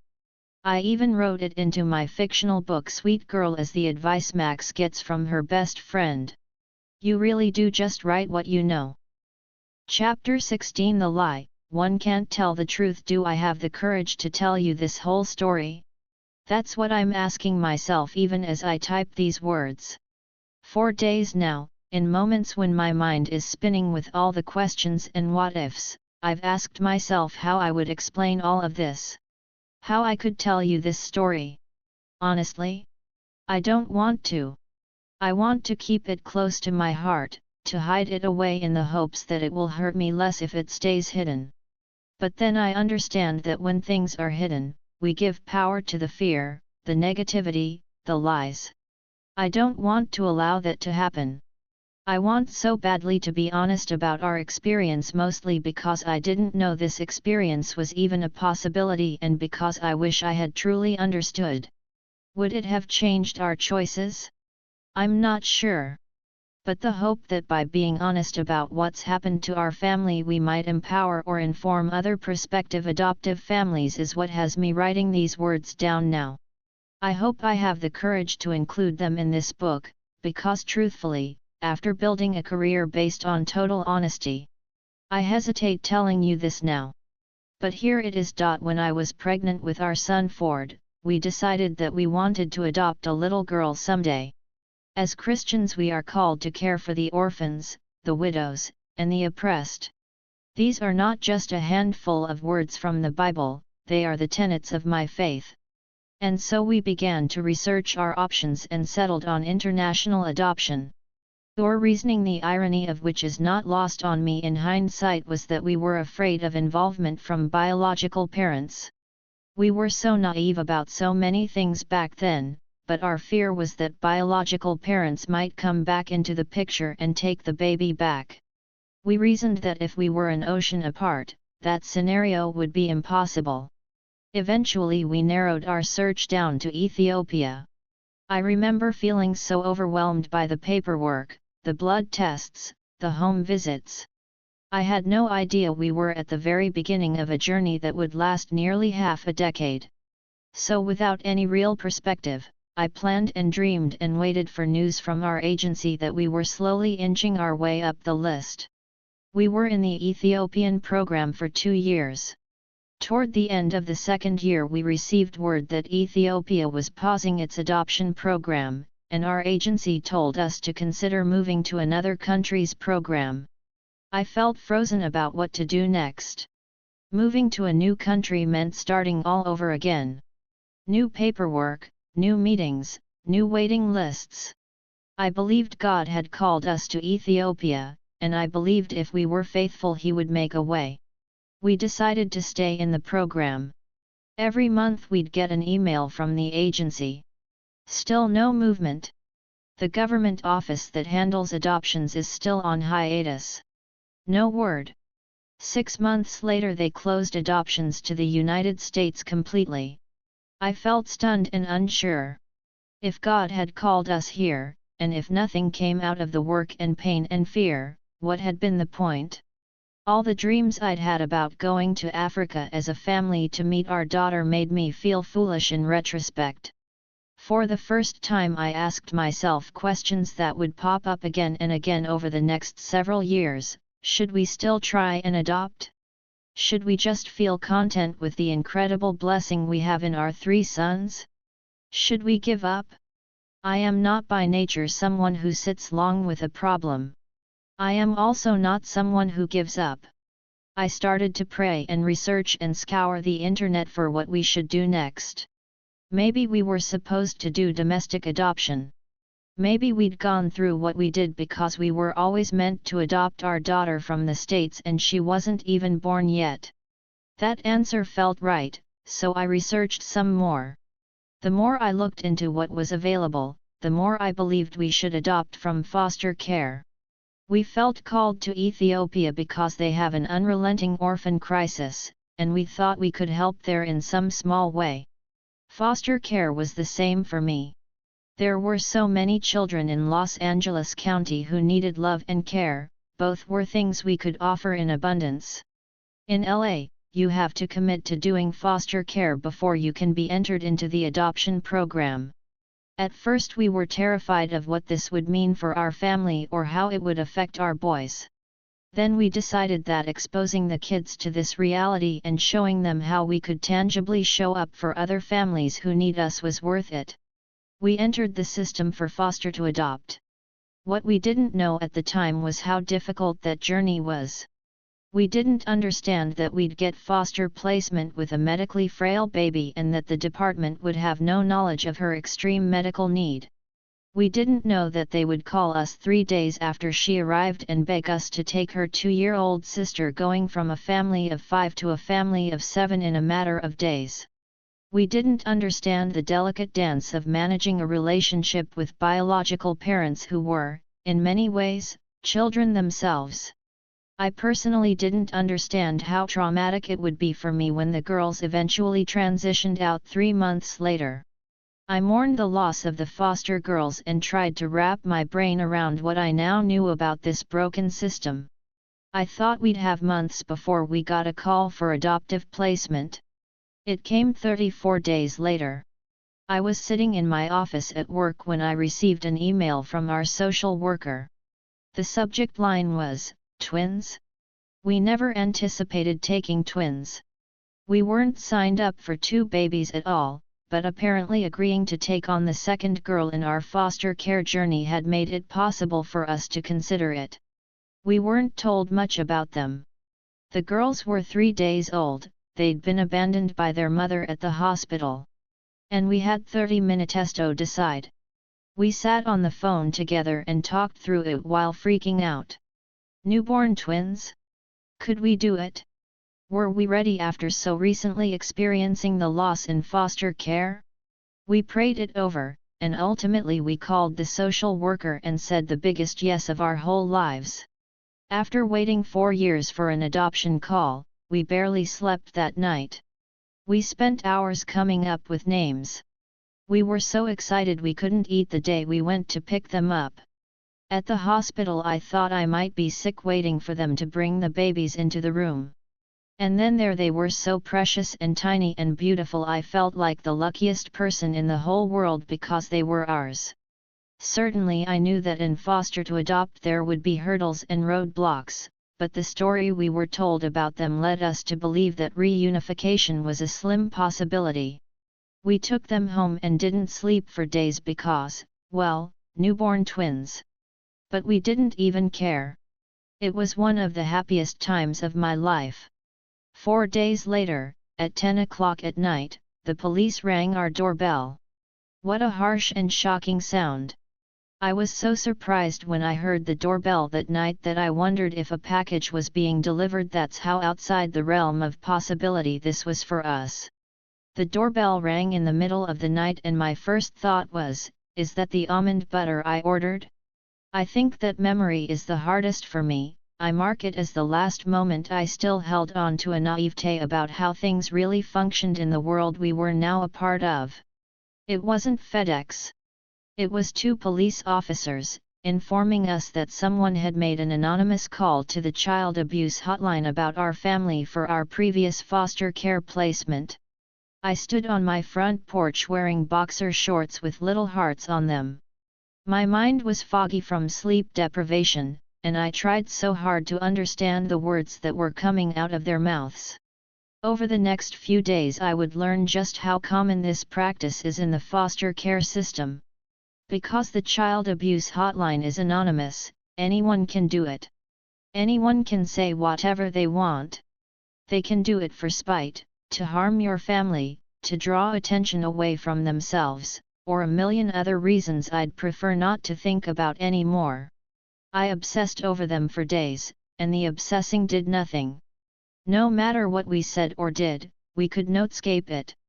The result of a phone call like that is an intense investigation. Now, let me pause here and say that an investigation is necessary.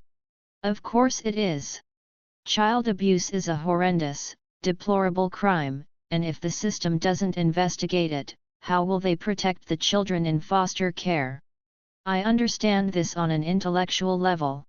On another level, I had to sit in my living room and listen to someone from the Department of Child and Family Services, DCFS, ask my sons questions about whether or not mommy and daddy ever hit each other when they got really, really mad.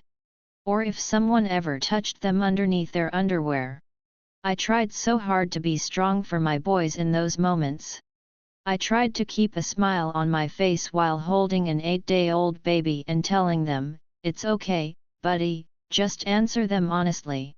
When the boys left the room, I sobbed quietly while signing documents that gave the DCFS office the right to pull the boys' medical records, to review their school documents, and to ask them further questions.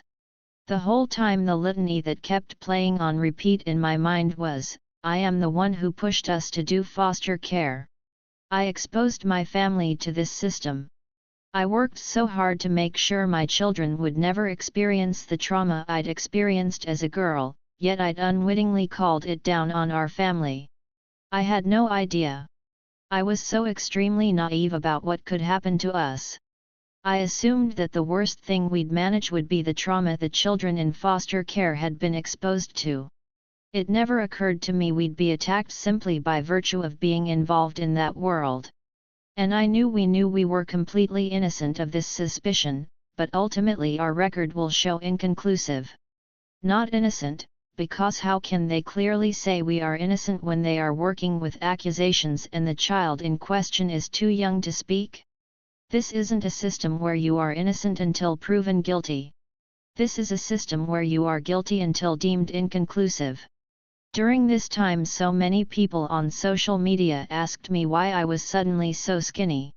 They wanted to know which diet I was doing so they could try it too. It was because for weeks we had investigators from Child Protective Services sitting in our living room questioning our character, asking us if we'd ever gotten so upset we'd shaken a baby.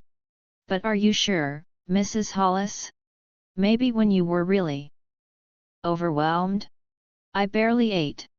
I couldn't sleep without taking medication to help me." All of this happened while we had newborn twins. And then, in the midst of this nightmare of pain and confusion, we found out that the girls weren't really available for adoption. Their biological father wanted them. Turns out, he'd always wanted them and we'd never been told. They were never actually up for adoption. They were definitively in foster care and had only needed placement until his court date. The justification for the omission of this information from the social worker when we found out was, well, they could be up for adoption at some point if he steps out of line. The reasoning was disgusting, frankly, but honestly, I can't even blame her. I can't fathom how many children's files come across her desk in a given week. I can't even imagine how many kids she's desperately trying to find a bed for.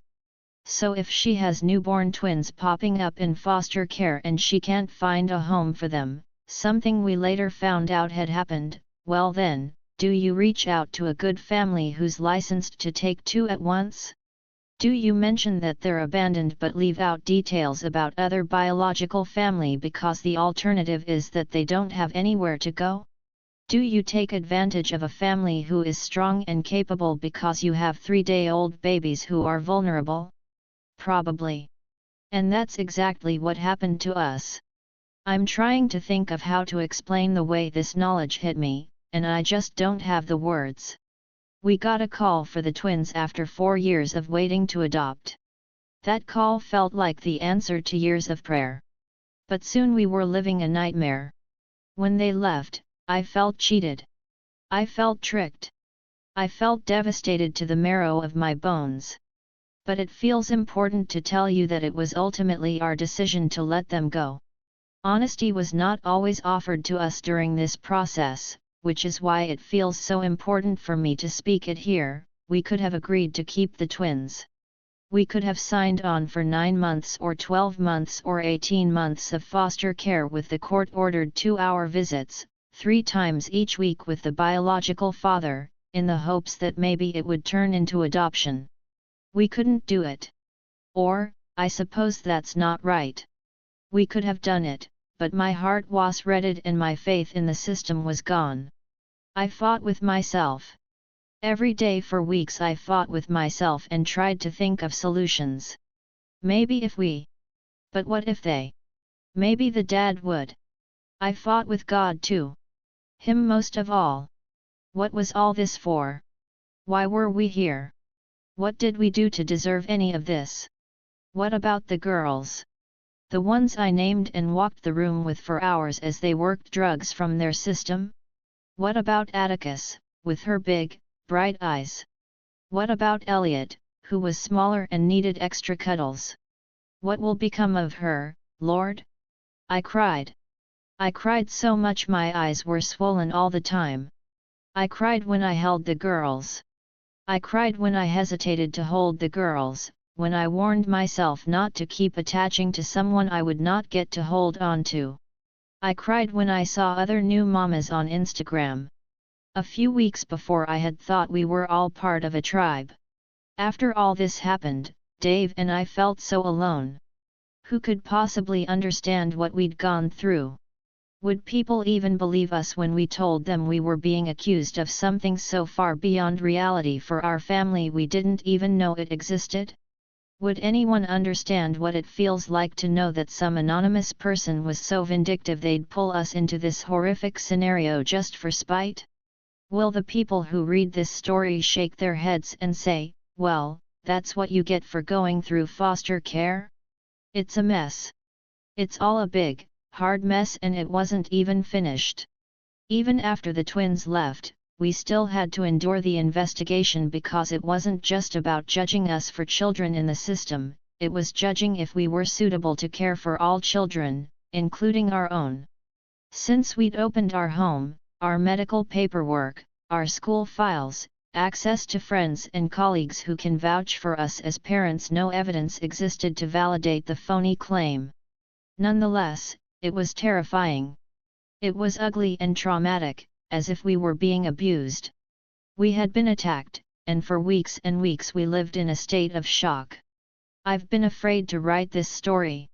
I hesitate to tell you our particular reality because I still believe that the children in foster care deserve advocates. But I think if we had been better prepared for the realities that abuse allegations are an extremely common occurrence, that you might get inaccurate or misleading information about the children, that regardless of your best intentions, your heart might be broken in ways you can't fathom. I think if we had been informed, I wouldn't feel so hurt now. Maybe I could have better prepared myself. Maybe that's wishful thinking. Maybe is the word that plagued me all day long.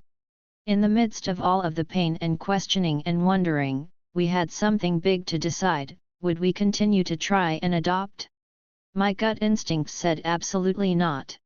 International adoption and foster to adopt weren't areas we felt comfortable exploring anymore, which left us with independent adoption.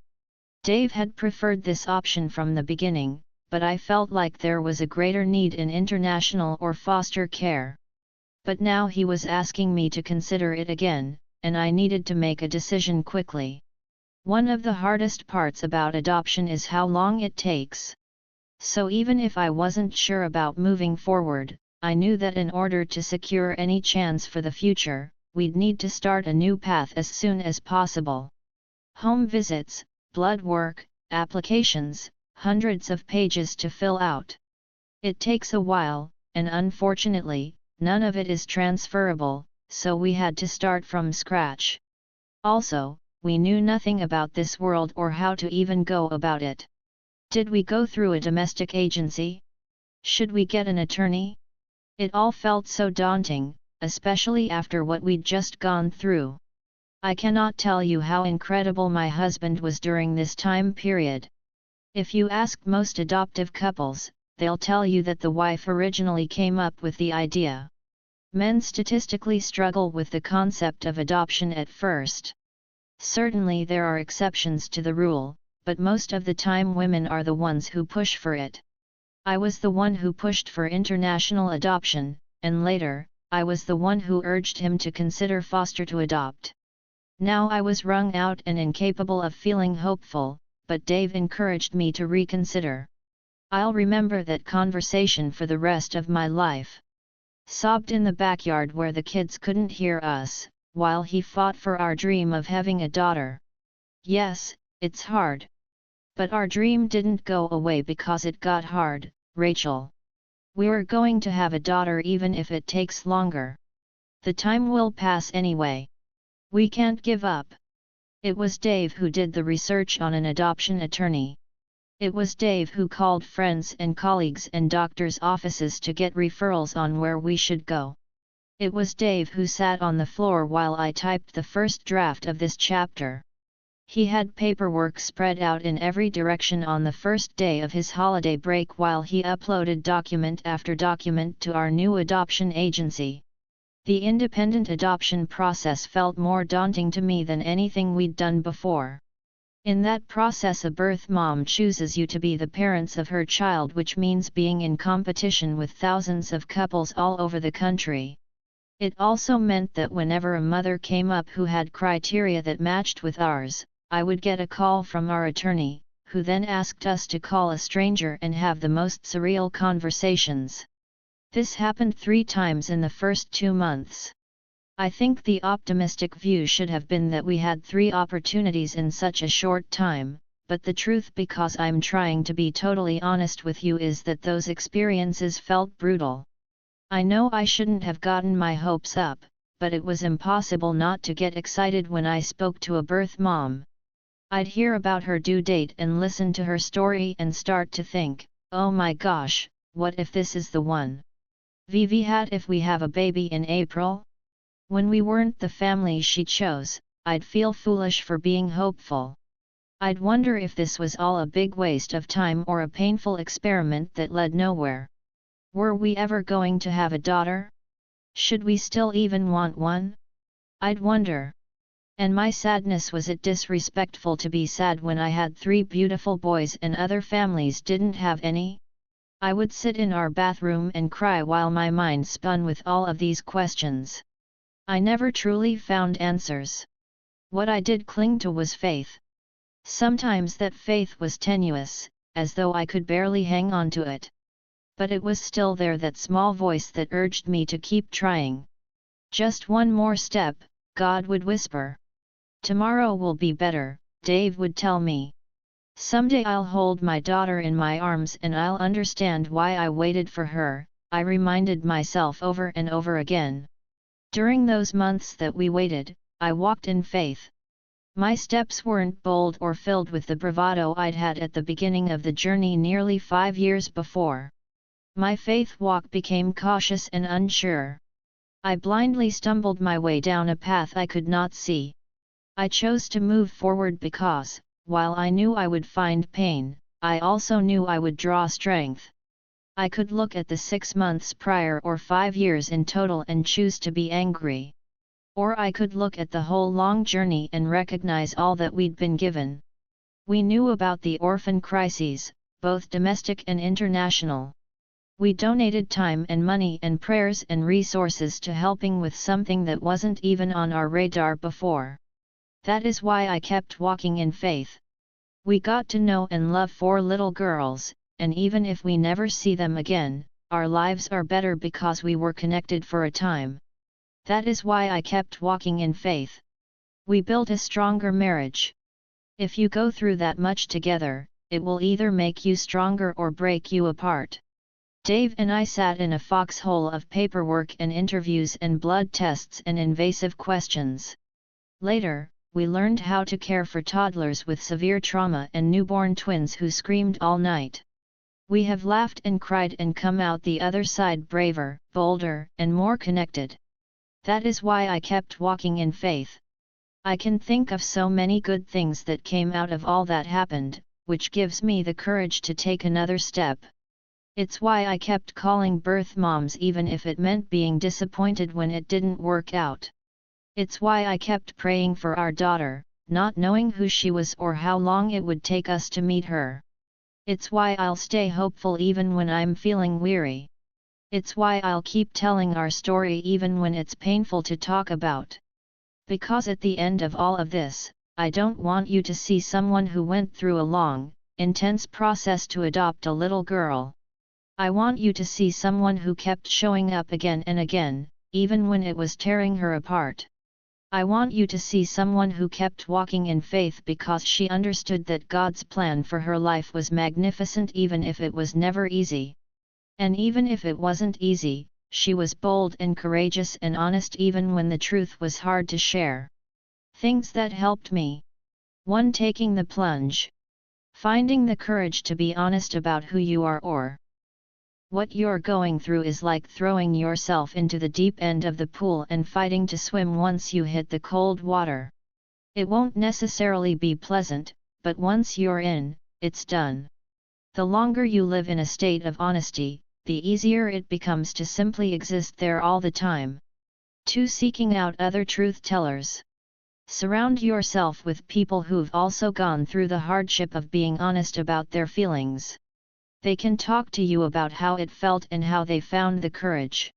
They can also stand as an example of someone who admitted their hardship and lived to tell about it. 3. Researching stories similar to my own. If we had done more advanced research into foster care in LA, what happened wouldn't have been so shocking to us. Having walked through it now, and knowing more people who have too, makes us realize how common our experience was.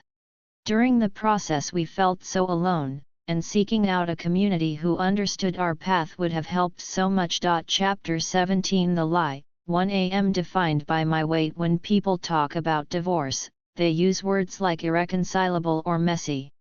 But those words are too light, too easy for the destruction of a family. Divorce is a book falling onto a house made of Legos. It's a cannonball shot over the bow that crashes through the deck and sinks the other ship. Divorce is destruction that starts at the top and breaks everything apart on the way down. So, no. Messy isn't the right adjective. Horrible, ugly, hateful, annihilating, these are closer. When I was 16, my parents were in the middle of a horrible, ugly, hateful, annihilating divorce that had been on again, off again since I was 9 years old. During this season, the final death throes of their relationship, I had just received my driver's license and a hand-me-down car. It was a 1989 Suzuki Samurai, and it was also a stick shift, something I had no earthly clue how to operate. It sat for weeks in the driveway collecting dust, an eyesore of a reminder that it wasn't being used and that I wasn't capable of operating it. I hinted to my older sister, to her boyfriend, and to my mother, hoping that someone would take me out on a weekend or an afternoon and explain the intricacies of operating a clutch. If I knew how to drive that car, I could get myself to school. If I knew how to drive that car, I could get a job and start saving money. So many possibilities existed on the other side of that manual transmission. One day, out of nowhere, my father decided he would be the one to teach me how. And even then, amid the excitement of wanting to know how to drive myself around, I knew this was a catastrophically bad idea. Daddy had a hair-trigger temper. It was an ever-present part of my life growing up, but during this time period, it was so much worse. We were only a little over a year and a half removed from the death of my big brother, Ryan. In retrospect, I can see that my father was struggling for normalcy, that he was trying to parent the only child he had remaining at home. He was also trying to teach me to drive stick shift in my brother's car, the hand-me-down made possible because Ryan didn't need it any longer. What must that have felt like for any of them who had hesitated to take me out driving in Ryan's car? Had Daddy drawn the proverbial short straw? Was he the only one strong enough to move past the pain and do what needed to be done? Perhaps another person would have battled their emotions in a different way. Perhaps my mother would have cried or my sister would have lashed out, but my father. His strong emotions tended to bubble in only one direction, straight to the boiling point. I didn't understand any of my pain or trauma at the time. Likewise, I was 16 and couldn't fathom why my father was so angry. We'd driven to the outskirts of town where I could practice without other cars around. I can still see us on that abandoned country road as he screamed commands into the air between us: clutch, shift, gas. How many times are you going to stall out before you get this right? The more he screamed, the more I stalled. The more I stalled, the more I cried. The more I cried, the angrier he became. I have no idea if that episode lasted for 10 minutes or an hour. I only know that I retreated further and further inside myself until I was shaking. He finally demanded to drive. We rode home in tense silence. As an adult, I can understand now how hard he battled his temper with us kids and how upsetting it was for him to lose it. An executive, a pastor, and later a PhD, he was utterly competent out in the world but often at a loss at home. I can see that now. As a child I was blind to it all. I spent most of my life in fear of upsetting him. In a situation like this, where I had well and truly failed and he was so angry, I wished not for the first time that I was the child he'd lost. He dropped me off at home, and I found myself in an empty house, scared and confused and sick to my stomach. Then I walked to the kitchen. I come from a long line of emotional eaters, so my first thought was that something in that kitchen would surely make me feel better. I found an unopened box of Oreos and I pulled out 2. They tasted so good I had another. I remember sliding down to the floor alongside the cabinets with the box in my hand. I'd been here plenty of times before. Food is an easy companion. Food has never let me down. Only this time, something shifted. With each cookie I ate, I cried harder. Then I ate more. At some point, the noise in my head shifted. It stopped being about my dad and why he was so angry. I thought about myself and all the ways and reasons that I was wrong. Good, I thought, eat them all.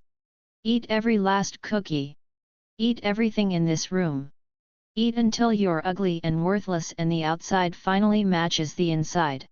I sat on that floor and I cried and ate until I was sick. That was the first time I remember punishing myself with food, but it wouldn't be the last. My issues with my body, the way I saw it and, subsequently, myself by association, didn't start that day, but I do think they took a flying leap from something that may have affected me peripherally to something that became front and center in my life. My weight was no longer just a part of me like hair or teeth, now it was something that defined me. It was a testament to all the ways I was wrong. Later on that same year, I got mono. I wish I could tell you that it was because I had an intense make-out session with a teenage vampire, but in fact, I caught it from some water fountain outside Honors Chem. I was bedridden for a week and could barely swallow, let alone eat anything. When I emerged from the haze of sickness, I'd lost a massive amount of weight. I was so very tiny. I couldn't stop staring at myself in the mirror. I wanted to buy new jeans in this new size. I was positive that my life was now going to be everything I'd ever hoped for. I would be popular, I would go to parties, I would attract the attention of Edward Cullen.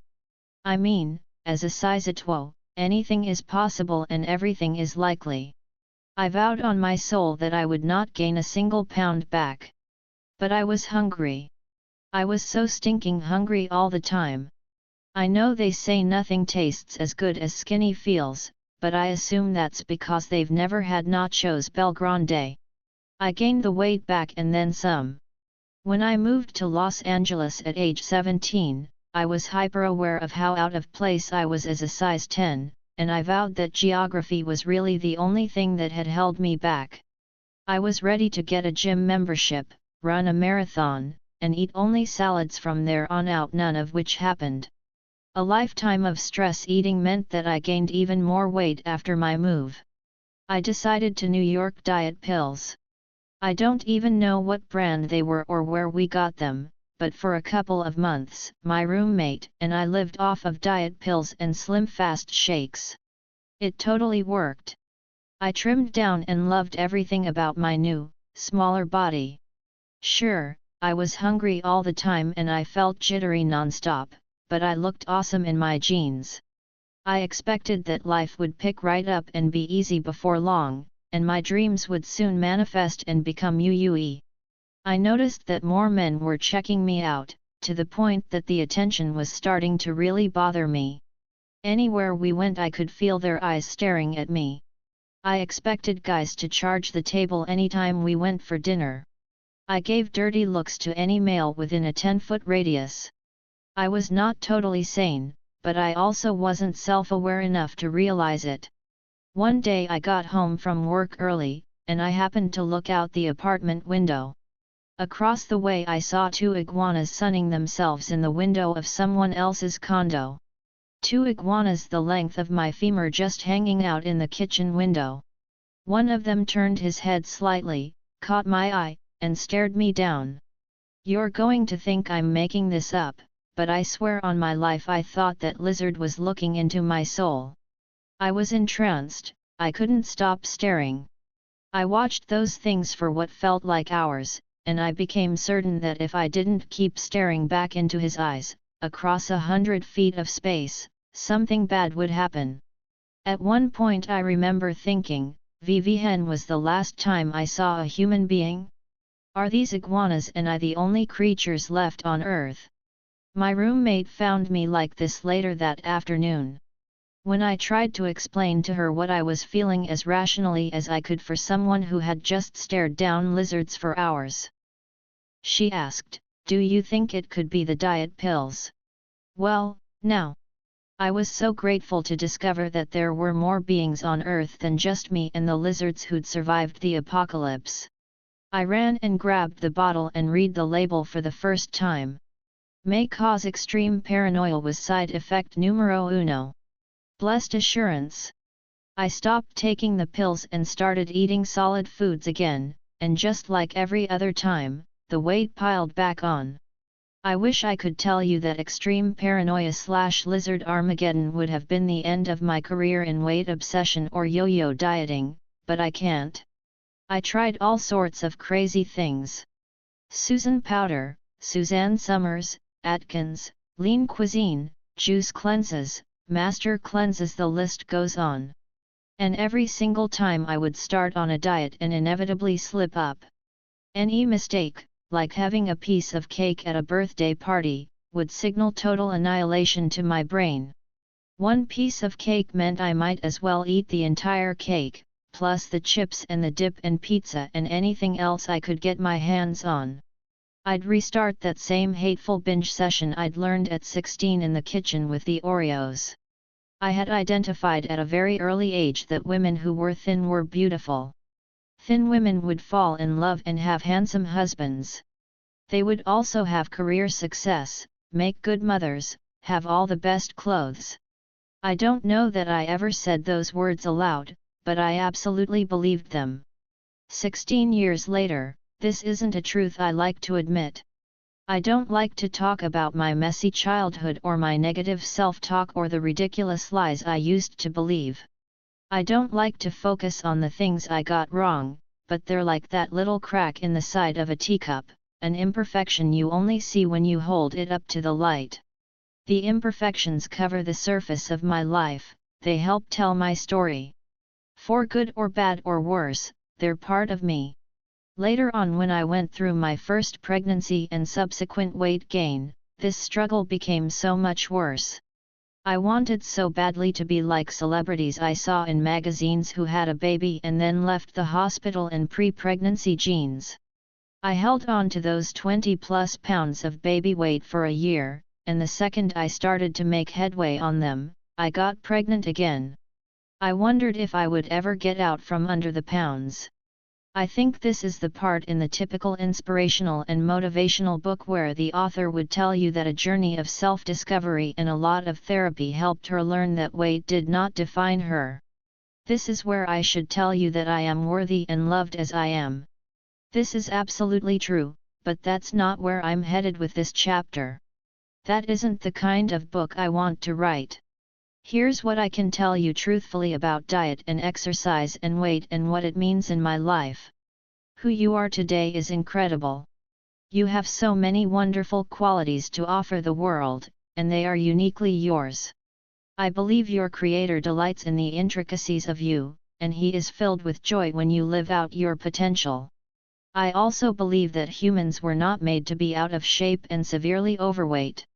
I think we function better mentally, emotionally, and physically when we take care of our bodies with nourishment, water, and exercise. The lie I used to believe was that my weight would define me, that it would speak volumes about who I was as a person. Today I believe it's not your weight that defines you, but the care and consideration you put into your body absolutely does.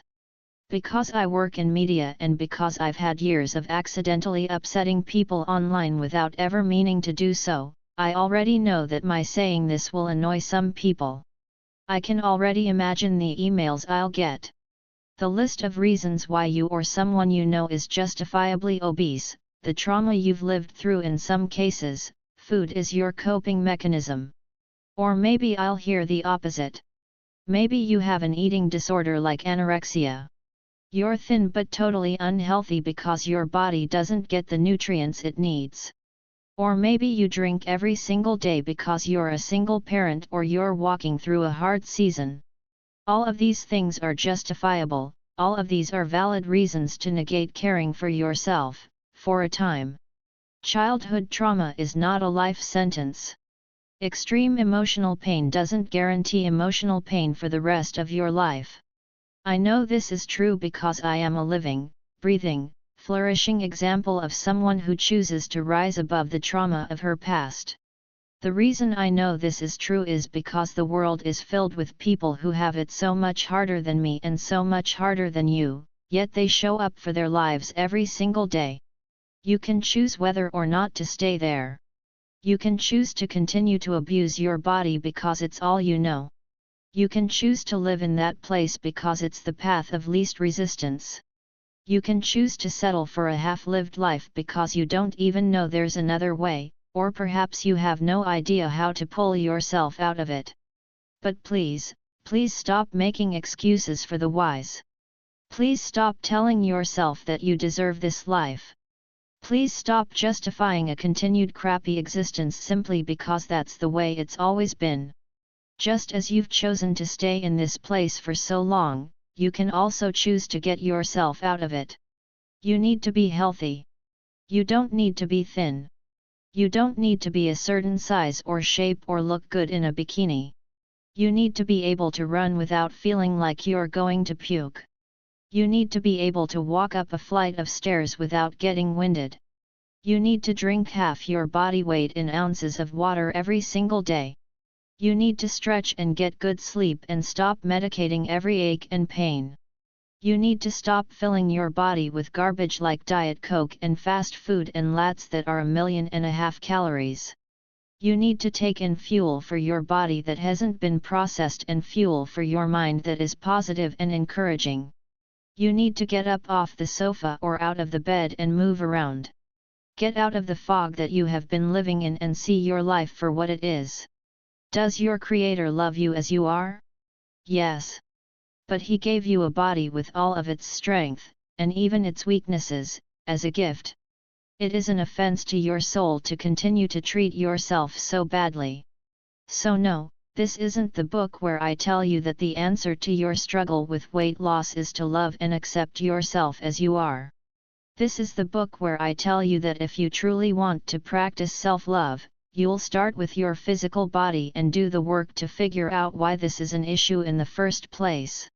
Do you think I'd understand my emotional eating if I hadn't done years of therapy to get to the bottom of it?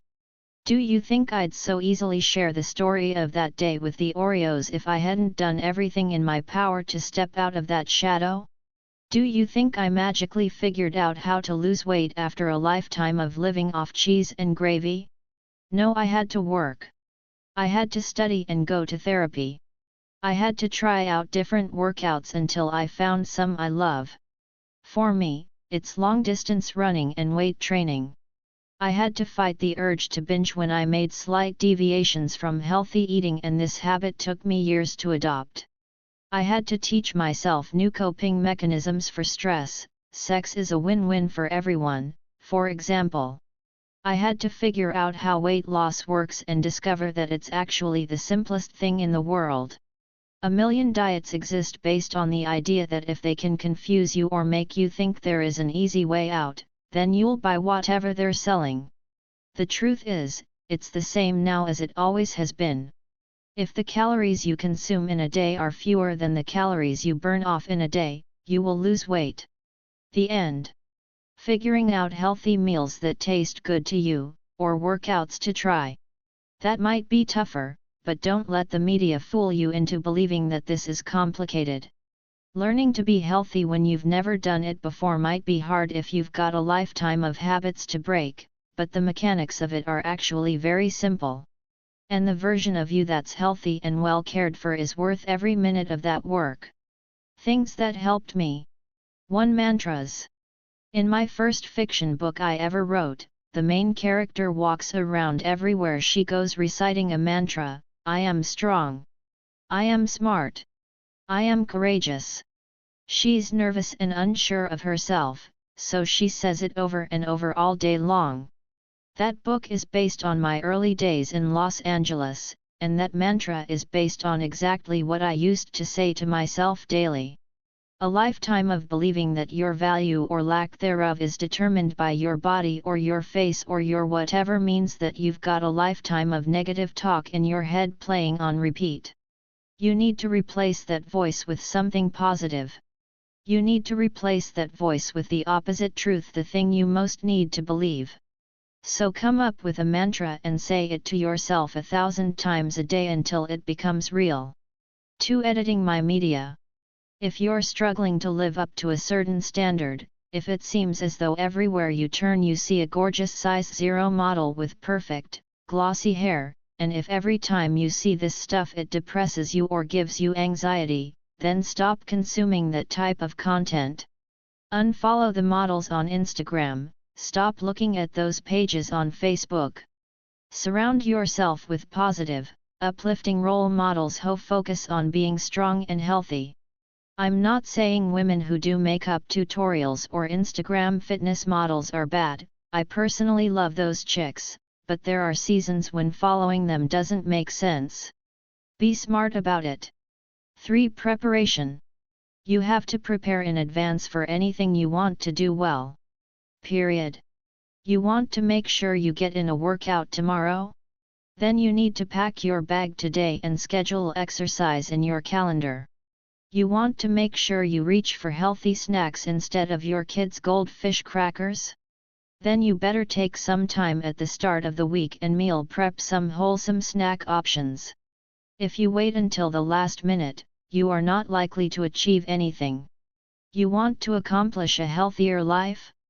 Map out how you'll get there. Chapter 18. The Lie. 1. Need a drink. The first time I ever had a drink of alcohol, I was 15 years old.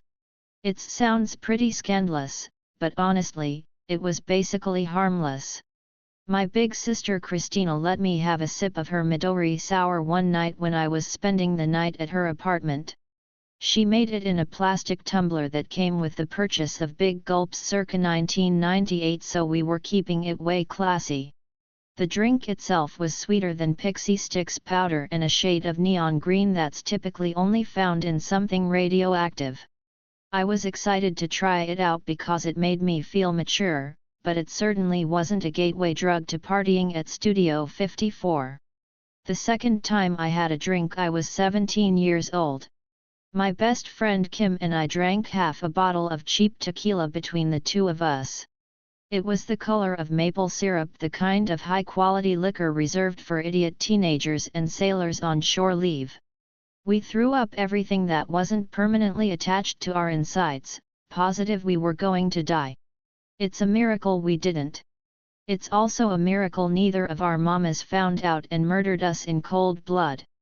Those first two experiences are pretty solidified in my memory because they were so out of the ordinary.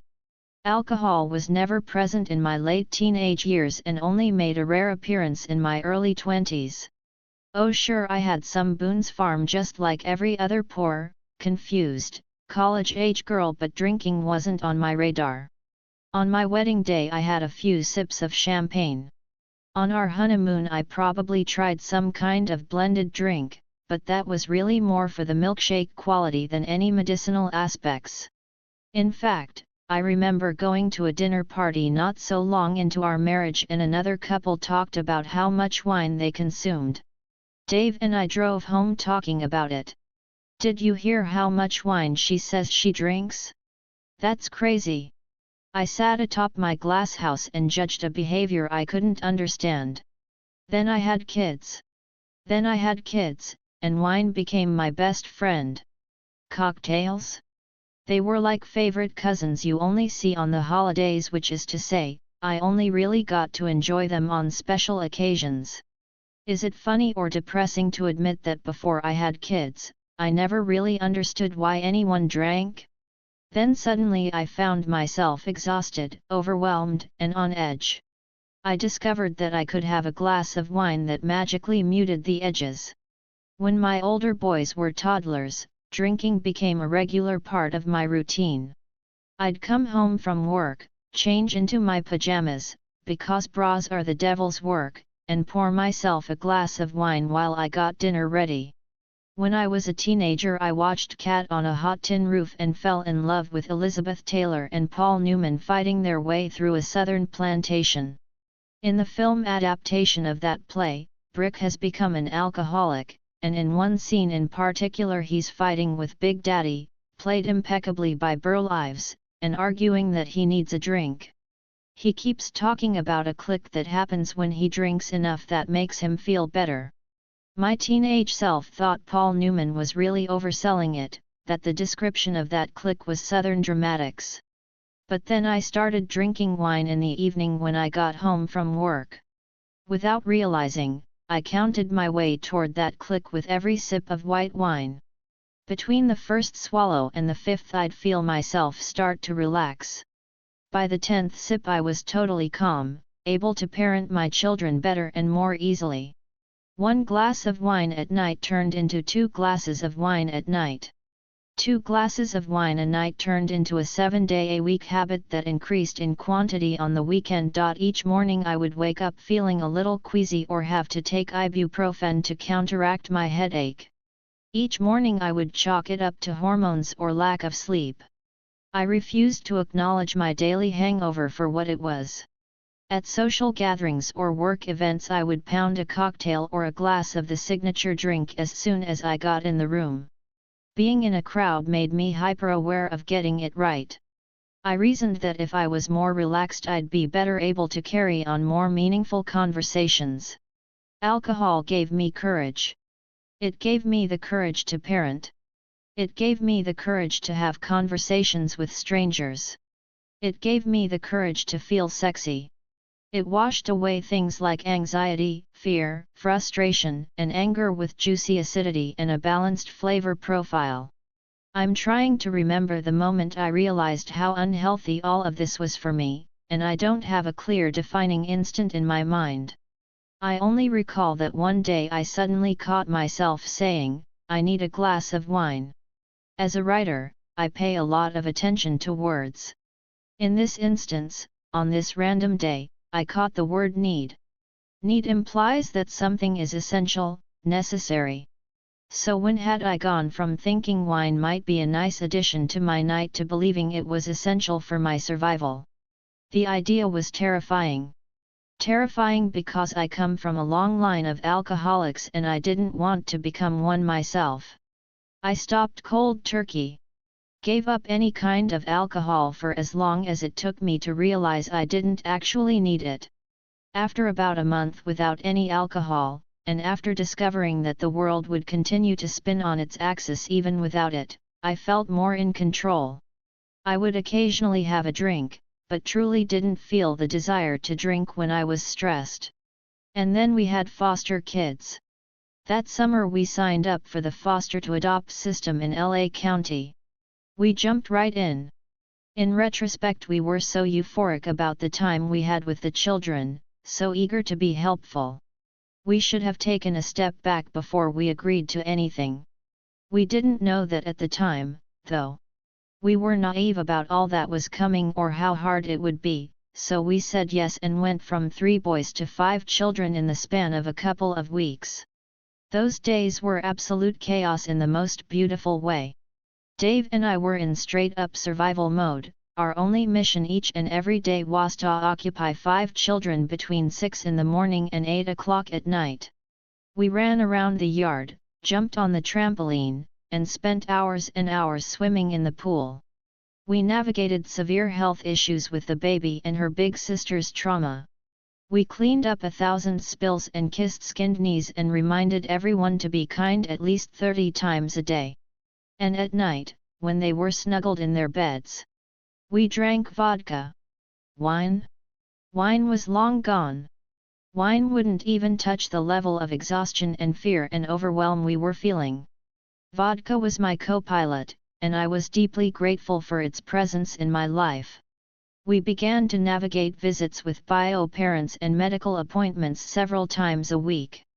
We became entrenched in DCFS and battled against a broken system we were inside of. How do you keep taking babies to see parents who aren't parenting? How do you give up half a Saturday to wait in a McDonald's playland for addicts who may or may not show up, then hand over an innocent baby and watch them erase whatever progress you've made with their daughter? How do you do all of this knowing that they'll be reunited at the end of it all, and there's nothing you can do about it? If you're like me, you find a way. But at night, when no one is looking, you drink, and when it gets really bad, you take a Xanax too. I look back on that time and feel sad for that version of me. I feel sad for the younger mom who needed her nightly wine and for the woman who was fighting so hard to keep her head above water. On some level I feel like there's a bit of shame as well, because if I can't be strong for myself, I at least want to be strong for my babies. I don't want them to know a version of me that used anything to dull the sharp edges. It makes me hyper-aware of that bio mom I met every week at McDonald's, and it makes me consider her addiction in another light. It makes me wonder if maybe some of you reading this now have your own version of this kind of coping too. Over the last year I've gotten more and more emails from women who are struggling with how much they drink. The drinking isn't enough to be a real problem, they tell me. Yet, right now their family and friends think they're just the life of the party, or they don't know how much they're actually consuming. But they worry it's getting worse. They're gaining weight and spending money. Drinking is hard to walk away from because the action is just so easy. One sip, one click is all that's standing between them and not screaming at their children. A little bit of alcohol will make the difference between anxiety and ease or frustration and contentment. For the last few years of my career I've gotten notes from people thanking me for my honesty. I've heard that when I shared my story, other women felt like they're not so alone. Those women who send me notes about their drinking? They've done that for me in return. They've also given me a powerful piece of truth to fight against this lie: my struggle is not unique, and therefore there's nothing wrong with me.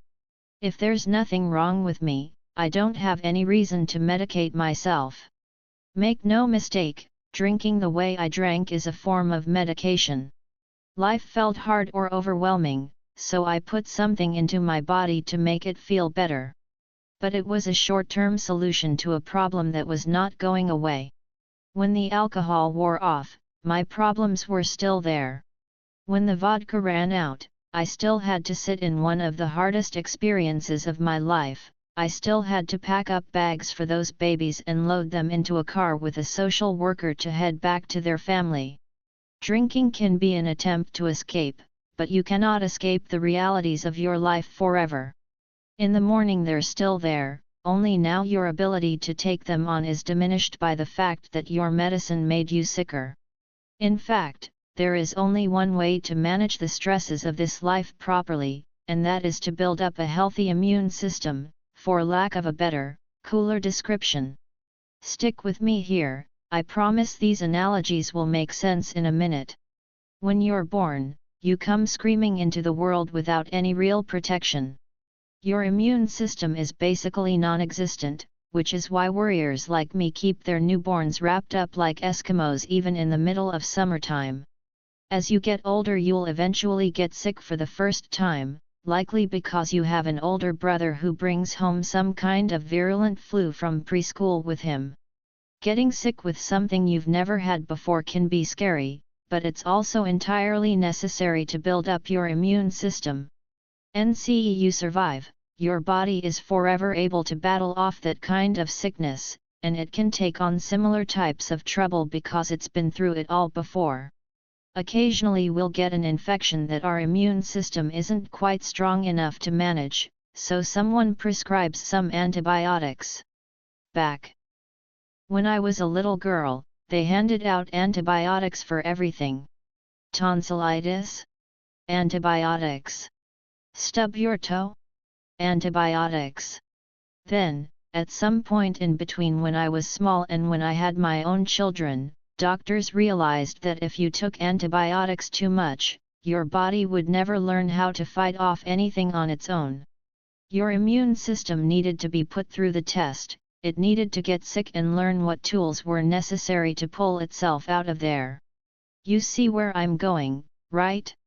The difficult seasons we walk through are how we learn to build up strength to manage any situation. The strongest people you know? They've probably walked some pretty hard roads and built up the skills necessary to be emotional giants. When they encounter hard things, their seasoned bodies rely on the good antibodies they've built up to handle that sort of scenario. They don't medicate because they're strong enough to manage on their own, and they know that medicating will likely make them weaker. I had to teach myself better ways to handle stress and painful seasons. I had to teach myself better habits. Having a drink will always be the easiest way out, it requires the least effort but demands the most in retribution. Running, having dinner with my girlfriends, praying, going to therapy, or allowing myself to cry are the best methods I know of for building up the strength necessary to carry on. These habits make me strong enough to handle the hard stuff, meaning I don't reach for the easy way out. For the longest time I thought I needed a drink. Maybe you have no idea what that feels like. Maybe for you the drink is prescription pills or food or pornography. Or maybe right now you're reading this and thinking you'd never do anything so dire. I'd ask you, then, to take a good look at your life. I know many women who binge watch TV or read romance novels obsessively because in those spaces they are closed off from the world. In those spaces they can escape the hard parts of their lives by muting them with distraction. Food, water, shelter, healthy relationships, those are things you need. Anything else you insert into that category becomes a dangerous crutch, and you don't need a crutch if you are strong enough to walk on your own. If you don't feel strong, if as you read these lines you feel weak in your soul, I want you to ask yourself if you are pushing to find strength or if you're reaching for a quick fix. Strength is never easy to come by. It's like building up muscles at the gym. First you have to break down the weaker parts of yourself before you can build them back up. The process is often painful, and it takes time, often way longer than anyone expects it to. Just like with your immune system, you'll get stronger in one area and then something hard will come along that you've never encountered before. You'll have to learn and grow in a new area, which can feel discouraging if you've already walked through hard seasons in the past. But fighting through those times is how you get tougher, it's how you become the person you were meant to be. Things that helped me. 1. Learning about habits. I read an awesome book last year called The Power of Habit by Charles I. Duhigg. Turns out, so many of our negative behaviors, drinking, smoking, etc., are long ingrained habits triggered by a specific cue. So for me, I felt stressed out, which cued a bad habit in drinking. By identifying my cue, I could replace it with a better coping mechanism, which for me is time with my girlfriends or a long distance too. Acknowledging my reality. Self-awareness is one of the most important skills to acquire in the world. For months I ignored the negative side effects of drinking, until one day I finally forced myself to acknowledge who I was and what was really going on. It's so easy to ignore weakness like that, particularly if it's wrapped up in self-care or coping, but you're never going to move past a problem if you can't even admit to having it in the first place. 3. Removing the temptation. If you're struggling with how much you drink, remove access to alcohol. If you binge eat cookies when you get stressed out, don't bring cookies into your home. Obviously, real struggles run so much deeper than simply having access, but it's much easier to fall into those temptations if they're sitting right in front of you. Chapter 19 The Lie. There's only one right way to be. I grew up in Southern California, but I may as well have been born and raised in West Texas for all the trucks and accents and country music that stretched out along the dusty fields in every direction. Bakersfield is the name of the town that you'd maybe recognize even if you didn't grow up there, but even that is a long shot. I actually came home from the hospital and found my way into adolescence in a tiny town on the outskirts of the outskirts called Weedpatch. Weedpatch and the surrounding communities were originally established by migrant farm workers who traveled to California from Oklahoma during the Dust Bowl. Have you read The Grapes of Wrath, or more likely, did you ever watch the movie during 10th grade history class? Well, those are my people. My people are from Oklahoma, Arkansas, and Kansas. The generations before them are Irish and Scottish, which is to say, we come from a long history of strong, proud people who are deeply ensconced in their religion and the traditions of their culture. When you add to that the fact that my father was a Pentecostal minister and my grandfather was a Pentecostal minister, it would have been nearly impossible for me to come up into this world without some firm ideas about what it meant to be the right way. The elders in our community didn't point fingers at others as being wrong, but our community only included people who looked and acted and thought the way we did.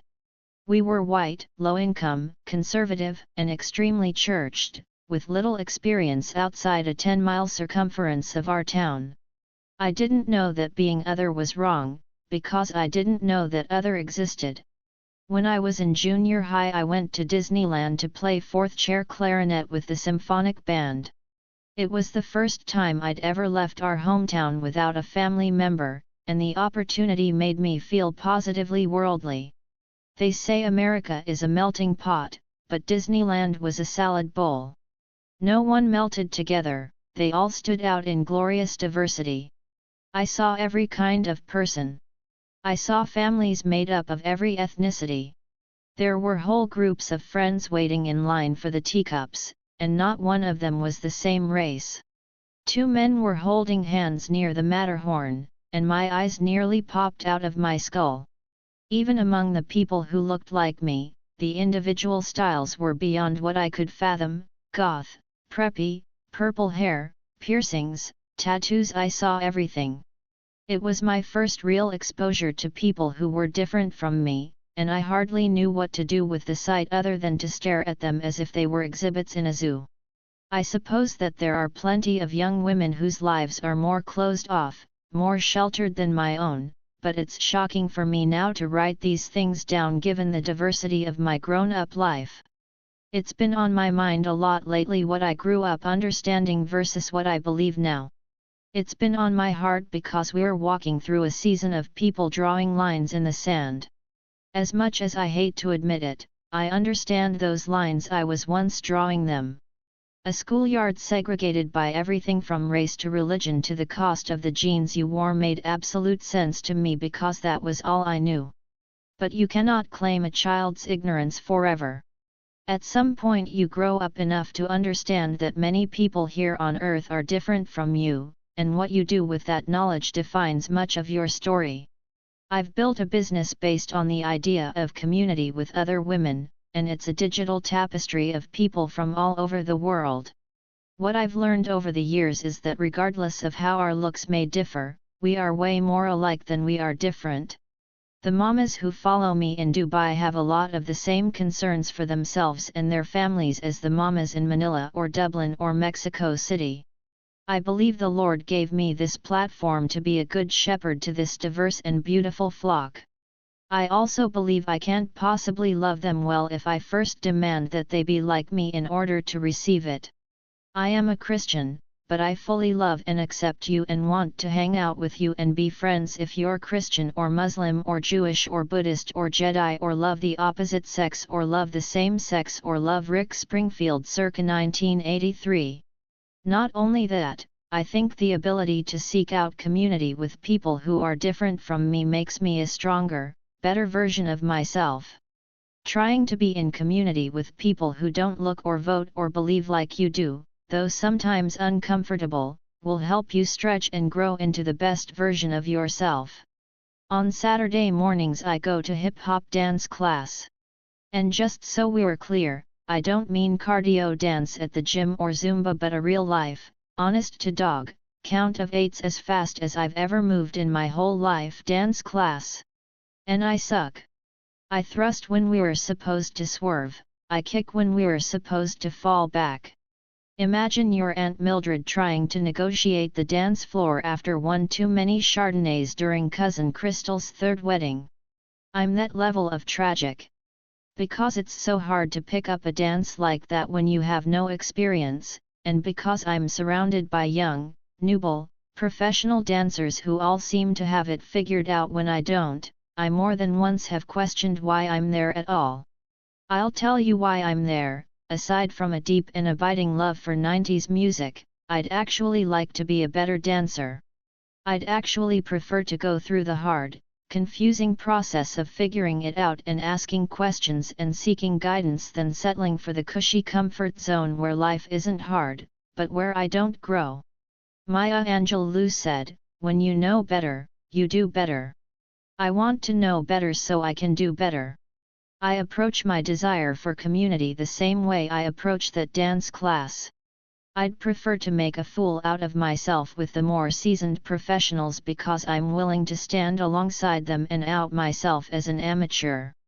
I'd rather look back a year from now or 10 years from now on my uncertainty as I struggled to write this book than to only have written about easy topics because they were safe. My uncertainty is proof that I was trying to grow. We have to consider if there are areas where we stay safely inside the lines we've drawn or those drawn for us by our family of origin. And how can we know the right community to seek out if we've never been a part of it before? Will you treat me differently because of one of my beliefs? Will you decide that we can't be friends if we have a difference of opinion? Ask yourself this question: is it possible that the conversations we might have together, the questions we might wrestle with, the postures we'll have to adopt in order to engage in a meaningful relationship, would help us grow into better versions of ourselves? One of my best friends is gay, African American, and Mexican American. 3 incredibly powerful narratives have shaped the woman she is, and there is so much strength, history, beauty, confidence, pain, empathy, anger, truth, and courage in her story. What if I'd never heard it? Me, the girl who once stared at a couple in Disneyland years ago as if they were on exhibit. Me, who once often used the phrase "that's gay" as derogatory. Me, who used to live inside a bubble where I never interacted with girls who weren't white. What if I had stayed there? What if we hadn't intentionally looked for a church that was multicultural so our children wouldn't be raised with the same homogenized worldview that we were? What if I hadn't asked my friend to happy hour that first time? What if she hadn't been unendingly gracious with me when I said things or asked things that I now understand were hurtful? What if we didn't have the kind of relationship where she could call me out and lovingly explain why that particular phrase was offensive? What if I hadn't been willing to sit within the discomfort of working through a lifetime of unconscious bias? What would that mean for my work, my children, and what they grow up believing is true? Beyond just what I learned, what about what I received? What about the countless hours we've laughed until our sides hurt? What about the 9 million memes we've tagged each other in? What about the shoulder to cry on for both me and Dave when we walked through our adoption process? What about vacations and movie nights and that one time we saw Britney Spears in concert? It would all be lost. So much love and wisdom and friendship would still be sitting on the other side of that line in the sand. A few years ago one of Dave's friends was in town with his family, and they were coming over for dinner. It was the first time I would meet this friend and his wife and the first time our boys would meet their son. Their son is still, without question, the coolest person I know.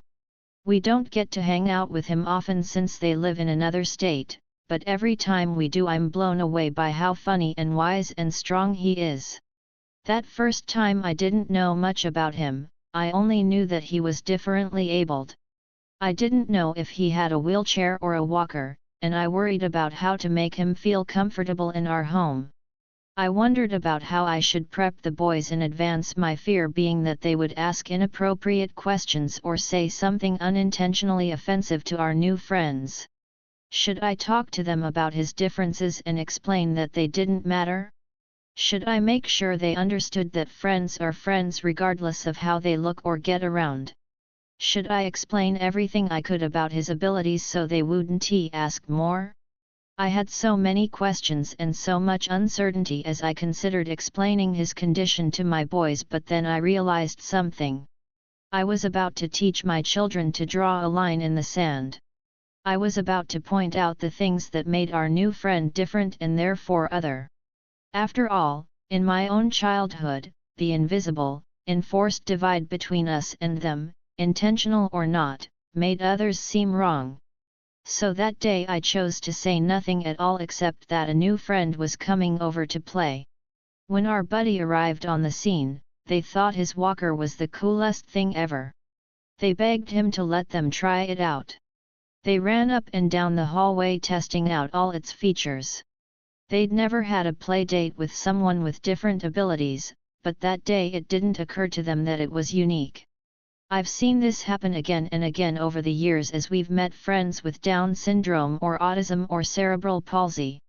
Their circle of friends is made up of every color, religion, and ability, and they come from every kind of family.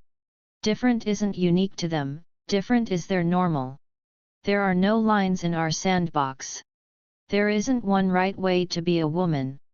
There isn't one right way to be a daughter, friend, boss, wife, mother, or whatever else you categorize yourself as. There are so many different versions of each and every style on this planet, and beauty lives in that dichotomy.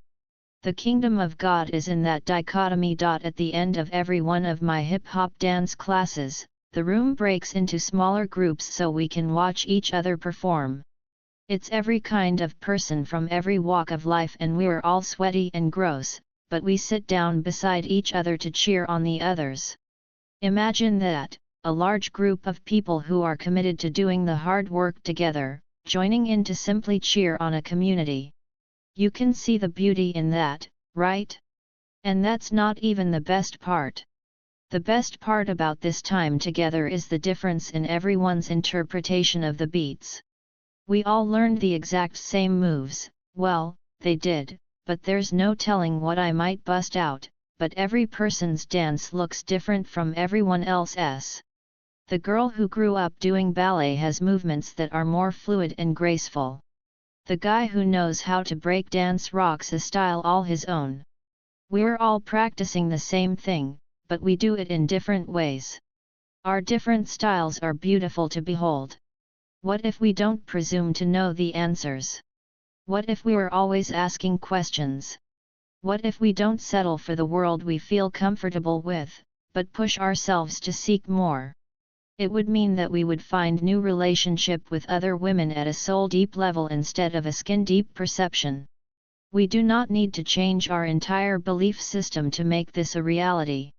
We can simply adjust our posture to consider a wider, more inclusive community. If we adjust our posture, it will change the way we speak. If we adjust our posture, it will change the way we listen. If we adjust our posture, we will see the person, not the category they fall into. This is true of race, religion, political affiliation, sexual orientation, socioeconomic background, and any other category we can dream up. Doing life with people who don't look or think or vote like us is the whole point. It's our call to arms. Love thy neighbor wasn't a suggestion, it was a command, you guys.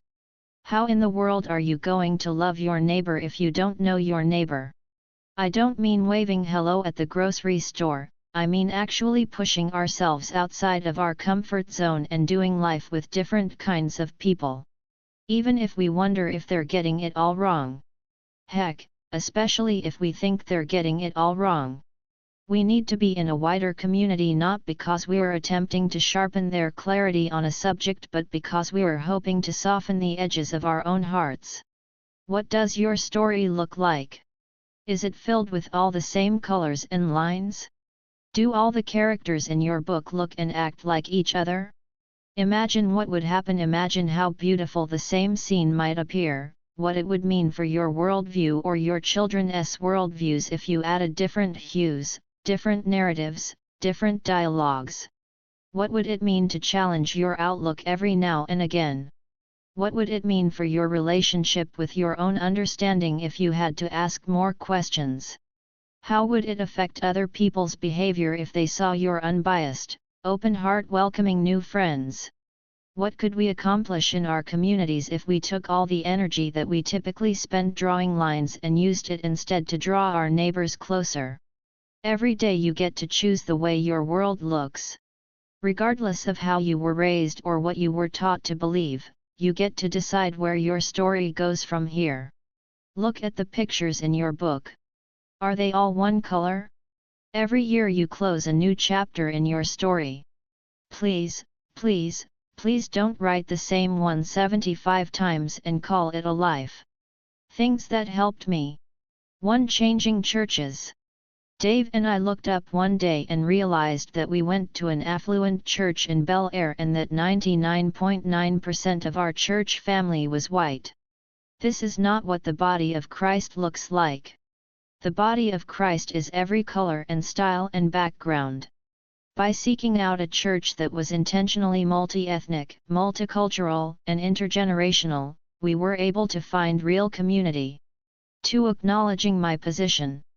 It's not easy to admit that you've done things or said things or believed things that were hurtful, particularly when you weren't even aware of them, but if you don't admit to the problem, how will you ever change? Look around you. How much diversity do you see? Are you surrounded by people who are exactly like you? If so, begin to seek new friends and experiences. 3. Asking humble questions. My dear friend Brittany has been an incredible teacher for me in so many ways because she allows me to ask questions about race and white privilege and unconscious bias that could potentially be hurtful in my ignorance. She told me once, "Rachel, I'm never going to be offended if you ask the question. I only get offended if someone who isn't my race just assumes they know the answer. So I ask questions and I ask them humbly." Chapter 20. The Lie. 1. Need a hero. At least one of my chapters should have the same title as a classic 80s song, right? Come on, don't pretend you don't remember that scene in Footloose where they battle each other on the back of a combine. It's epic. It also has nothing to do with this next subject, but I love to remember Kevin Bacon's illustrious film career whenever possible. Speaking of Bacon, I was a little chubby as a child. And not that one necessarily tied in with the other, or maybe it did, but I also wasn't what anyone would call athletic. I was the president of the drama club, a preteen who stayed in Girl Scouts long after it was cool, a card-carrying member of the FFA. That's the future farmers of America, for any of you who didn't grow up in God's country. I tried on a few sports for size. Any awkward year I somehow made it onto my high school tennis team, but my only real memory of that season is the tennis pictures we took, where I had a big hole in my sock that I didn't notice until the pictures came out. So much for enticing boys with wallet-sized pics of me in my sister's hand-me-down tartan skirt. I was never more than mediocre at any sort of sport, and honestly, I didn't really mind. We all have our gifts, and mine are far, far removed from the athletic field. Then, years ago when I was pregnant with our third son, Dave trained and ran a half marathon. I know what you're thinking because I was definitely thinking it too. What kind of monster decides to get in epic shape for the first time while his wife is the size of one of those tiny homes on HGTV? Dave Hollis, that's who. He looked so good and had so much energy, and I was so jealous I could spit. While running long distance wasn't something I had ever aspired to do, the fact that I couldn't do it because of my swollen belly irked me. The next year when he planned to run that same race again, I jumped on board. The joke is, if you'd have asked me at any point in my life before then, I would have happily told you how much I hated running. But while I might not be an athlete, I am competitive. I wanted to prove to myself I could run 13 miles without dying. Just as he had done. I wanted to prove to our boys that daddies and mommies can be strong and powerful. I also sort of wanted to see if I was actually lacking in athletic prowess or if maybe that was just something I had always believed about myself. So I started training for a half marathon which, if you're curious, is like running in sand while wearing a backpack full of pudding. Everything is hard. Everything feels awkward. Every single new mile makes you want to puke. But I didn't give up, and slowly, so stinking slowly, I got stronger and better, 1/4 mile at a time. As it turns out, I'm actually a really good long-distance runner. I have short little legs, so Dave, or basically anyone, can beat me in a sprint all day long. But here's the deal, very few people, and I can say this confidently, can mind over matter themselves as well as I can. I've lived through 52 hours of labor.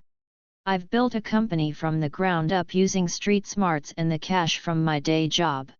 I've built my life on not giving up on the goals I set for myself. So if I say I'm going to run 13 miles, I am darn well going to run 13 miles. That means when mile 6 hits and Dave wants to quit and start walking, I fly right past him, tortoise and the hairstyle. The very first half marathon I ever signed up for was a Disney race. As a side note, please do yourself a favor and make it a life goal to run in a Disney race. They have 5Ks, 10Ks, and half marathons, and I don't think I've ever experienced something so uplifting and fun. It's important to note the fun element because I walked into the race that morning so afraid of how hard it was going to be that I thought I would barf. But at a Disney race, there's too much magic to barf. The races take place inside and around the parks, so you're running by rides and princesses and floats. Other runners are dressed as Disney characters and stopping for photos along the way, and it's just joyful. Also, having run in other half marathons many times since, I can tell you that the encouragement in these races is unmatched. There is something incredibly touching about thousands upon thousands of people coming together to run toward a common goal. There were people in wheelchairs and others who were severely overweight. There were people who were 85 years old and young babies being pushed in strollers. There were pregnant women, you guys. Freaking beautiful, in shape, pregnant women who were running over 10 miles with a full belly. I was in awe. Everywhere I turned I saw people actively challenging themselves to be something better, and it was a beauty to behold. We were one giant, sweaty mass of hope, made up of people from all walks of life who'd dreamed this dream and found themselves on the road together. With that many people, it takes a while to make your way to the start of the line, but when my cue was called up, they started playing A Dream Is a Wish Your Heart Makes from Cinderella over the loudspeakers. I know it sounds cheesy in the retelling, but, I was bawling by the time it was my turn to run. I kept thinking, this is a wish my heart made. And for once I didn't beg off or get lazy or stop trying. I did it. Running 13 miles is really tough, and later, when I trained and ran my first full marathon, I thought I was going to die. Straight up. Die.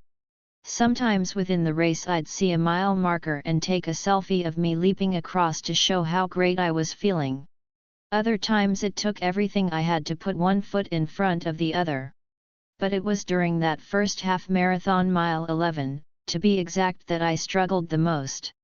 I kept scrolling through my iPod to find a song that would fire me up, because by that point I'd listened to or skipped over every tune I had. I landed on I Need a Hero by Bonnie Tyler.